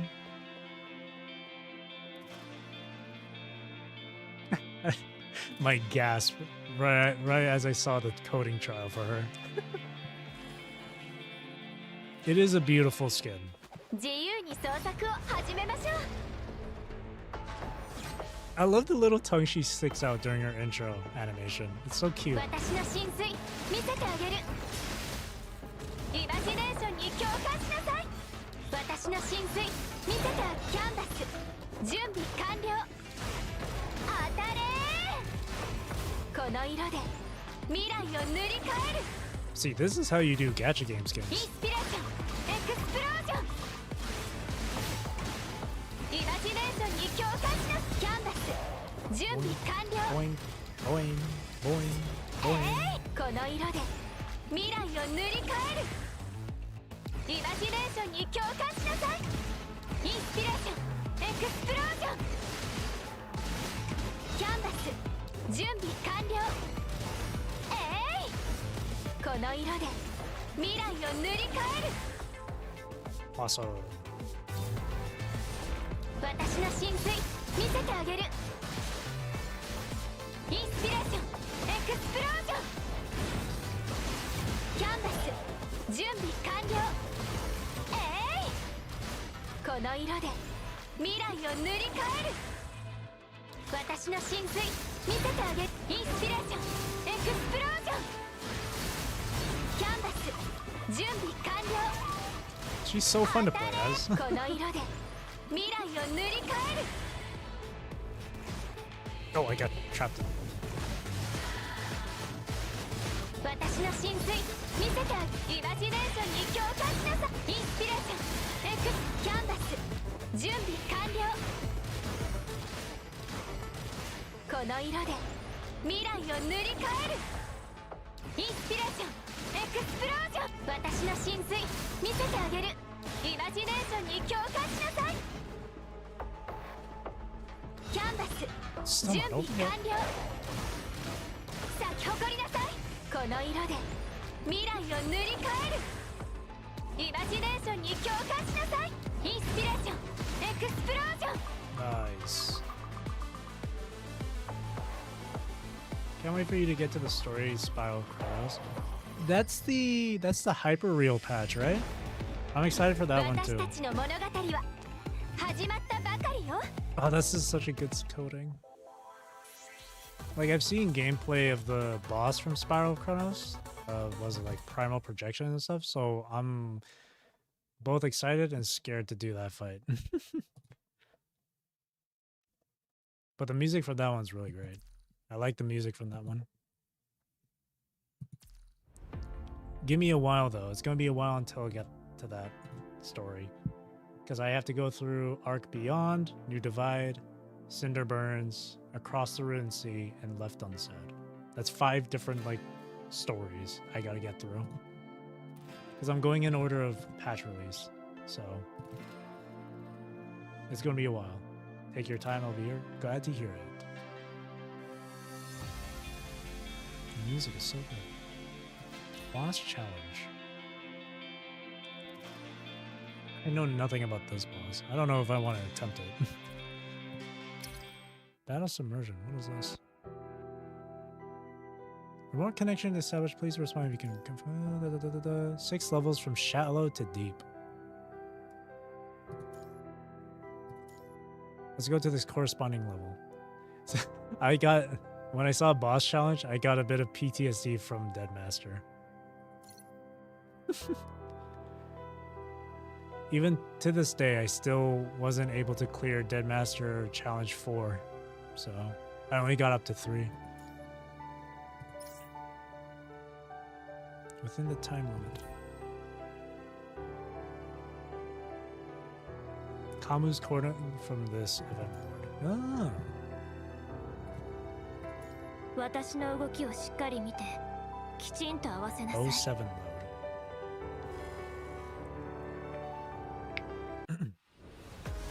Design この is 戦い decent. 私を楽しませてほしい I can't もの remember what it looks like. I might have to look at it again later.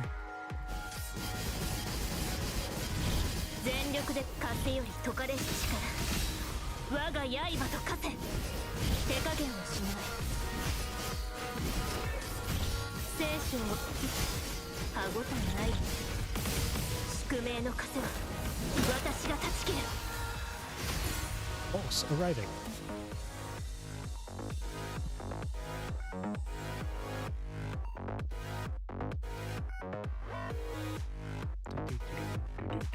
Oh. Ooh. Fire damage increment. Interesting.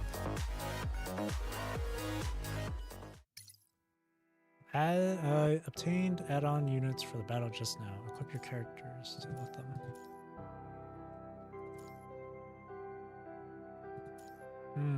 Oh, I see. Oh, I see. Understood.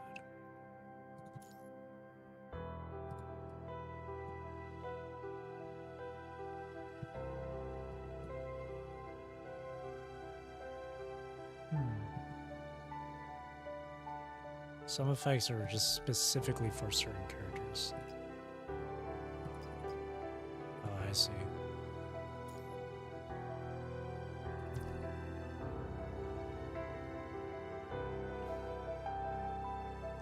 Actually, I mentioned this on a stream, but this patch's boss has a very similar attack combo as Crownless from Hulu. Oh shit. Well, I wonder which sort of, because there's Crownless when you normally fight him, and then there's Crownless from Hologram. And the Crownless from Hologram, I'm not super experienced with.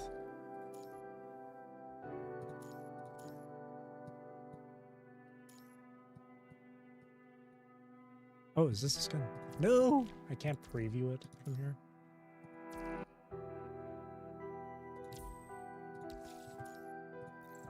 Man, this is a lot to do. Auto clearing.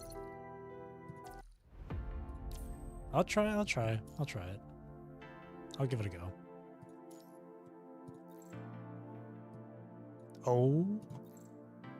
Oh shit. The fire squad, holy. Oh, I don't know the rotation for this at all though. Hang on. Let me see. Fire.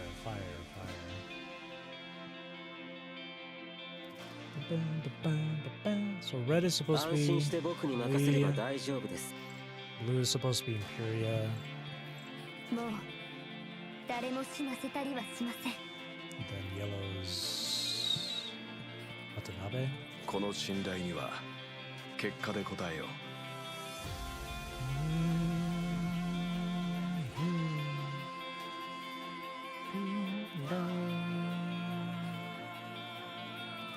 I don't know if... Hang on a second. I don't know if you have to start as a certain character for this.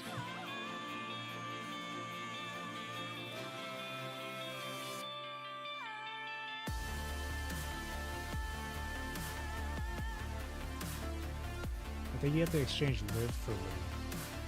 Oh, so rotation is you have to switch from live to Lee? Is that what it is?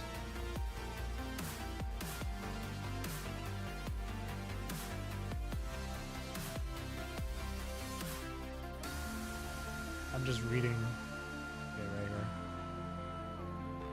Apparently it's supposed to be yellow switch to red.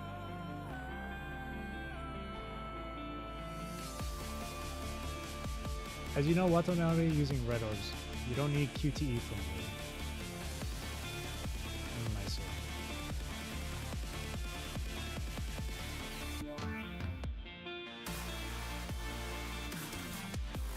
Right now I'm just looking at the Grey Ravens website.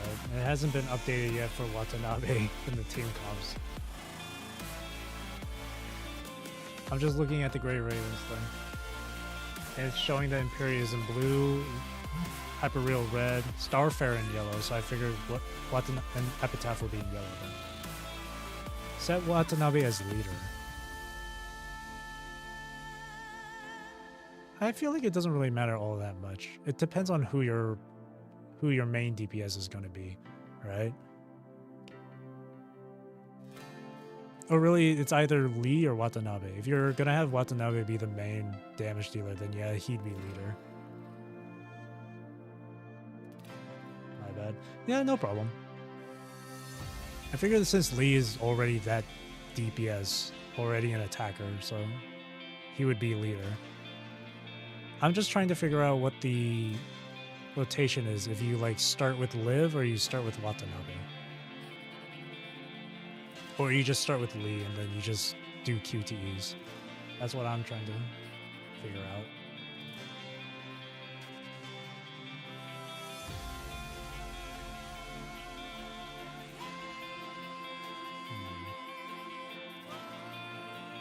Maybe if I just look at Watanabe's character info.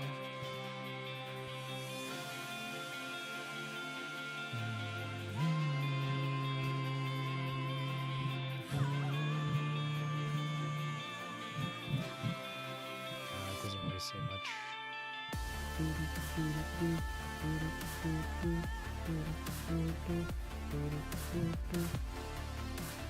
Endless Path is so good for Rusty. Skipping everyone that's coming until Lucy's new friend drops, and Grey Raven would be my fire team. Yeah, I want to do that too. But the thing is, I don't have Hyperreal or Imperia at all, which sucks for me. It really sucks for me because I'd love to have that Grey Raven fire team. I would love to have that.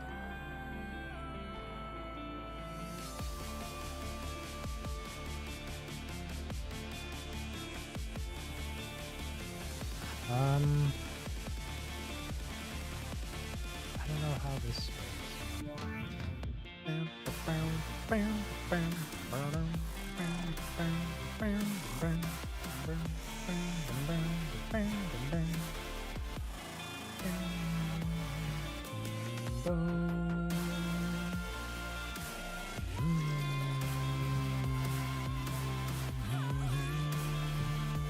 Oh, I should look at CM. Oh, here we are. There we go. We have both in the future. There are 2 selector S ranks in the next patches. There's 2? There's gonna be 2? Because I already did the one from Anniversary. That's how I got my alpha. But there's gonna be another. There's gonna be 2? I heard there was gonna be another one in the future, but I didn't think there was gonna be 2 more. I thought it was just gonna be 1. Oh, that's so good then. Okay, I got a proper look now. So it's supposed to be Hyperreal in blue, and then Liv is in red. So you were right. Oh, leader is Epitaph. Oh, okay. And then, oh, that's the wrong button. Leader is Epitaph. So you were right in that. Hyperreal may also occasionally be set as leader in Warzone. This ain't Warzone. So Imperius should switch to Epitaph. I see. Okay, so I start as Imperial, and then switch to Epitaph. Okay. So that's what that is. Okay. Wait, let me read more on this.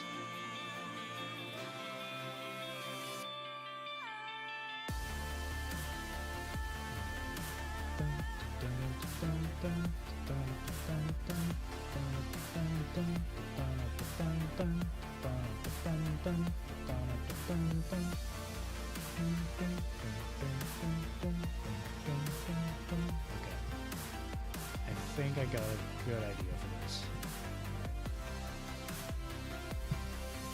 Try this.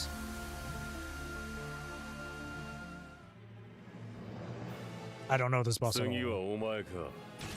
But if it's similar to Crownless, then it shouldn't be a problem.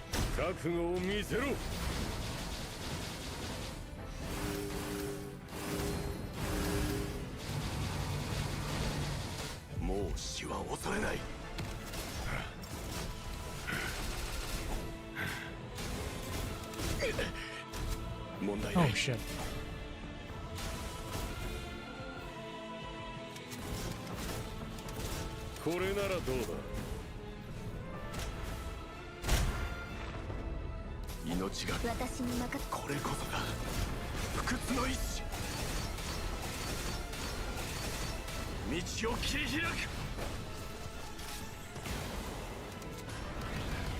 Oh, what the hell? I kind of want to like watch his moveset from here. I kind of want to like watch his attacks. Maybe learn a bit from it. So hang on, I want to watch. Oh, I can see the, okay, I see the resemblance of Crownless.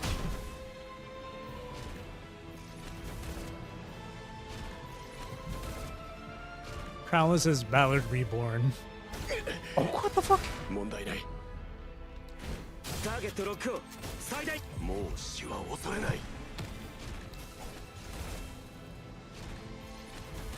Oh, that's really cool. Okay, that one always catches me. 私に任せてください。命がけで行く。これこそが不屈の意 Cool, 志。 cool. 行くぞ。立ち止まるのはらしくない。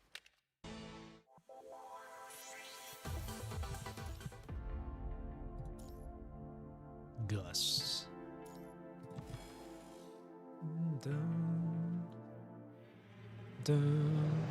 Let's see the second 次は phase. お前か。 Can't wait. 来い。覚悟を見せろ。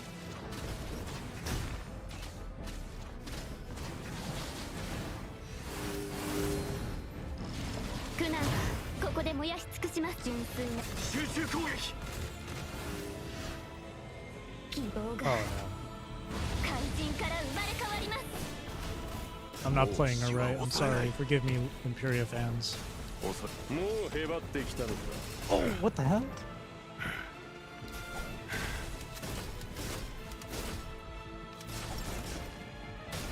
これならどうだ。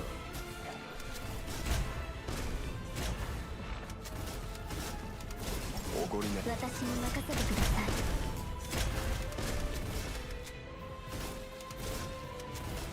命がけでこれこそが不屈の意志。 It's hard to kind of see it, but like, is he parrying me? 道を切り開く。もう死は恐れない。私に任せてください。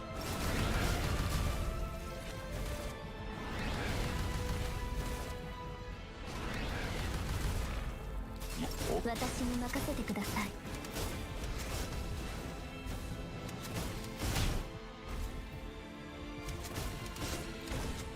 I have enough dodge. 丸あがきか。少しは進歩せい。 Do you think Wuthering Waves is more casual than PGR? Because I do. PGR is definitely way more fast-paced. Like, I feel like if you're someone who first started playing Wuthering Waves and then transitioned over to PGR, it's going to be... It's an entirely different experience. 問題ない。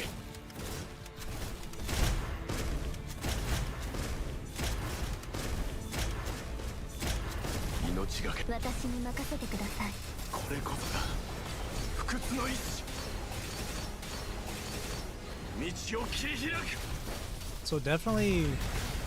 I do agree that 立ち止まるのは Wuthering らし Waves くない。 does feel more casual than PGR.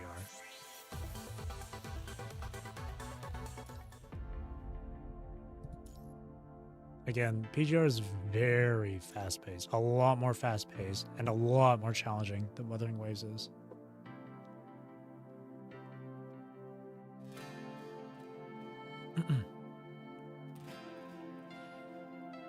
Like, if Wuthering Waves was more like... Like, Wuthering Waves, there's some skill. There is skill in Wuthering Waves when you're playing it. But I wouldn't say it's like a game that's 100% skill-based. I feel that PGR is a lot more skill-based.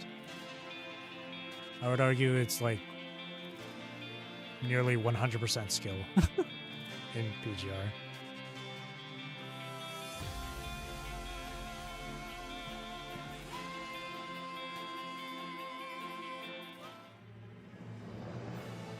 Like, if you're a god gamer, いいぞ。来い。 then it's like a different story. 純粋ターゲットロックオン。最大火力。集中攻撃。 It's like if you watch people like Rexland do their thing, then it's like it's kind of insane. 希望が And like with enough practice and stuff, you can definitely reach that. 恐れない。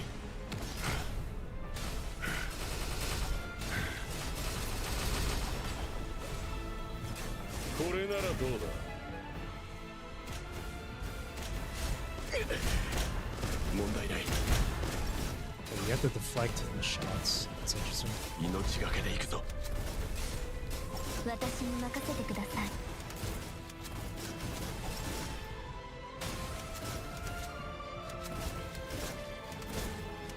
命がけで行くぞ。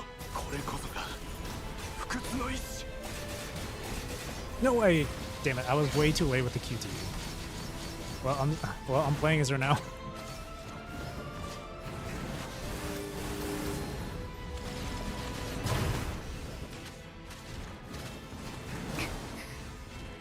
耐えられます。純粋。ターゲットロックオン。最大火力。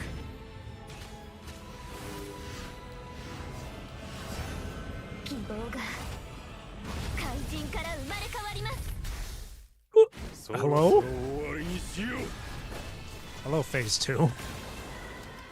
準備はすでに。もう死は恐れない。私に任せてください。これこやるじゃないか。 Jesus Christ! そ問題ない。 Oh my god! Excuse me?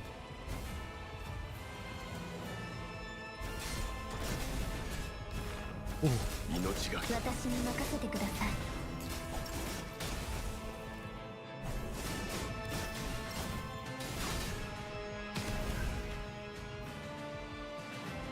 命がけで行くぞ。私に任せてください。 Oh shit.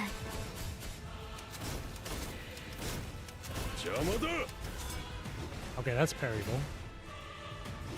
Okay, I'm not dodging because I'm bad at the game.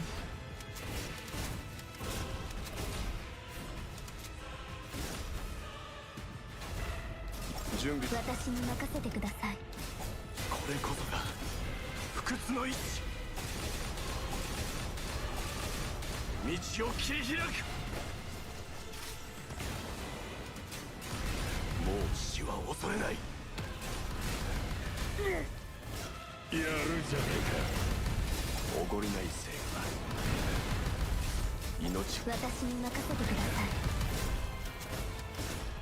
この戦いを終わらせ命がけで行くぞ。これこそが不屈の意志。まだだ。まだだ。二度と裏切り逃げることがないように Death 恐 of 怖を与えねばならん。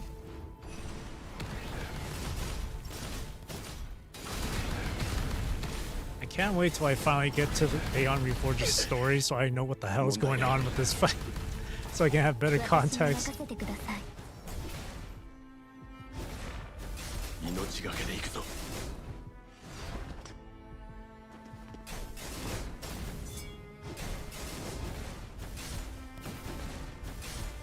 おごりないせいが。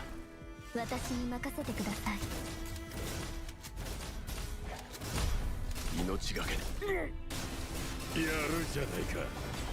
生き抜いてやる。 Nice. 行くぞ。立ち止まるのはらしくない。 Many patches behind, so it's gonna be a while until I catch up to Aeon Reforged.「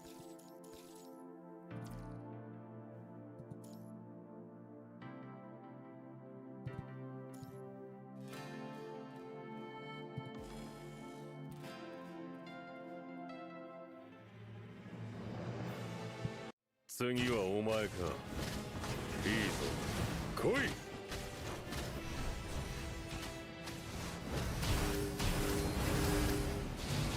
ターゲットロックオン。最大火力。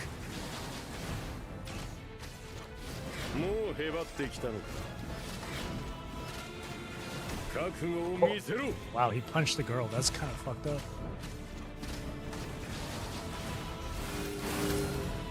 集中攻撃。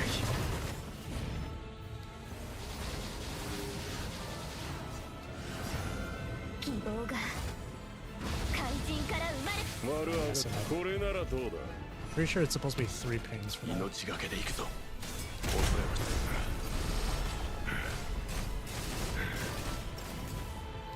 準備はすでに整っている。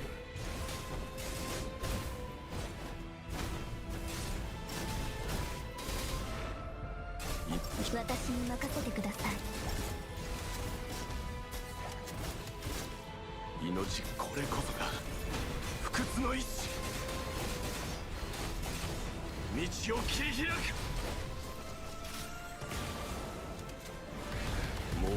は恐れない。 Breakbar keeps recovering too.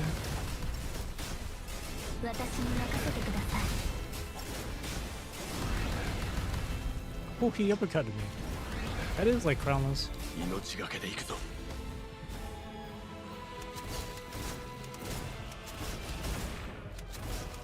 命がけで行くぞ。これこそが不屈の意志。道を切り開く。もう死は恐れない。Oh. 問題ない。命が。私に任せてください。 Oops. 命がけで行くぞ。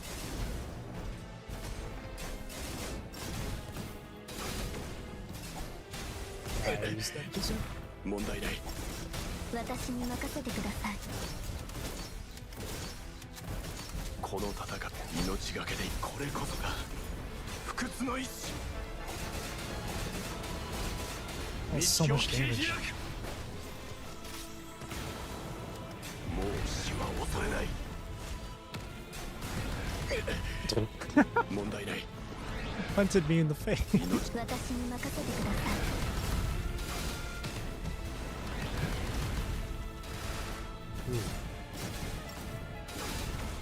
命がけで行く。私に任せてください。 命がけで行くぞ。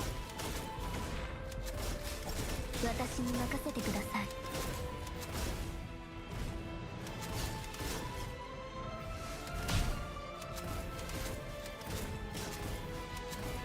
この戦い、命がけで私にこれこそが不屈の意志。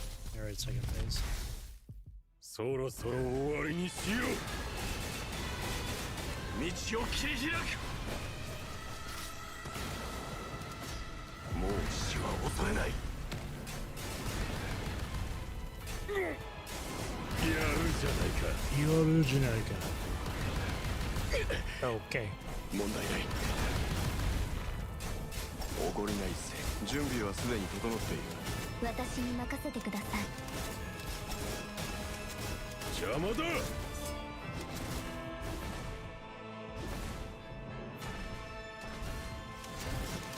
準備。私にこれこそが不屈の意志。道を切り開く。もう死は恐れない。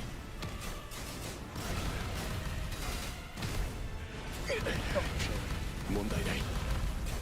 私に任せてください。 Ah.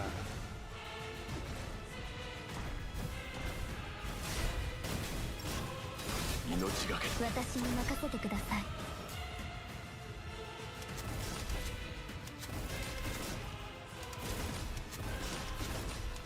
弱い。私に任せて。これこそが不屈の意志。 He's trying to copy Alpha. You're right. 道を切り開く。もう死は恐れない。 God, this game is so fun. この戦いを終わらせる。準備は。私に任せてください。 When people's first foray into horror games is Wuthering Waves, they have yet to try this game, man. He thinks he's alpha. He really 私 does. に任せてください。 準備はすでに整っている。この戦いをおごりない。これこそが不屈の意志。道を切り開く。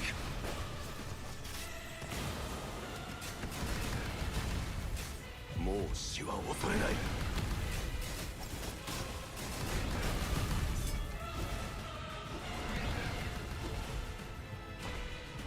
この戦いを終わらせる。命。私に任せてください。 I gotta parry one of those. I swear, I gotta try and parry that slap. At least once. 命。これこそが不屈の意志。道を切り開く。まだだ。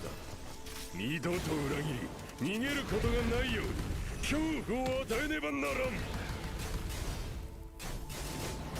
命がけで行くぞ。 Oh, what the hell? Oh, parry. 命がけ。私に That was 任せ it? てください。 I didn't even realize it. 命がけで行くぞ。これこそが不屈の意志。道を切り開く。 God, these animations are just so nice and crisp. Where Barry? もう死は恐れない。 Oh, okay. 私に任せてください。 Oh, 問題ない。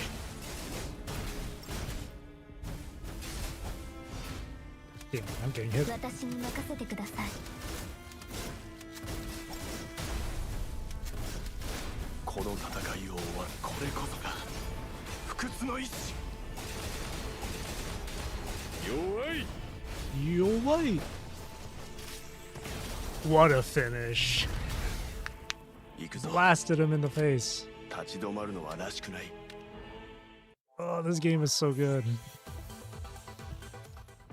It took a while, but it was good. At least I didn't die once. Oh boy, here we go. Cannot die more than once. Have everyone survive.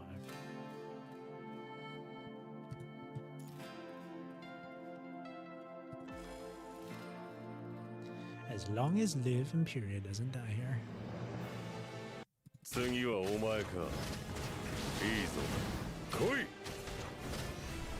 覚悟を見せろ。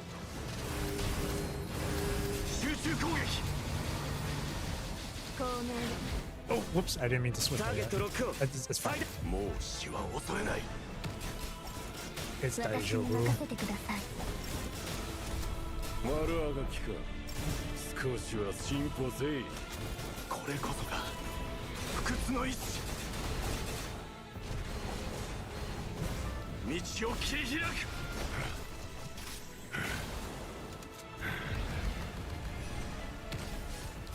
私に任せてください。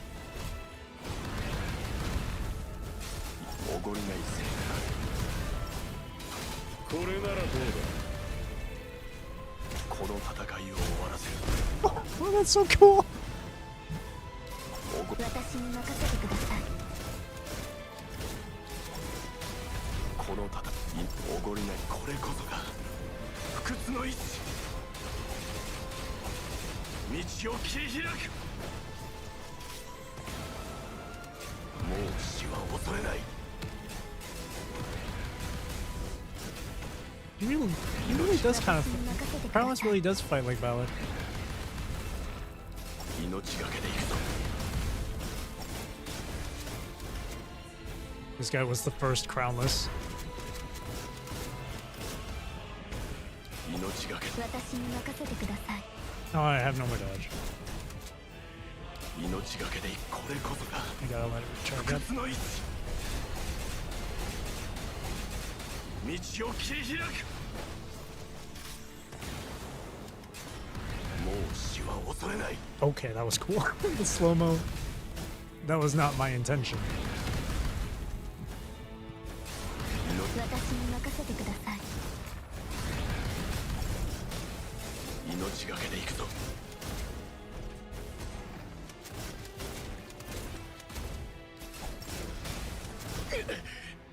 問題ない。 Oh, この戦 oh my いを health is 終 so わら low. せる。命がけで行くぞ。私に任せてください。この命がけで行く。これこそが不屈の意志。道を切り開く。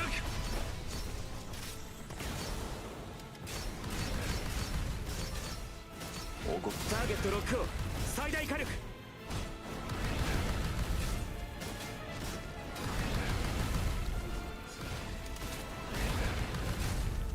もう死は恐れない。私に任せてください。この戦い命が。もうへばってきたのか。 Holy shit. 問題ない。ここの戦いを終わらせる。 Wow, he deals a lot of damage. これこそが不屈の道 Oh を no! 切り開く。 I didn't use my shoot. おごりももう死は恐れない。命がけで行くぞ。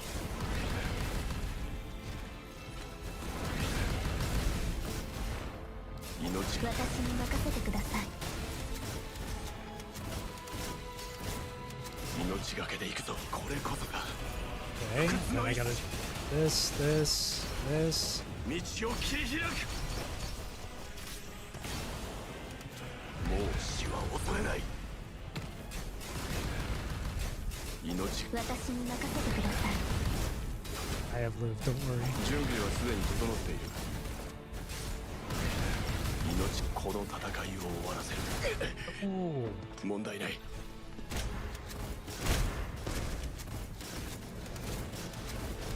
この戦いを私に任せてください。これこそが不屈の意志。道を切り開く。おごりない成果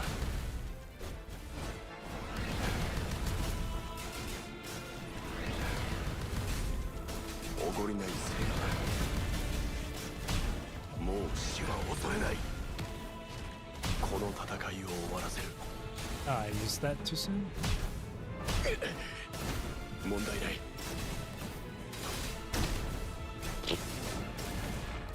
準備は私に任せてください。これこそが不屈の意志。道を切り開く。もう死は恐れない。私に任せてください。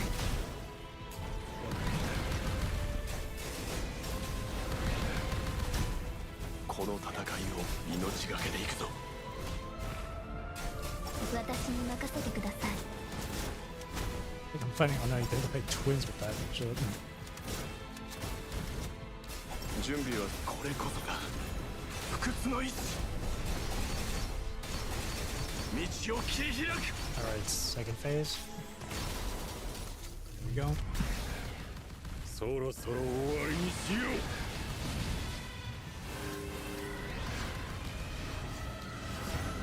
希望が怪人から生まれ変わります。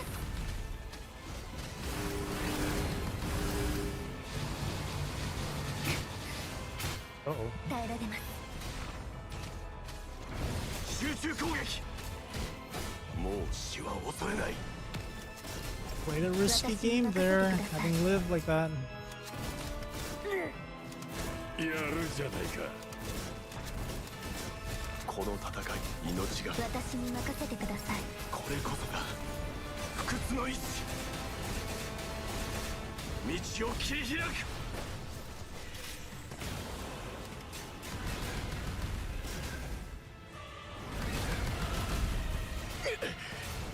問題ない。 Look at how.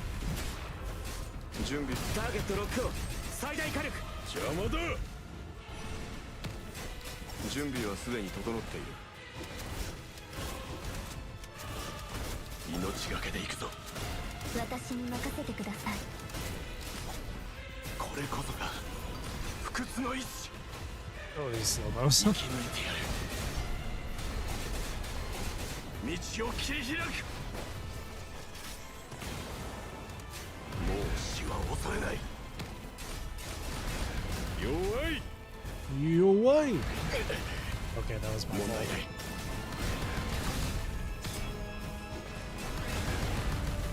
私に任せてください。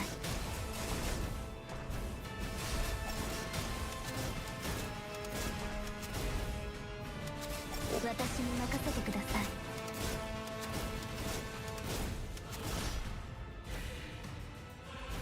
命がけで行くぞ。これこやるじゃないか。道を切り開く。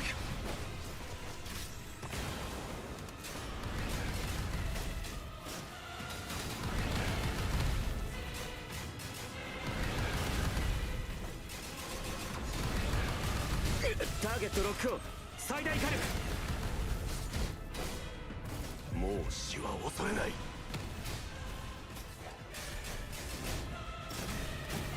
Okay. Oh, I messed that one up. No. 命私に任せてください。 I wanted to parry. 問題ない。私にこれこそが It's okay. As long as I have live. 弱い。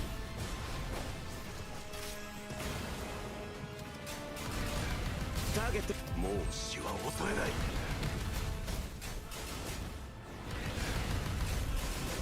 命私に任せてください。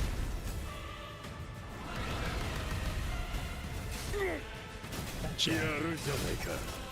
Yoru Generica.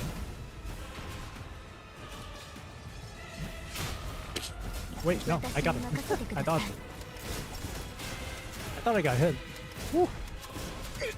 Okay, that one good. 問題ない。これこそが不屈の意志。 Boom, boom, boom. 道を切り開く。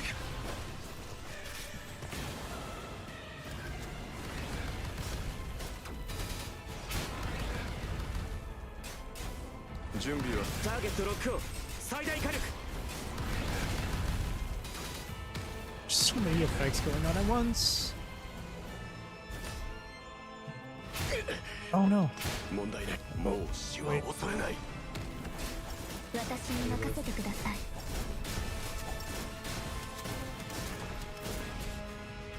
命がけで行くぞ。これこそが不屈の意志。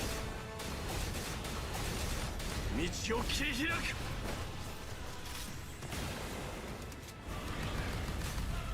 も Oh, う死は that 恐れ didn't ない。 count? Shoot. Oh, there we go. やるじゃないか。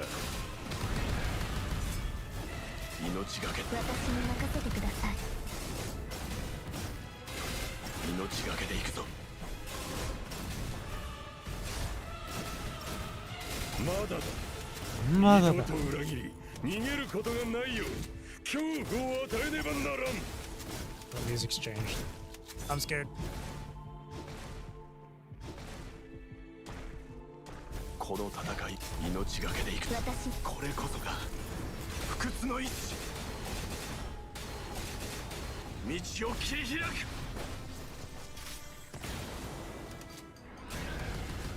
Oh, the music is giving me like Gehrman vibes from like Bloodborne.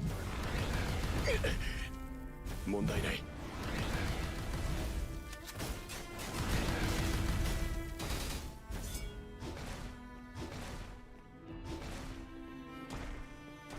Kind of like おごりターゲットもう死は恐れない。 yeah, immune to Matrix. 命私に任せてください。 That Matrix isn't gonna help me. おごりない。これこそが不屈の意志。道を切り開く。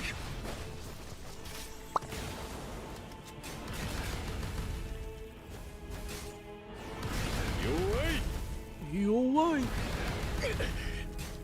ターゲットロックオン最大火力もう死は恐れない。 I love the slow mos. 命私に任せてください。弱い。この戦いを終わらせる。 It's fine. Shield. 命私に任せてください。これこそが不屈の意志。 弱い。 You why? もう死は恐れない。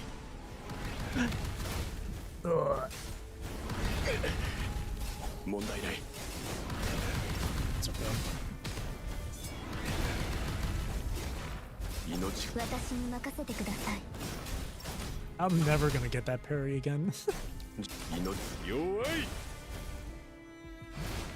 おごりない制度だ。 There we go. おごりない成果だ。これこ弱い。生き抜いてやる。 I wanted to finish with the 行くぞ。 ult. Well, there we go.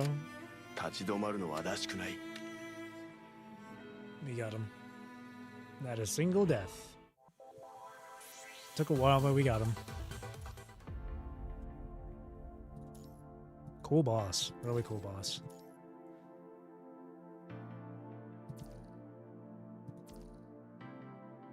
Nice.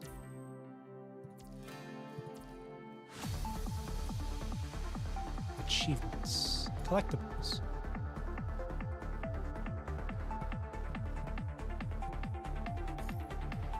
Data sample. A tactical compass. Watanabe Epitaph, really good. Really good. Feels really good to play. I'm so tempted to pull for him. But I want to save up for Chushukra. I really want to save for Chushukra.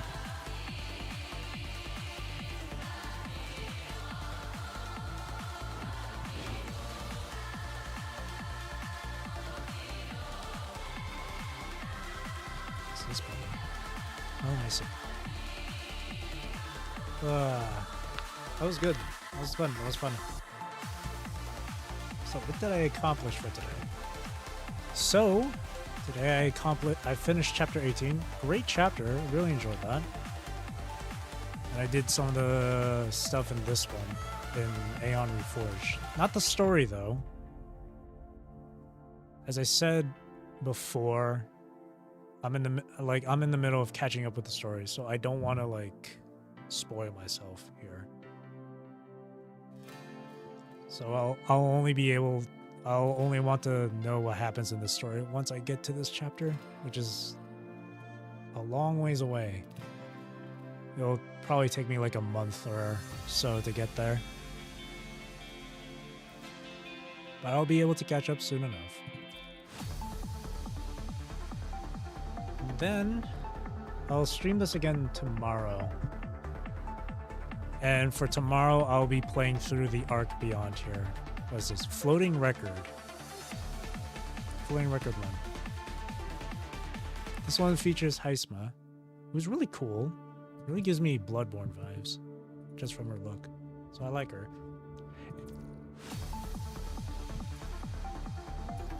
So I can't wait for that for tomorrow. Oh, nice. And yeah, that should be about it for today, honestly. So, that being said, that'll be it for me for tonight. So, thank you for watching. Thank you for chilling with me. Thank you for chatting with me. I really, really do appreciate it. I hope you have a great rest of your day or night, wherever you are in the world. Take care, stay safe, drink plenty of water, and I hope you enjoyed the stream. Again, chapter 18, really good chapter. It focused a lot on Nanami, the different simulations of humanity's downfall.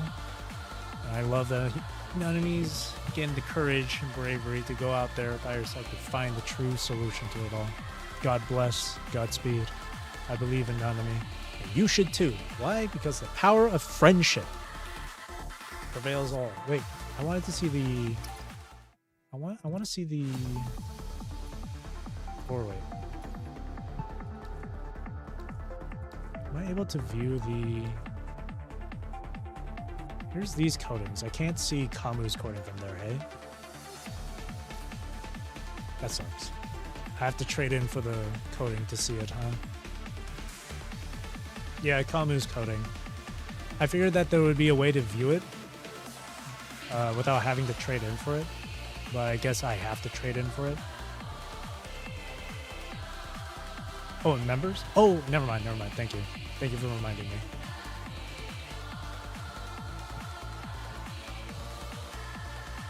Oh, he looks like he's from like he looks like a space overlord. I like this though. That's cool. Oh, I love the details from underneath his cape there too. Demon King. Yeah. Demon King Kamu. Yeah. Oh yeah, it literally does say it too. The Demon King wakes from his long sleep.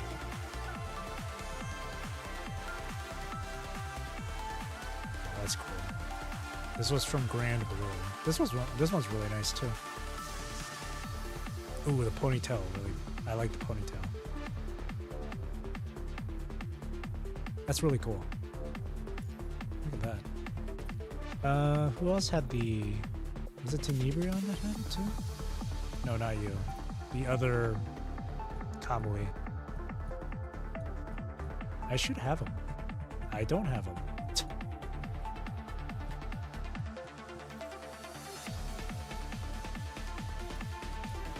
Ooh. Oh, that's so cool.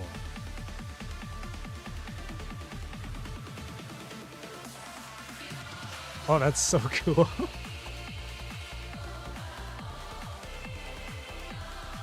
See, I can't wait for when Wuthering Waves get skins in the game. If they're going to be this good. That's going to be good. It's going to be great. And who else had the coding? I think it was Chrome that also had a coding? Was it Glory? That's nice. Paradise Lost. He's a vampire. Look at that. Oh, he's got a ponytail too.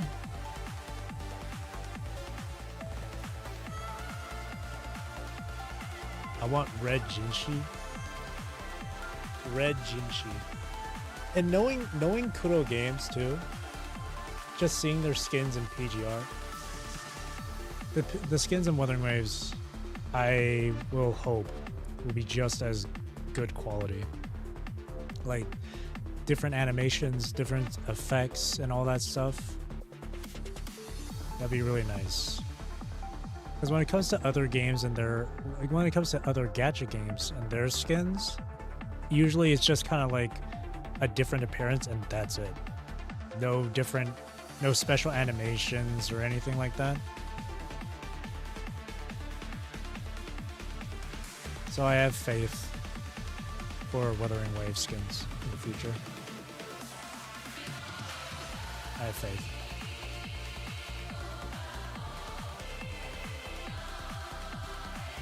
Can't obtain this anymore.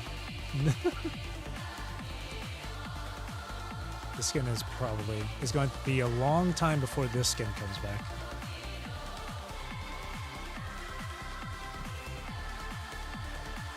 I want to get that one skin for Alpha. The one where she's got like a jacket or a fur coat, whatever. Base design is already good. I can't imagine what the skins look like in Wuthering Waves. I know. I think it's going to be great. I think it's going to be really nice. I'm really excited for when they release skins in the game. And depending on the skin itself and depending on the character, I'm definitely willing to spend my money for it.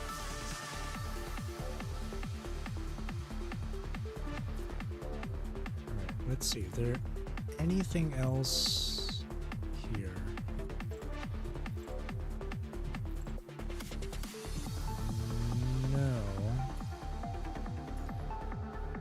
No, I think we're good here. Alright.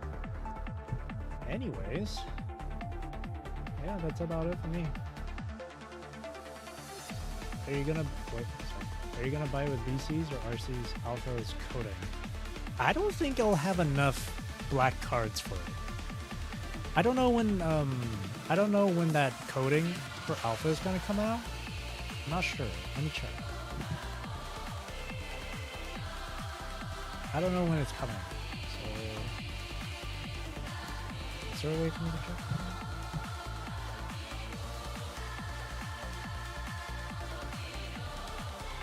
See anything? There's weapon coatings. I see weapon coatings.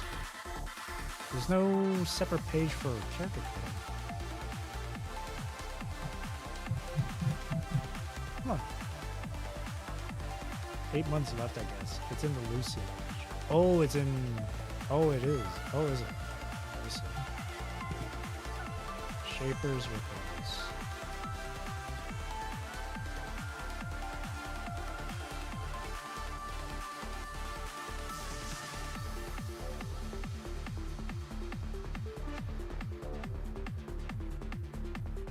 patch details on the website isn't showing.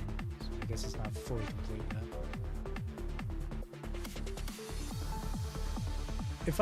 If I save up all my BCs up until like Lucia Pyroth patch, then I would probably have enough to get with BCs. But knowing all the characters that's coming up next, I don't know. Roadmap section. Let's see. Oh yes, thank you.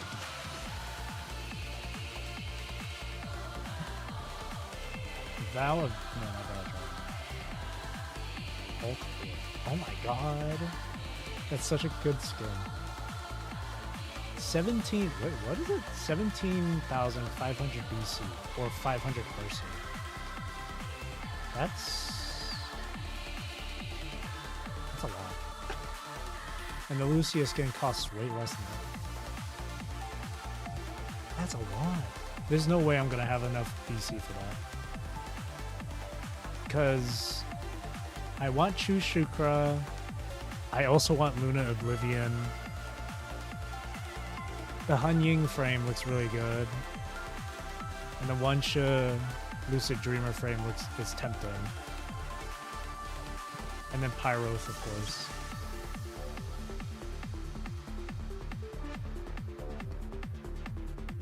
Luckily after Polaris Spawn patch, after Chu Shukra's patch, is going to be Teddy, who's like an A rank, I believe. So we have like an extra like month to save up. I could try and get like Luna Oblivion.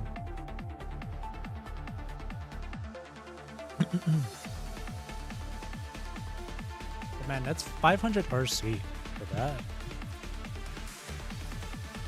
How much does 500 RC get me? Or how much do I spend for 500? That's a lot. That's a lot. That's nearly $100.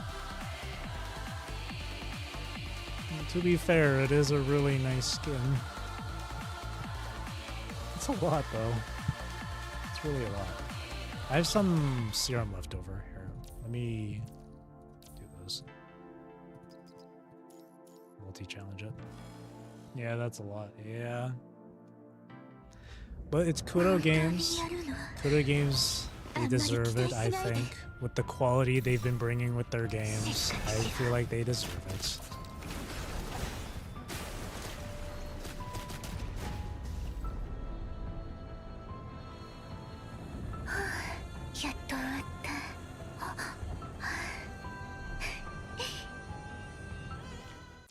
There we go. Just wanted to use up my extra serum there. Okay.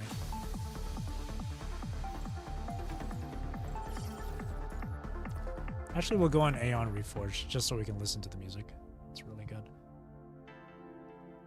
I need to skip a few characters for the alpha skin. I've decided. That's gonna be, yeah. I think you might end up having. It depends on what you have currently, actually.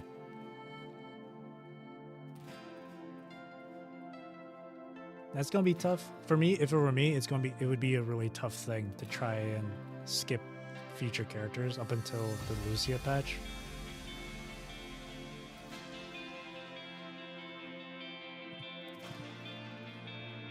There's Chu Shukra, Luna Oblivion, then the Han Ying one. I don't know the name for Han Ying Solace Tune.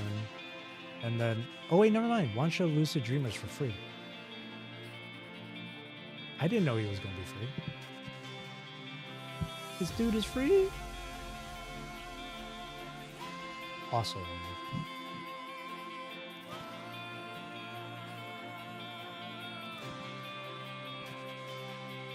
I just noticed it said free under his name in the roadmap page.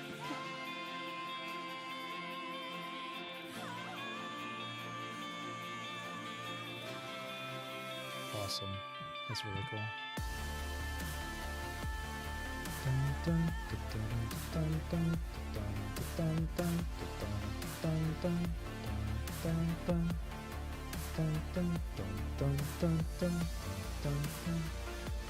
Wait a minute, with this Chu Han Ying update. What is this? Alyssa skin. Twilight Veil. That's so good. Dude, what? These skins, man, are so good.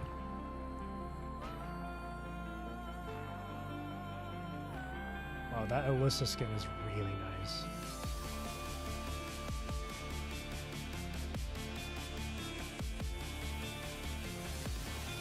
Oh, and I see too. Luna Oblivion patch. Mami is gonna get like a premium skin.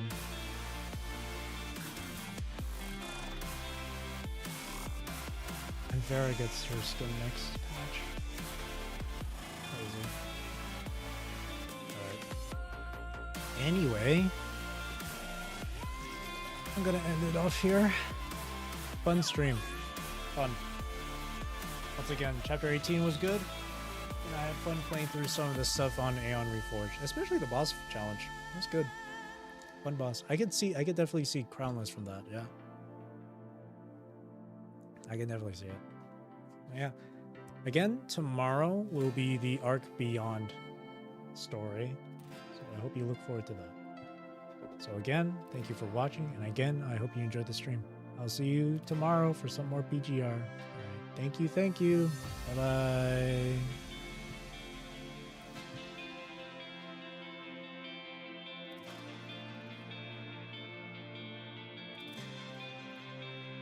Thank you for watching, Pixies.